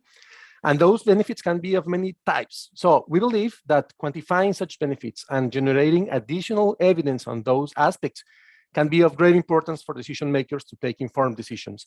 And this little graph is just illustrating that. And you may have heard of projects like Optimize that were supported by WHO and PATH, for which you can find a great deal and a great amount of evidence about these costs, this type of costs in literature. That's the reason why we decided to conduct this study. So what we did is very simple. We analyzed Ghana's immunization program. What you see on the screen is a list of vaccines. And you can see every single little white circle is representing a little single dose that is given to little babies in Ghana. So you have some at birth, some at the second, third month, and so on and so forth. You can notice that we are including here all the vaccines that are being used today to fight poliomyelitis, the OPV vaccine, the IPV vaccine, and so on. So this was the basis of the study, the starting point. And then a couple of important things to be said. First, this is the amount of births per year that we consider in our analysis according to public sources. Something really important is that in this study, we decided to focus on that not very well-known part, which is the cost of delivering the vaccines to vaccination centers. And we decided not to include any dimensions regarding procurement. Although we could do it, we will do it later for sure. Decision makers could do it later for taking decisions. But at this point, we wanted really to concentrate on that part that is not really well known so far. And what we did is really, really very simple from a mathematical standpoint. We calculated the total delivery cost, and it's a very simple operation. We took the unitary delivery cost that I will explain in a few seconds, and we multiplied that number by the total amount of doses that need to be handled and distributed and used in the country in one single year. So very simple mathematical operations that anybody could replicate. A couple of very important things. Everything that I'm presenting here, 100% of the study is based on publicly available data. Anybody could replicate it. You can see on the screen right now the main sources. You can Google immunization economics, or maybe you're aware of this consortium already. All the little initiatives that you have on the screen, all of the pieces of data that they have generated, you can download those. It's freely available, and that's what we did for this analysis. A second very important aspect that I wanted to mention here is that I'm only focusing on one factor for this study, on the costs related to vaccine delivery. And we all know that combination vaccines can bring many other types of benefits to immunization programs. In yellow here, for example, expected benefits on VCRs, vaccination coverage rates. In blue here, benefits related to a safer and optimal and better and simpler administration at the level of the vaccination centers. In red here, all the benefits related to having more IPV doses in the schedule in the fight against polio. So very important. This is just the first step. We are providing these pieces of data only on vaccine delivery. Now, this is like the key source of data that we use. This is about the unitary delivery cost that you can download freely. You see the reference on the bottom of the screen, a paper published in 2020, and it's very simple. You see on this table, different regions of the world, different types of country. And what these pieces of data are telling us is that the total amount of money that is being spent for delivering those vaccines in, for example, let's take the first row in Africa, there is an average of $1.49 that are spent only on vaccine delivery around the country. And then you, in the other columns, you see all the little factors that lie behind and that explain those results. Now, these are aggregated results that you can find in the paper easily, and you can also download all those pieces of data for many, many countries. And here I am highlighting the results for Ghana. So what these pieces of data are telling us is that in Ghana, according to these analysis, every single dose that is used in the National Immunization Program represents $3.04 that are being spent for delivery. That is the basis of the analysis. Now, we considered a few scenarios here, something that we call scenario A that you see on the screen with the number of OPV, IPV, and so on doses that you see on the screen. And when we simulated the introduction, the possible introduction of a 6-in-1 vaccine, you see it on the screen. Here we are simulating the current standard of care and the fact that the 6-in-1 vaccine will replace both the penta vaccine and the IPV vaccine. That's what you see on the screen. On the other hand, you see another hypothetical scenario. You could simulate hundreds of scenarios if you want. It's very simple, but for simplicity reasons, we only included a couple of those here. In scenario B, what we are simulating is we are comparing a standard of care in which you would have 3 doses of a standalone IPV vaccine, and then you simulate the introduction of a 6-in-1 vaccine. So a couple of scenarios to be studied. Something really important, you can notice that in both scenarios, the number of OPV doses that are simulated before and after the theoretical introduction of the 6-in-1 has not been changed. I'm supposing and imagining that the OPV number of doses will remain the same. The results. For scenario A, you see it on the screen. The scale here is millions of dollars spent per year in immunization delivery services, comparing before and after the hypothetical introduction of a 6-in-1. The results are telling us that in a year in Ghana, these costs can be of around $46 million per year, right? To deliver and to provide 15 million doses for the whole immunization program. After the theoretical introduction of a 6-in-1 vaccine, you would have automatically an almost 6% reduction in those figures. And this could represent something around $2.7 million in savings for the country, for the healthcare system. Now, let's move on quickly to scenario B. Same kind of analysis, same kind of way of presenting the results. In this case, before the theoretical introduction of a 6-in-1, we are talking about 17 million doses in the national immunization program. This would represent something about around $51 million per year in immunization delivery costs. And once again, the introduction is bringing benefits, is bringing reductions, almost 16%, and total savings of around $8 million. This is a couple of quick examples, right? And you could use these pieces of data freely available for anybody. You could use very simple mathematical operations, and then you could run hundreds of scenarios if you want to find the optimal way of introducing this vaccine.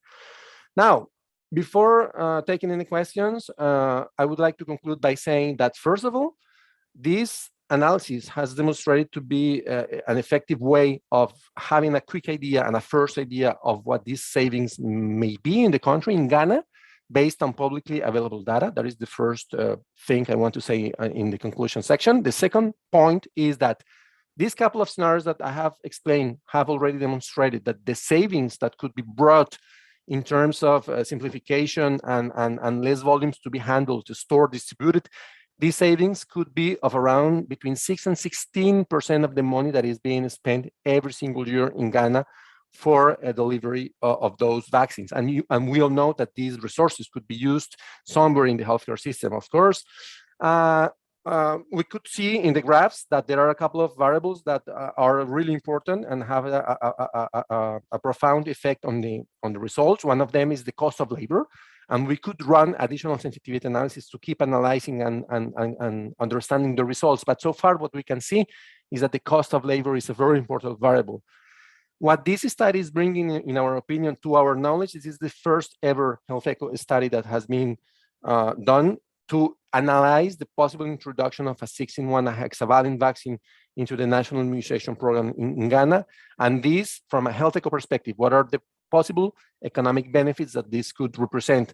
And just to finish, this could be of interest, especially today in the current COVID-19 pandemic context we are living in, because we all know, and there are pieces of data demonstrating this, that these costs are going up and are increasing because of the crisis, right? So it's very important to use these resources in an optimal way, and perhaps to have a better understanding of all the benefits that could be brought by simplification and the introduction of a more efficient solution, which can be a 6-in-1 vaccine.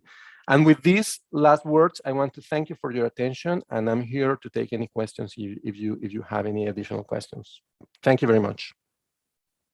Thank you very much, Oliveira, for this wonderful economic impact on Ghana's immunization delivery costs for the various scenarios that you have elucidated.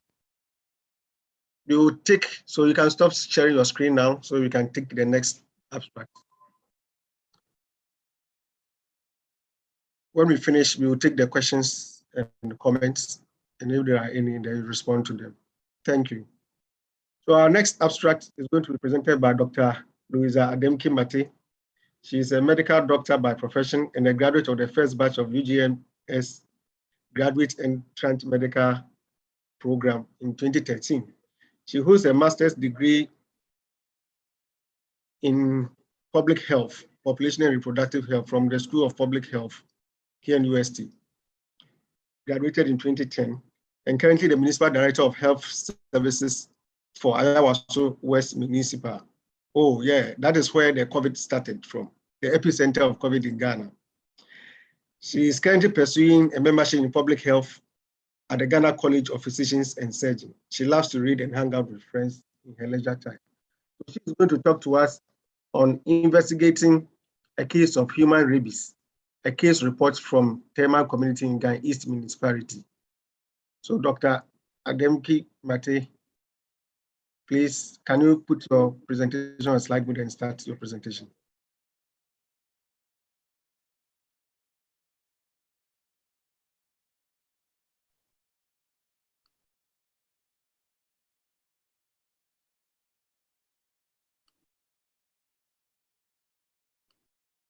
Good afternoon, everyone. So my name is Louisa Ademki-Mate, and I will be presenting on investigating a case of human rabies, a case report from the Teman community in Ghana East Municipality. You can see my colleagues listed here, and we take opportunity to say a big thank you for giving us this platform to share our work.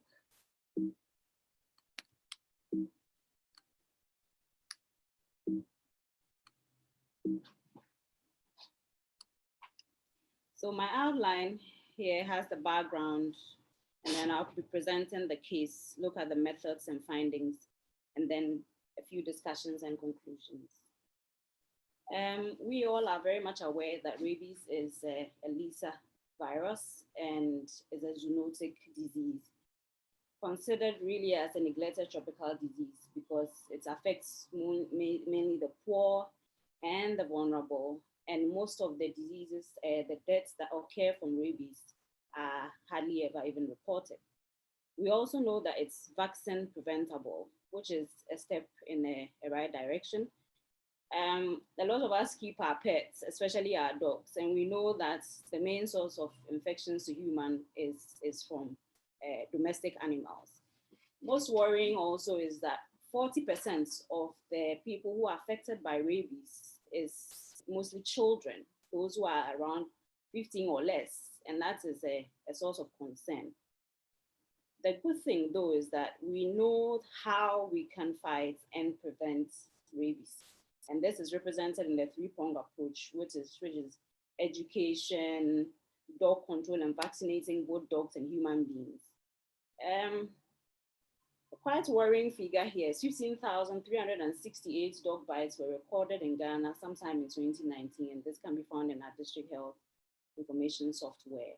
So my colleagues and I set out to summarize the clinical course and the public health investigation that we carried out on a case of rabies in an 8-year-old. So the case history was an 8-year-old who was a first of a set of twin males, a class 3 pupil, and a very good student at that, top 5% in his class. He was bitten by an unvaccinated pet dog in June 2021. Parents did not access healthcare at the time with him because rather sought pain medication at a nearby pharmacy due to unavailability of funds. He later in August presented with depression, a depressed mood, restlessness, subsequently developed hydrophobia and aggressive behavior, approximately 3 months after the bite, to a health center around where he lives in the Ghana East District, Abokobi Health Center. When he was seen in the health center, the suspicion of rabies was made because the history pointed to that. But due to unavailability of isolation and few human resources, they had only one doctor at the time. So they decided to refer the case on the same day to the Legon Hospital, which is the bigger facility. A bit of social history on this patient. His parents are separated. and mother is sort of like a single mother currently, and works as a household with a salary or allowance about 300 Ghana cedis a month, living with her 3 children in the Boga town in an uncompleted house with 6 other relatives. Now, with the clinical and laboratory findings, we found that the child looked ill at the time. He was restless. He was not pale, not jaundiced. He was afebrile. The vitals at the time, 98 beats per minute, random blood sugar of 9.3 millimole per liter, respiratory rate of 26 cycles per minute, and an SpO2 of as low as 81% on room air. His chest was, however, clinically clear. Abdomen was unremarkable. The central nervous system revealed a disoriented young man. Pupils reacted sluggishly to light. His neck was supple and kinetics was negative. Musculoskeletal, he had an old canine scar on the lateral aspect of his left knee.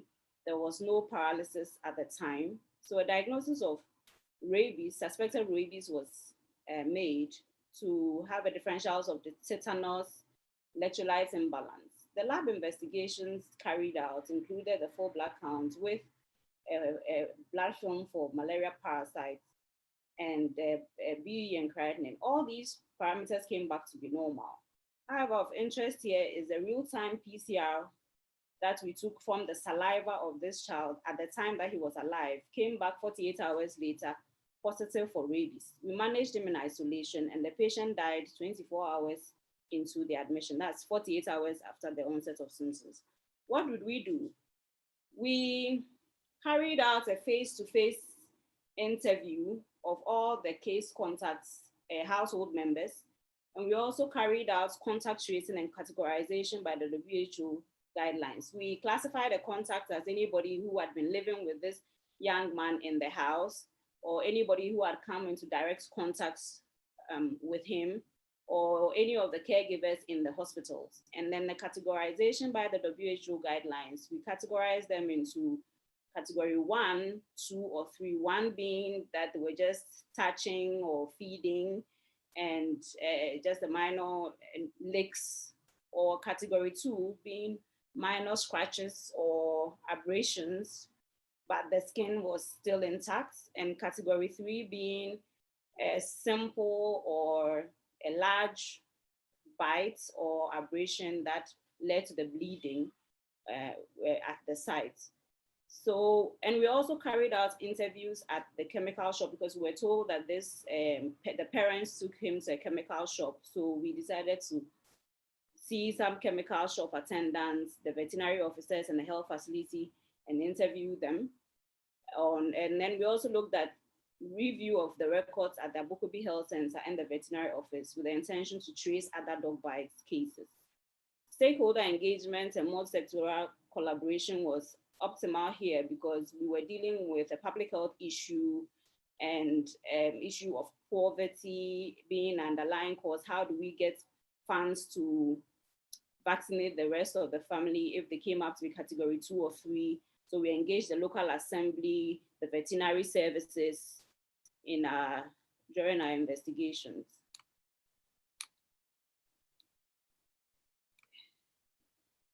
So findings,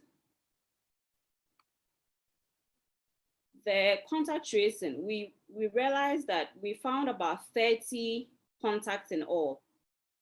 Fortunately, about 24, a majority of them were category 1 exposure, which indicated that there was very little exposure, so we didn't have to vaccinate. Category 2, we had about 5, and category 1, which was the mother of the case, the patient, he had bitten the mother, so that put her in category 3. And so out of the 30, if you look on this table clearly, you will see that most of the contacts were coming from our hospitals. Abokobi Health Center, the exposure was about 11. And then in the Legon Hospital where he was referred, there were about 8. Question is, could we have reduced the exposure by keeping this young man in the Abokobi Health Center? How was he transported in a taxi? Could that have led to more exposure to our other people and also to our healthcare workers? Now, other findings here, we also found out that there was a high dog population in the in the Teman community, about 3,500 or more. And most of these dogs were stray.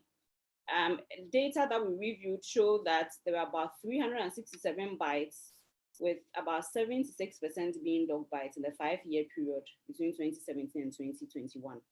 There was also low dog vaccination coverage in the Ghanese municipality. If you look here, in 2018, which was the highest ever vaccination they had recorded, was 21.9% of all estimated dogs. And then it declined further down to 2021, where we would have been expecting that, I mean, it should have been going up rather. So that was a source of concern. According to the WHO, we need about 70% of all dog vaccination coverage to be able to break the transmission of rabies.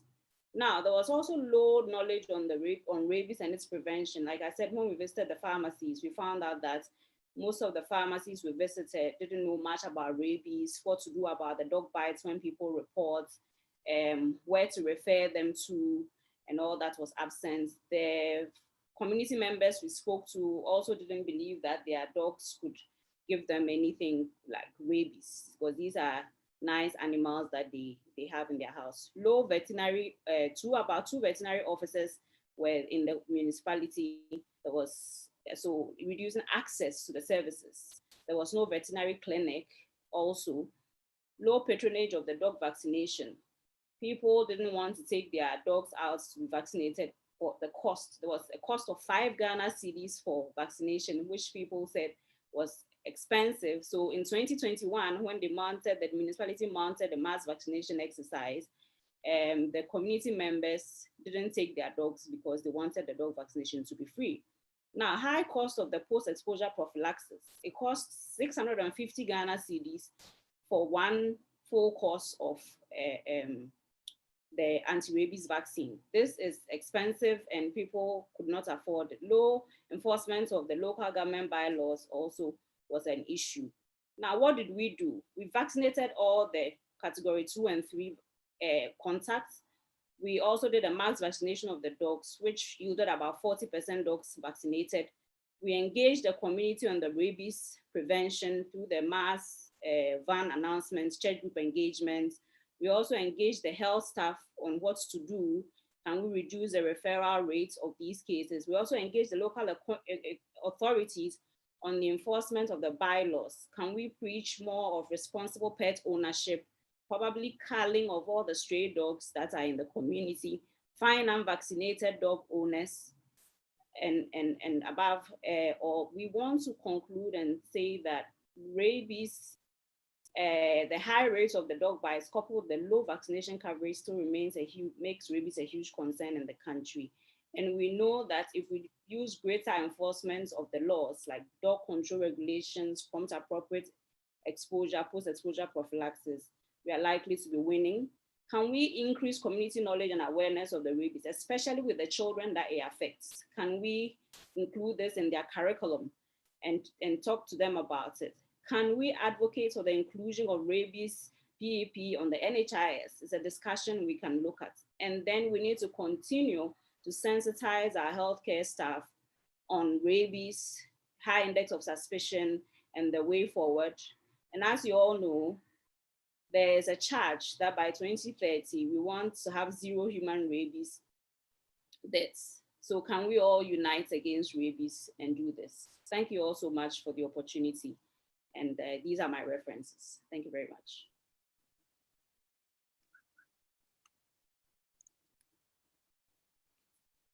Thank you very much, Dr. Ademki, for your presentation. Ladies and gentlemen, we are finished with the abstract presentation. We'll take questions and comments. There's a question for Fatsi Kantom. He said, what happened to the 3 babies that were not enrolled into the clinic? Why were they not enrolled?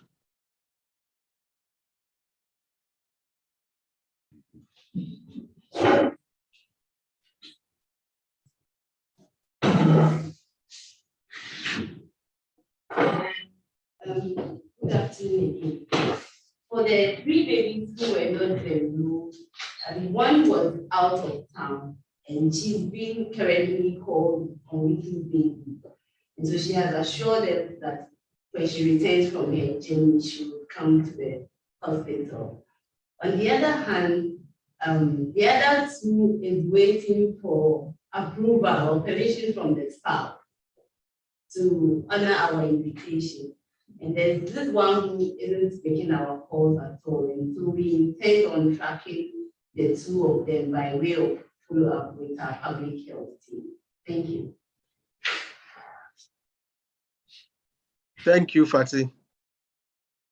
There's a question for Dr. Mate. What happened to the dog?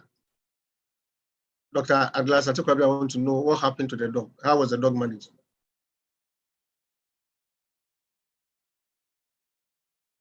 Thank you for the question. So the dog was never found. The dog was never found. The history didn't say much about what happened to the dog. The dog disappeared on the day of the bite, and the relatives didn't think much of it and hadn't looked for it. So we couldn't trace the dog after the 3 months period. Okay, there's another.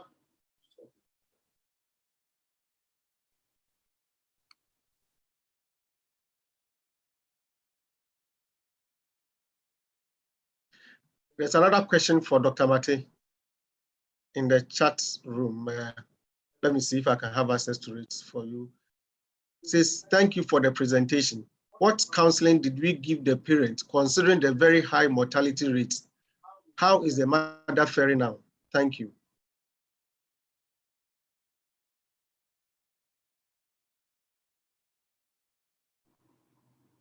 Yes, so we did, we visited the family in their home and in the hospital to give, I mean, there was a lot of pre-counseling anyway. A young man was in the hospital. We also did a lot of post-counseling. In actual fact, they didn't believe that their own dog that they'd had for 2 years could give their little boy rabies. So it was a bit of challenge going back and forth. We had to bring in the hospital psychologist and co to come in and talk to them. We also visited them in their home. And currently she's doing well. Before the burial of the young man, we wanted them to all get vaccinated because they were category 2 and 3, but they resisted a lot. They took a lot of counseling and visiting them severally at home to get them to come around and have the vaccines done before we even release the body to them. But currently they are all fine and doing well. Thank you, Dr. Mate. It looks like everybody is interested in. Hello. It looks like everybody is interested in the rabies case. So there's another question for you.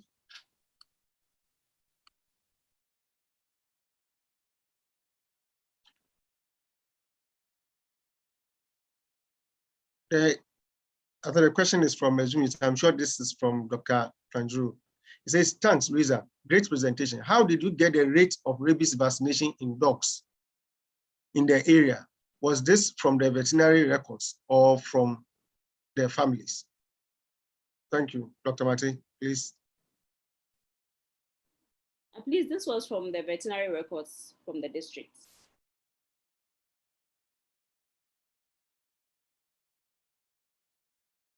Thank you. Please, any other questions, comments, or contribution?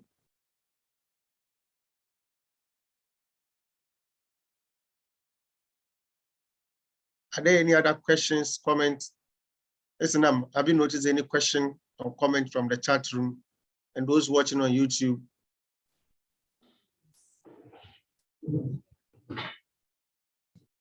No, please.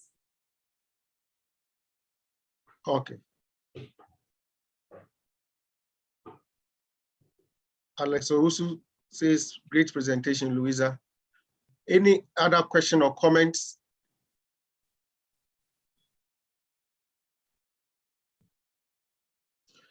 whilst we are waiting for any question or comment, please do well to fill the evaluation form for us. It just takes between 5 to 10 seconds, and then you'll be done with the evaluation. Yesterday, a lot of you went away without filling the evaluation. Please fill it for us so that we can improve on our service delivery. And don't be in a hurry to run away. We are going to take pictures. As you were on break, we were watching last year, those who joined the virtual AGSM, and it was nice seeing a lot of faces. So please don't run away. We will take a virtual group picture together in a few minutes.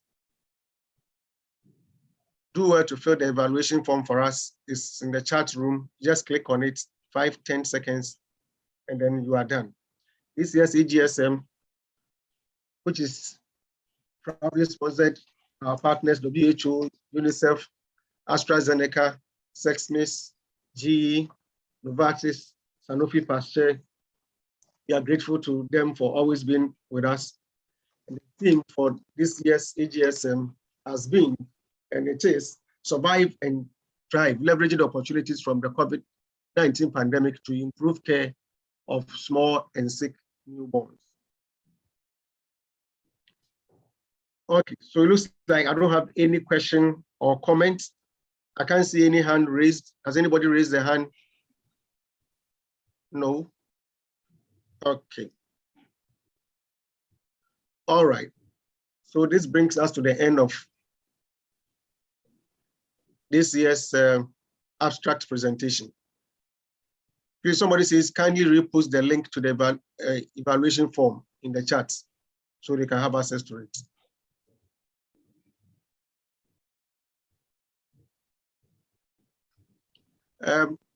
Okay, there's one question. It says, does the IPV affect the other vaccines?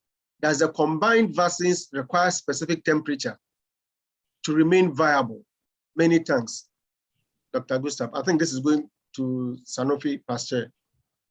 If the rep or the one who presented the abstract on the yeah, this is Gustavo. Impact. Gustavo Oliveira speaking here. Thank you for the question. If I understood correctly, the question is about the cold chain conditions for the 6-in-1. Am I correct?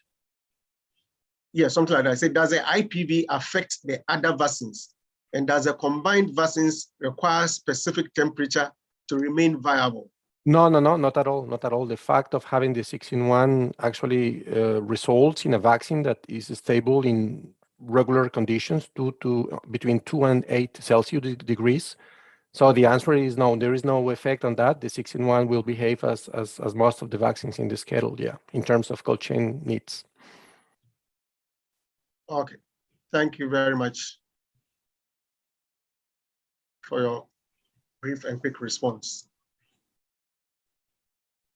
All right, so let me see, okay. Be reminded that you have the conference e-brochure that can easily be downloaded from the PSG website, www.pedsgh, that is pedsgh.com. Once you go there, you have access to the conference brochure, which is very nicely done. And just as is on the screen now, the national executives of the Pediatric Society who are behind the scenes supporting this AGSM, the president, Dr. John Adebi Apia, the vice president, Dr. Hilda Mantebia Boy, the secretary, Dr. Angela Osebunsu, and myself, assistant secretary, Dr. Pabi, and Dr. Marie Charlene Fatima Kelba, the treasurer, Mr. Emmanuel Bing, the male executive member, and Delali Sepenu, the female executive member. Can I have the local organizing committee? Good. So the local organizing committee who have been working behind the scenes, going through a lot of abstract and documentation, contacting a lot of people, and making sure that all resources that we need are available. Ably led by Dr. Hassan Abdul Mumin, supported by Dr. Rafiu Posmos Yakubu, Ms. Stephanie Ajenkpine, Mr. Charles Kwanza Otu, the famous Charles Kwanza Otu, Mr. Hawani Fuseni, Dr. Shila Ejewa Ousu, Dr. Fatia Bani, Ms. Joyce Fatima Canton, Mr. Mustafa Mahama, Mr. Tonla Sanbian Peter, Dr. Kingsley Asei Hato, and Dr. Kathleen Yegusa. Thank you very much, LOC, for a wonderful work done so far. Let me also remind you that tomorrow at 9 a.m. prompt, you are having the business meeting. Let's all do well to join on time so that we can close on time. So tomorrow 9 a.m. business meeting of the Pediatric Society of Ghana. So all members, please join the business meeting. Dr. Edinam, please, any announcement for me or any message?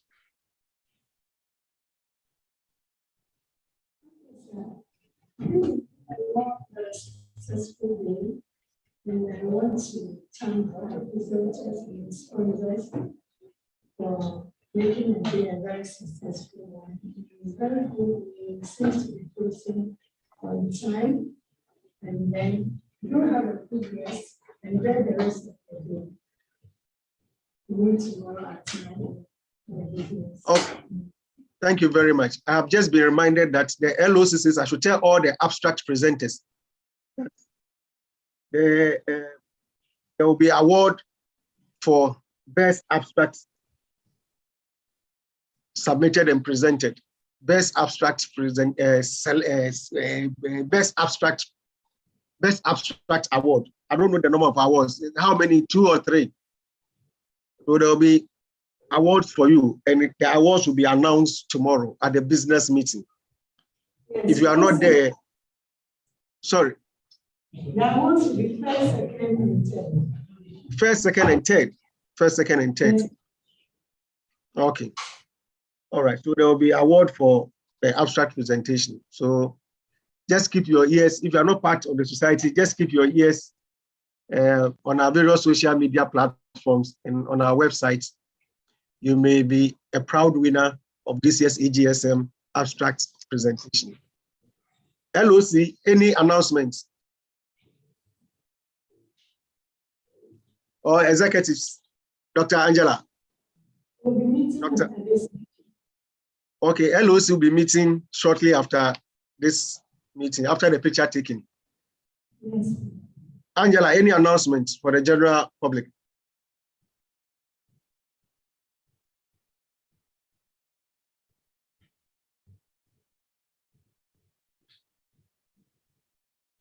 Dr. Keba says I should remind you to pay your dues. Thank you very much, Dr. Pabi. And thank you all so much for joining. I think we'll meet again tomorrow morning at 9 a.m. sharp to continue with the business meeting. But the conference brochure has been posted on our website, so you can click on our website, and it's the first thing that would pop up for you to have access to that information. And we have to also again apologize for the technical glitches earlier on at the beginning of the meeting.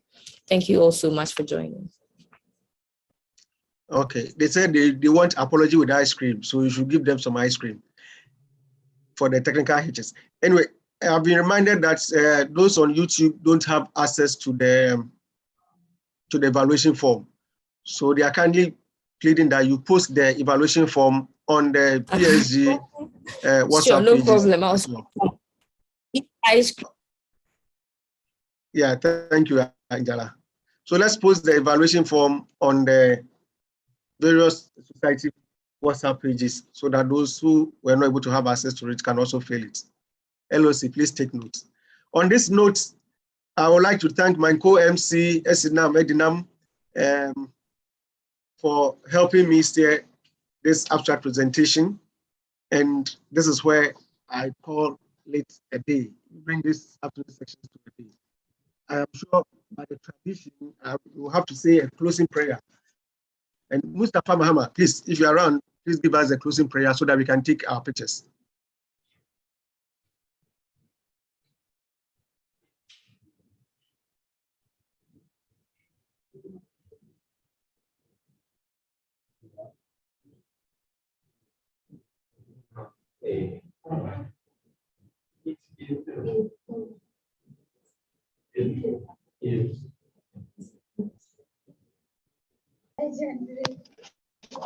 Hello.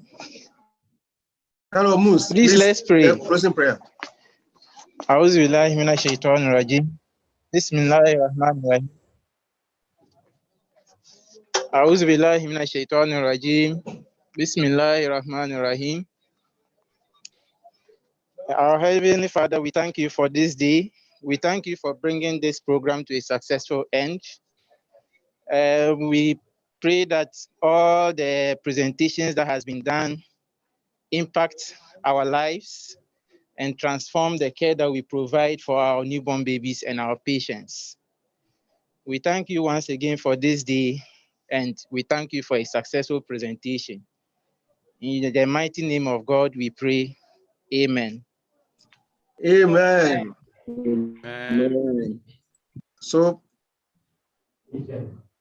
please, virtual picture taking time. Hey, please allow me to put my video on. My video is not covered up so that I can take some of the pictures, please. That one is not from my end. Hey, Angela, you want to snooker me? I think I promoted a lot of people in the attendance, but a lot also declined to be promoted. So if you want to be promoted to the panel so that your picture will be captured, then please just give me raise your hand in the chat so that I can quickly do that. And it seems few videos are on. I don't know if the rest would want to put it on so we can take the pictures.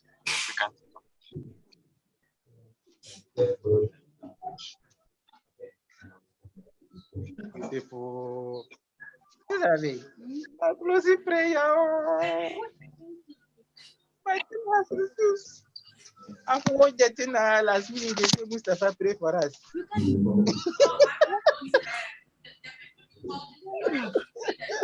Yeah, the pictures have been taken, so please, if your video is off, kindly put it down as we still take them.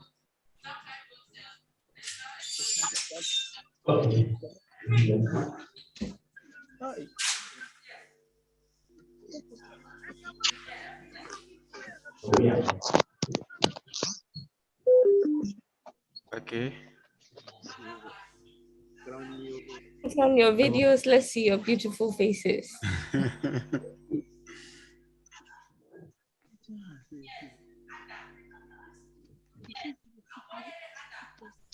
All right, I think we are fine. So you've done all.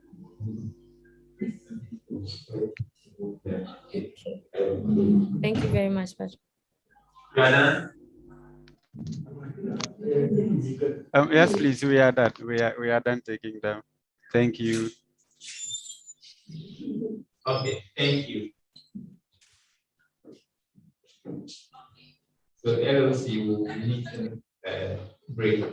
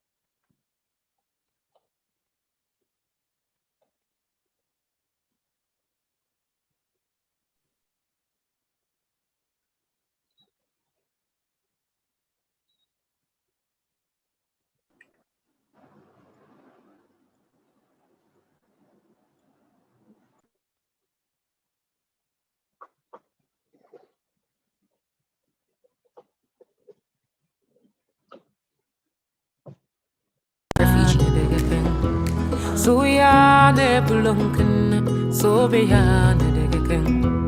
Di tampele di samore, we kabulontu di siwaya. Di tampele di samore, we kabulontu di siwaya. Community, we call it Larbanga. The Larabanga Mosque is the oldest mosque in Ghana and one of the oldest mosques in Africa.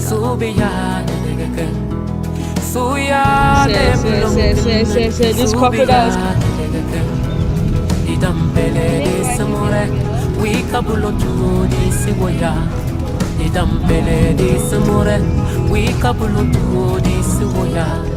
So Beijing BBA, so Beijing Kanatina, so Beijing Nihuye, so Beijing Hatolu, so Beijing We Latina, so Beijing Nebulo, so ya Nebulunkan, so be ya Nedegake, so ya Nebulunkan, so be ya Nedegake, so ya Nebulunkan. So be ya di dampele de samore, we kabulo tuo di siwoya. Di dampele de samore, we kabulo tuo di siwoya. So be ya, de de de so be ya, de de de so be ya, de de de.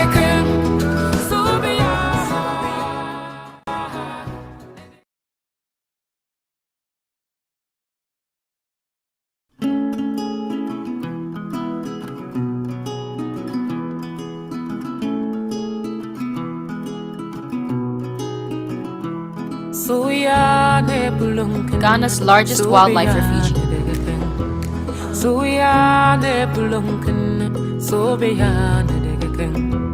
Di tampele di samore, we kabulontu di siwoya. Di tampele di samore, we kabulontu di siwoya. Community, we call it Larbanga. The Larabanga Mosque is the oldest mosque in Ghana and one of the oldest mosques in Africa.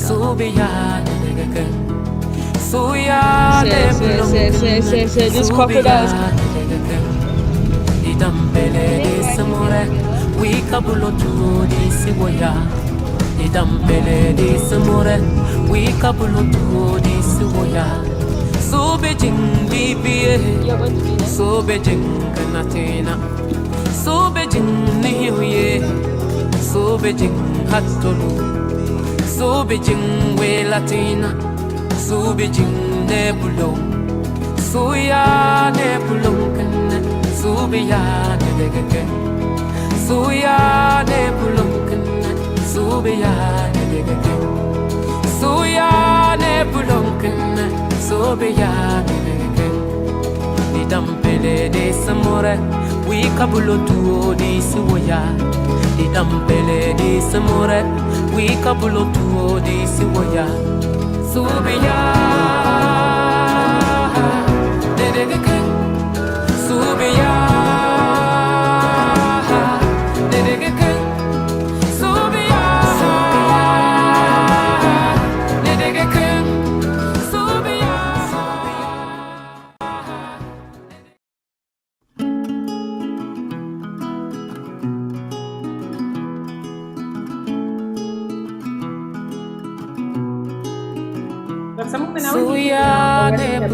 Ghana's largest wildlife refuge.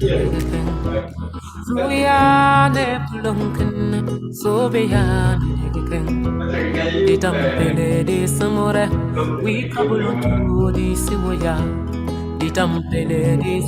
you holding your dog? Hey, Community, we call it Larbanga. The Larabanga Mosque is the oldest mosque in Ghana and one of the oldest mosques in Africa.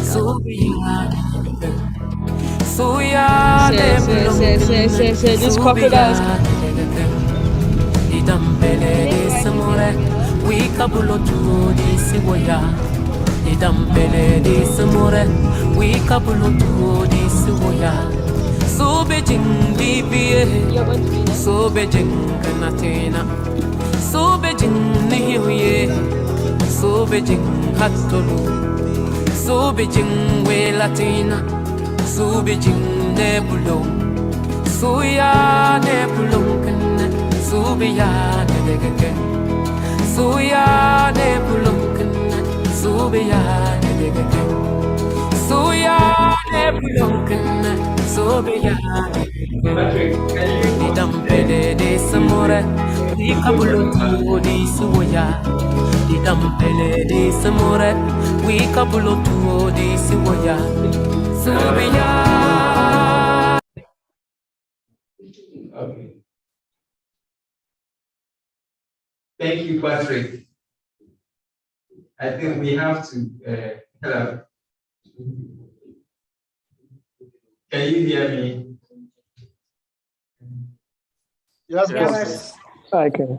Yes, Sorry. maybe I can capture them somewhere, then we can start. Angela should capture them somewhere and put them somewhere. Oh, we can remove them one after the other. Angela, please arrest them. Unfortunately, today I can't help with quarantining them.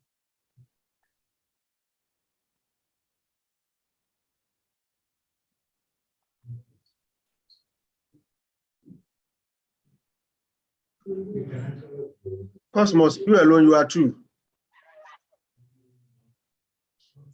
And then Patrick too.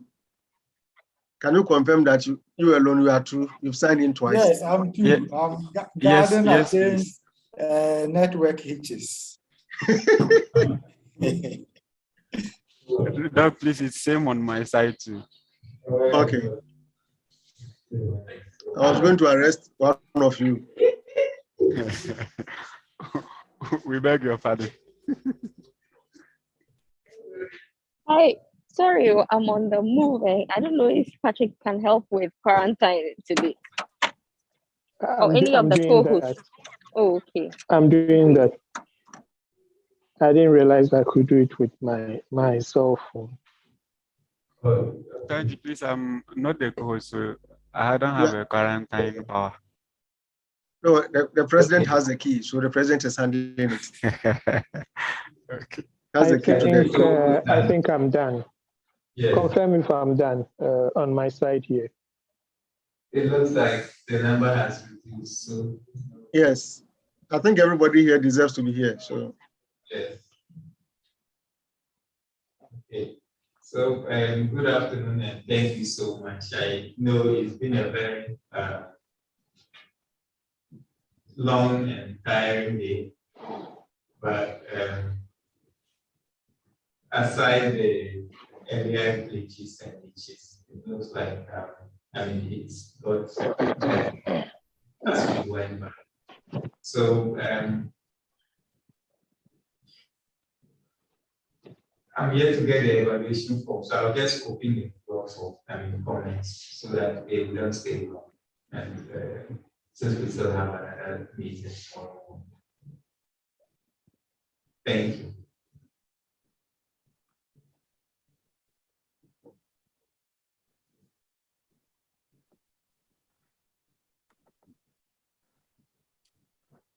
Okay.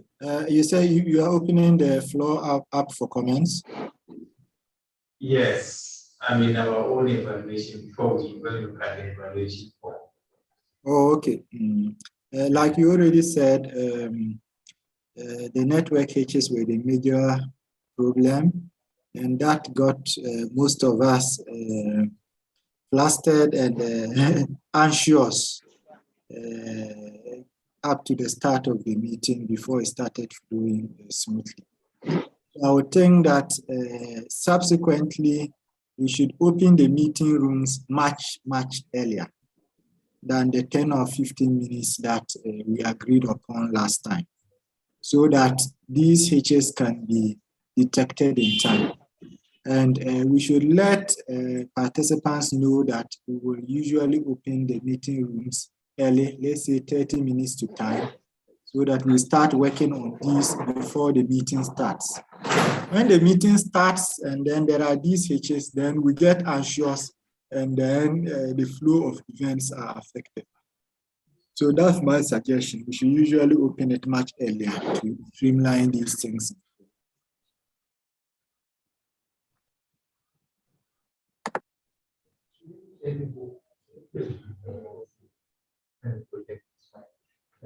So I'm just projecting the morning session evaluation.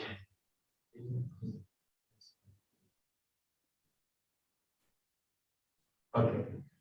So I mean, for the morning session, we had only 10 people completing the evaluation form, and so we evaluated the keynote address and then the dissemination of standards of care, and the comments are below there.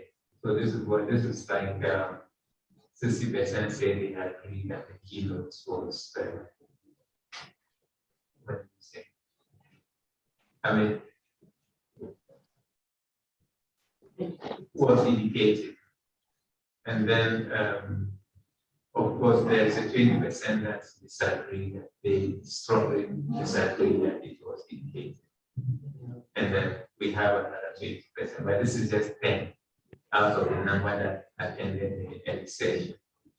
And then we have the dissemination of standards, so 15, and then 30% are strongly agree, and then 2% strongly disagree. That's also out of 10 responses.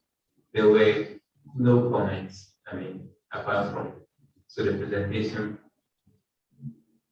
point on point and upgrade, so no other comments.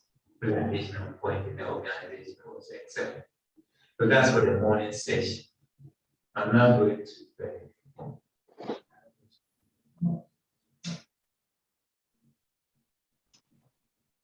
okay, so we can continue as we retrieve the afternoon session. Yeah, so in fact, I share the sentiment of Dr. Cosmos, and moving forward, how do we improve on this? It's a requirement for us to get people registered, but what sort of alternative do we have in terms of registering and getting, because we are registering, how people will get on board? I think basically the second option, which Angie opened up, but that would mean that currently anyone who registered 10 days ago, 20 days ago, and even did not attend qualifies for a certificate. And that makes it difficult to really follow up and then make sure that those who participated are the ones who get a certificate. The problem, I mean, there are both two coins to the sides, not only on the part of organizers, but I think the participants also, because in these situations, conferences like this, especially with webness, because people used to shit bomb, that's what they call it, S-bomb, the conferences, viruses and so on. Zoom put in these interventions to try and limit people showing pornographic and other pictures, taking over your meetings and then showing those. So how do we balance it? And on the part of our participants, was it maybe we should have informed that they will need to make sure that they have signed into their original Zoom with their password, with their email address and password to open it up. Once you do that, immediately you click on it, it takes you to where you want to be. You are not limited because it views you as an intruder. I don't know how we are going to do that. We need to perfect that and make sure that we can subsequently get true reflection of those who attend. We need to keep practicing and come out with it, or read around it and come out with the best solution. The other option, which I don't know in Ghana, I've not seen any conference organizing companies that we can sublet the organization, these technical organizations to them, and they will handle all the background issues. Are we able to do that in terms of finances? If we get sponsors like WHO, like others, if we put that in, maybe they will take up that up and say, okay, we are sponsoring that aspect. But from our own resources, that's going to be a challenge. And if we are to do that, that means we have to plan early. But I think overall, in terms of the content of the presentations, the organization, and what we hope to achieve, I think we did achieve that. And we had a lot of some tricks in the business. And following up later on, we discuss it at the national executive level and see how we can follow up this meeting and subsequently expand what we have done in different or other fora to make sure that we drum home. And at the end of the year, our facilities will be equipped. How do we go about ensuring that we get resources from our hospitals? We get our hospitals to furnish our facilities wherever we are. We follow up and guide our members on how to do that. I'm thinking about maybe at some point in time, bringing the procurement, bringing CEOs to talk to our members on how to lobby to get equipment and other things in our facilities. Ghana Health Service, the teaching hospitals, their procurement system, how it works. How can we influence it? We shouldn't think that we cannot influence it because we don't know how to do it. Things pass under without us being recognized. So those are the things. But I think this one, it actually came out strongly as I was listening to them. UNICEF actually also outlined a few things that they suggested that our members should go into. How do we engage UNICEF to make sure that with their focus on education, focus on immunization, focus on infection prevention, focus on nutrition, how do we get our members to get into the research, the operational research that they are talking about? So these are things that I think we need to be discussing later on, but sorry for bringing this out. For those who are quite depressed, I raised this for you to understand that there's substance to what was said and what we listened to, and it wasn't all about the negative aspect and then most participants not able to get on. Truly, surely 600 registered, as I said earlier on yesterday, this morning, that yes, people register, but not all of them were attend. That's a fact, and we have seen that, but the numbers were quite low. And I think it's the fact that when one tries one or two and they are not getting, they forget about it and move on to others. The other suggestion which I was thinking, could we have flipped the programming? Flip programming in the sense that maybe we do the scientific, the presentations, the abstract presentations in the morning, the afternoon where people are less busy at work. Then we have done the activities in terms of the plenary session activities later in the afternoon, like 2 o'clock or 3 o'clock. I mean, I don't know. I'm just thinking aloud. So if any of you, this is Monday morning or Monday morning after the football match, coach commentary that I'm giving. So it's just hindsight. So let's see how others think. Thank you.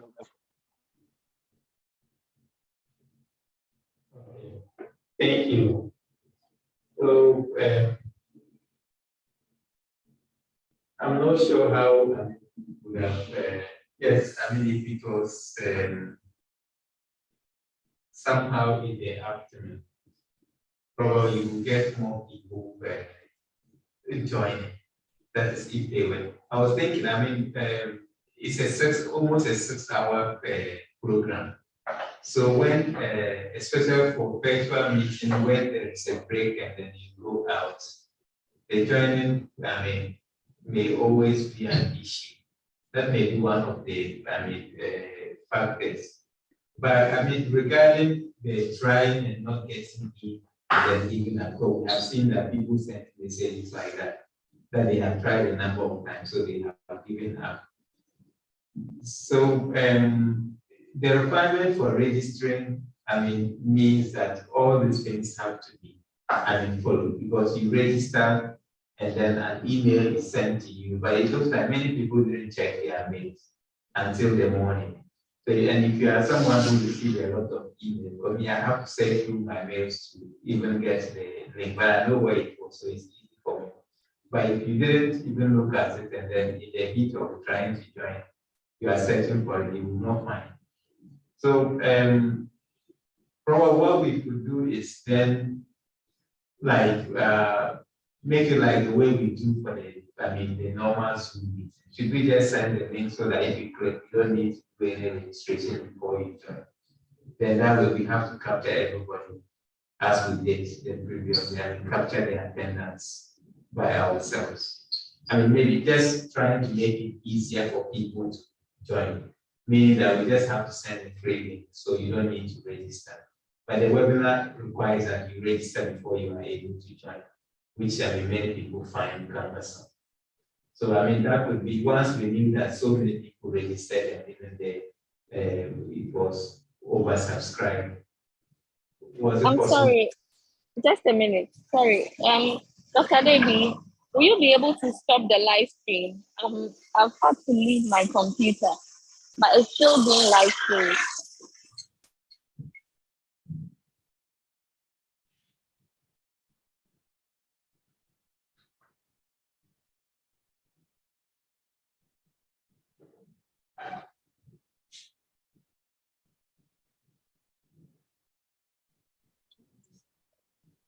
Or Gustav, if you are on, can you please sign in as Pediatric Society and then stop the live stream?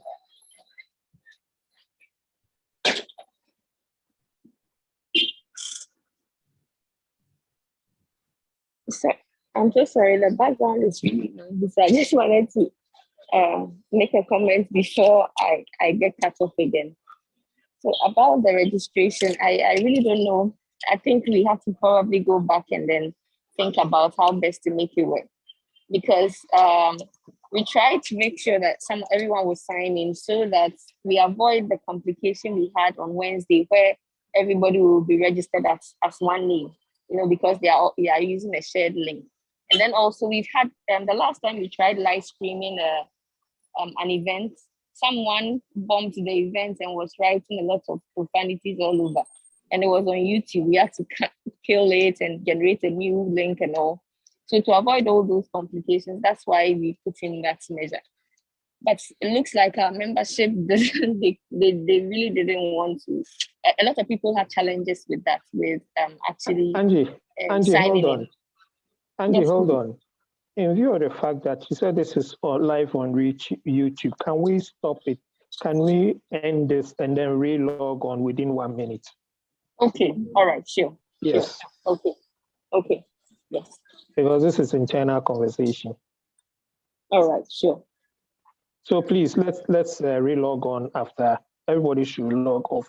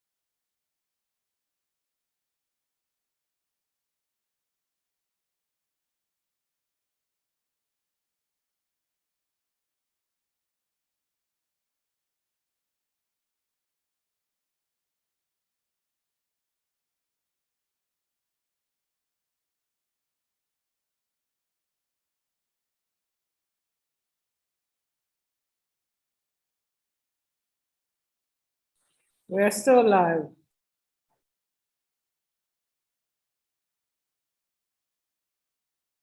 Maybe we should use our old LOC link for the meeting because this one we're still live on YouTube. If we can't stop it somehow.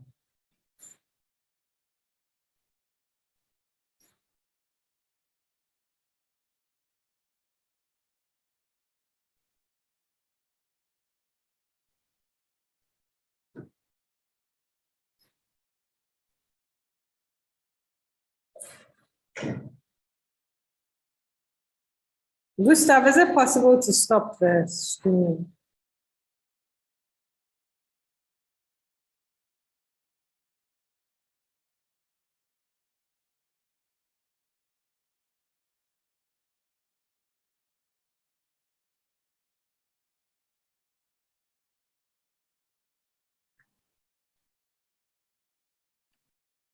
It's still live on YouTube. Oh.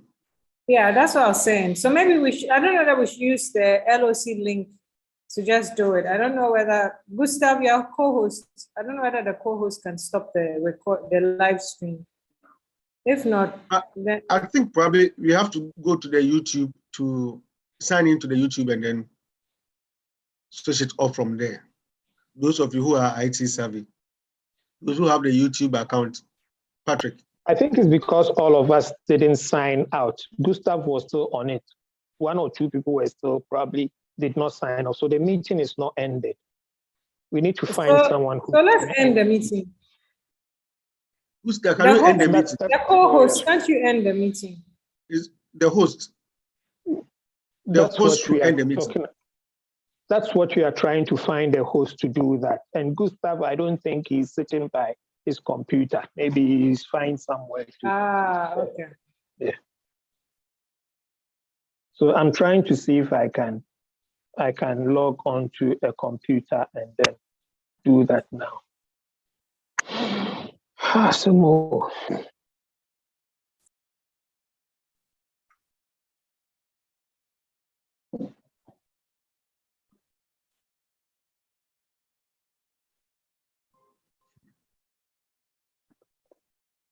So it wasn't for the game. Because if the reminder is set, we are back.